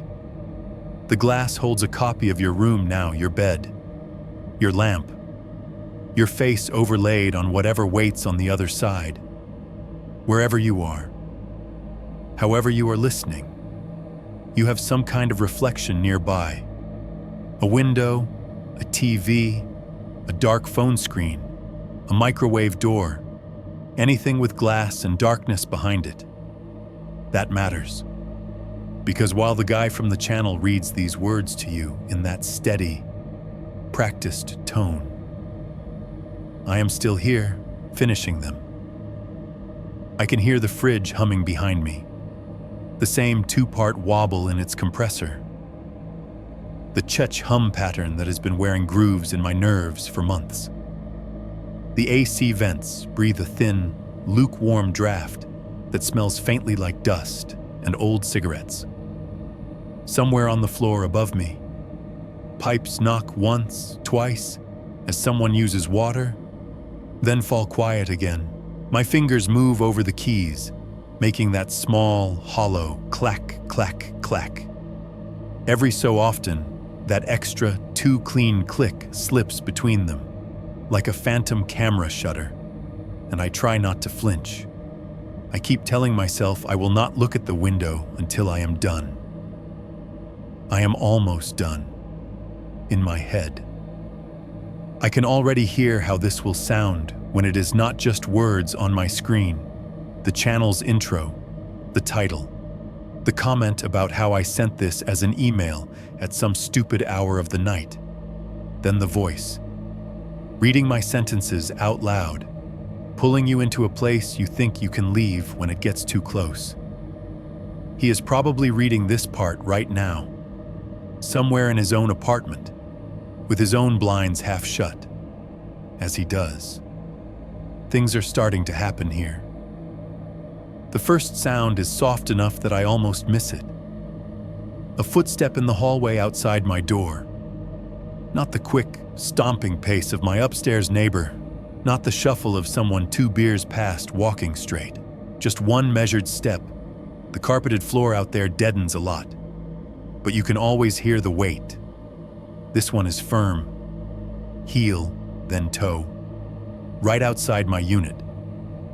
Then silence, a few seconds stretch, another footstep, slightly closer, right outside the door now. The sound of someone shifting their balance, testing where the floor squeaks and where it does not. I stop typing. The cursor blinks on the screen, waiting for the next letter. My hands hover above the keyboard, fingers suspended in midair. I don't breathe. It feels like the whole building is holding its breath with me. The hallway goes quiet again. I tell myself it could be a neighbor.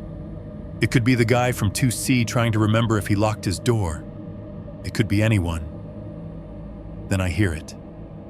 A single, deliberate tap on the glass behind my laptop.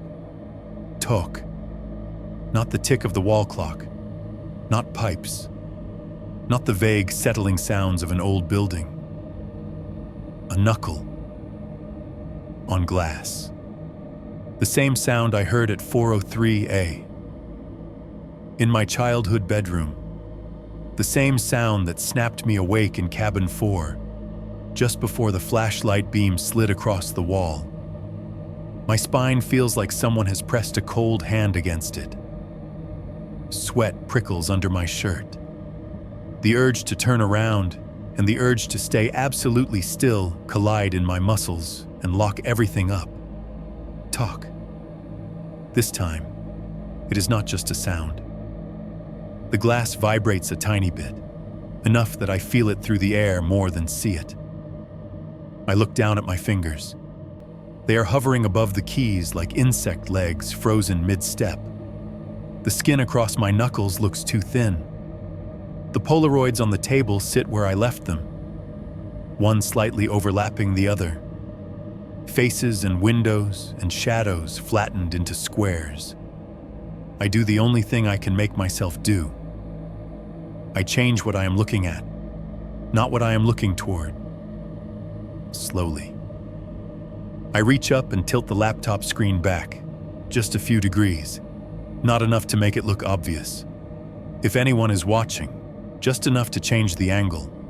The powered-off TV on the opposite wall sits in front of the window. Its blank, black surface catches the room like a cheap mirror. When I adjust the laptop's angle, the TV screen slides into the top of my vision. In that reflection, I can see the upper half of the window behind me. I can see the back of my own head, shoulders hunched, the tilt of my neck. The kitchen light above me makes a pale halo on the crown of my hair. And behind that, where there should be nothing but the empty part of the room, there is a taller, darker shape. It is standing close enough that, if this were a photo, our outlines would overlap. Its head is bent forward in that same way I remember from the really bad nights at camp. Not curious, not affectionate, more like someone reading something very small, held just out of eyesight. I cannot see the face. Where its face should be is only a glow, a weak, rectangular smudge of light at chest level, like it is holding something in both hands. A small white rectangle, pointed toward me. In the TV's reflection, it looks just like the border of a Polaroid catching light, just like the moment before a flash. When that square is still blank and ready, the room feels thinner. Behind the hum of the fridge and the faint breath of the AC, everything goes sharp and quiet. The hallway outside the door is silent. No more footsteps, no more neighbor noise. The building is a shell, and I am something inside it that knows it is being watched. And then, over all of it, I hear one clean, unmistakable sound. Chish, chish, chish. Not the random click from my keyboard, not the clock, not the building, the sound of film ejecting from a camera. The same double beat I have been hearing in my head since I was 13, and someone took my picture through a cabin window. A pause. I do not turn around. I do not stand up. I sit here, eyes locked on the screen, watching the shadow in the reflection, the glow of the small rectangle, the line of my own shoulders sitting dumbly in front of it. By the time you hear this, by the time the narrator finishes this sentence in that calm voice, and the video timer on your screen ticks past whatever mark you have hit, it is entirely possible there will be one more photo somewhere. Maybe it will go into a box in the back of a police evidence room. Maybe it will be slipped into a drawer under someone's bed.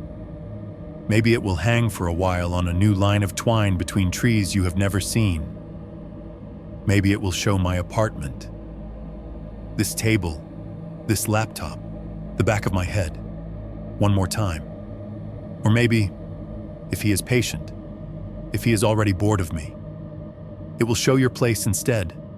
Your car in a dark lot, your living room window, your bedroom lamp, your face lit up by your phone, mouth open, eyes half closed, and in the reflection on whatever glass you have closest, just behind you, a taller shape with its head bent, waiting for the flash.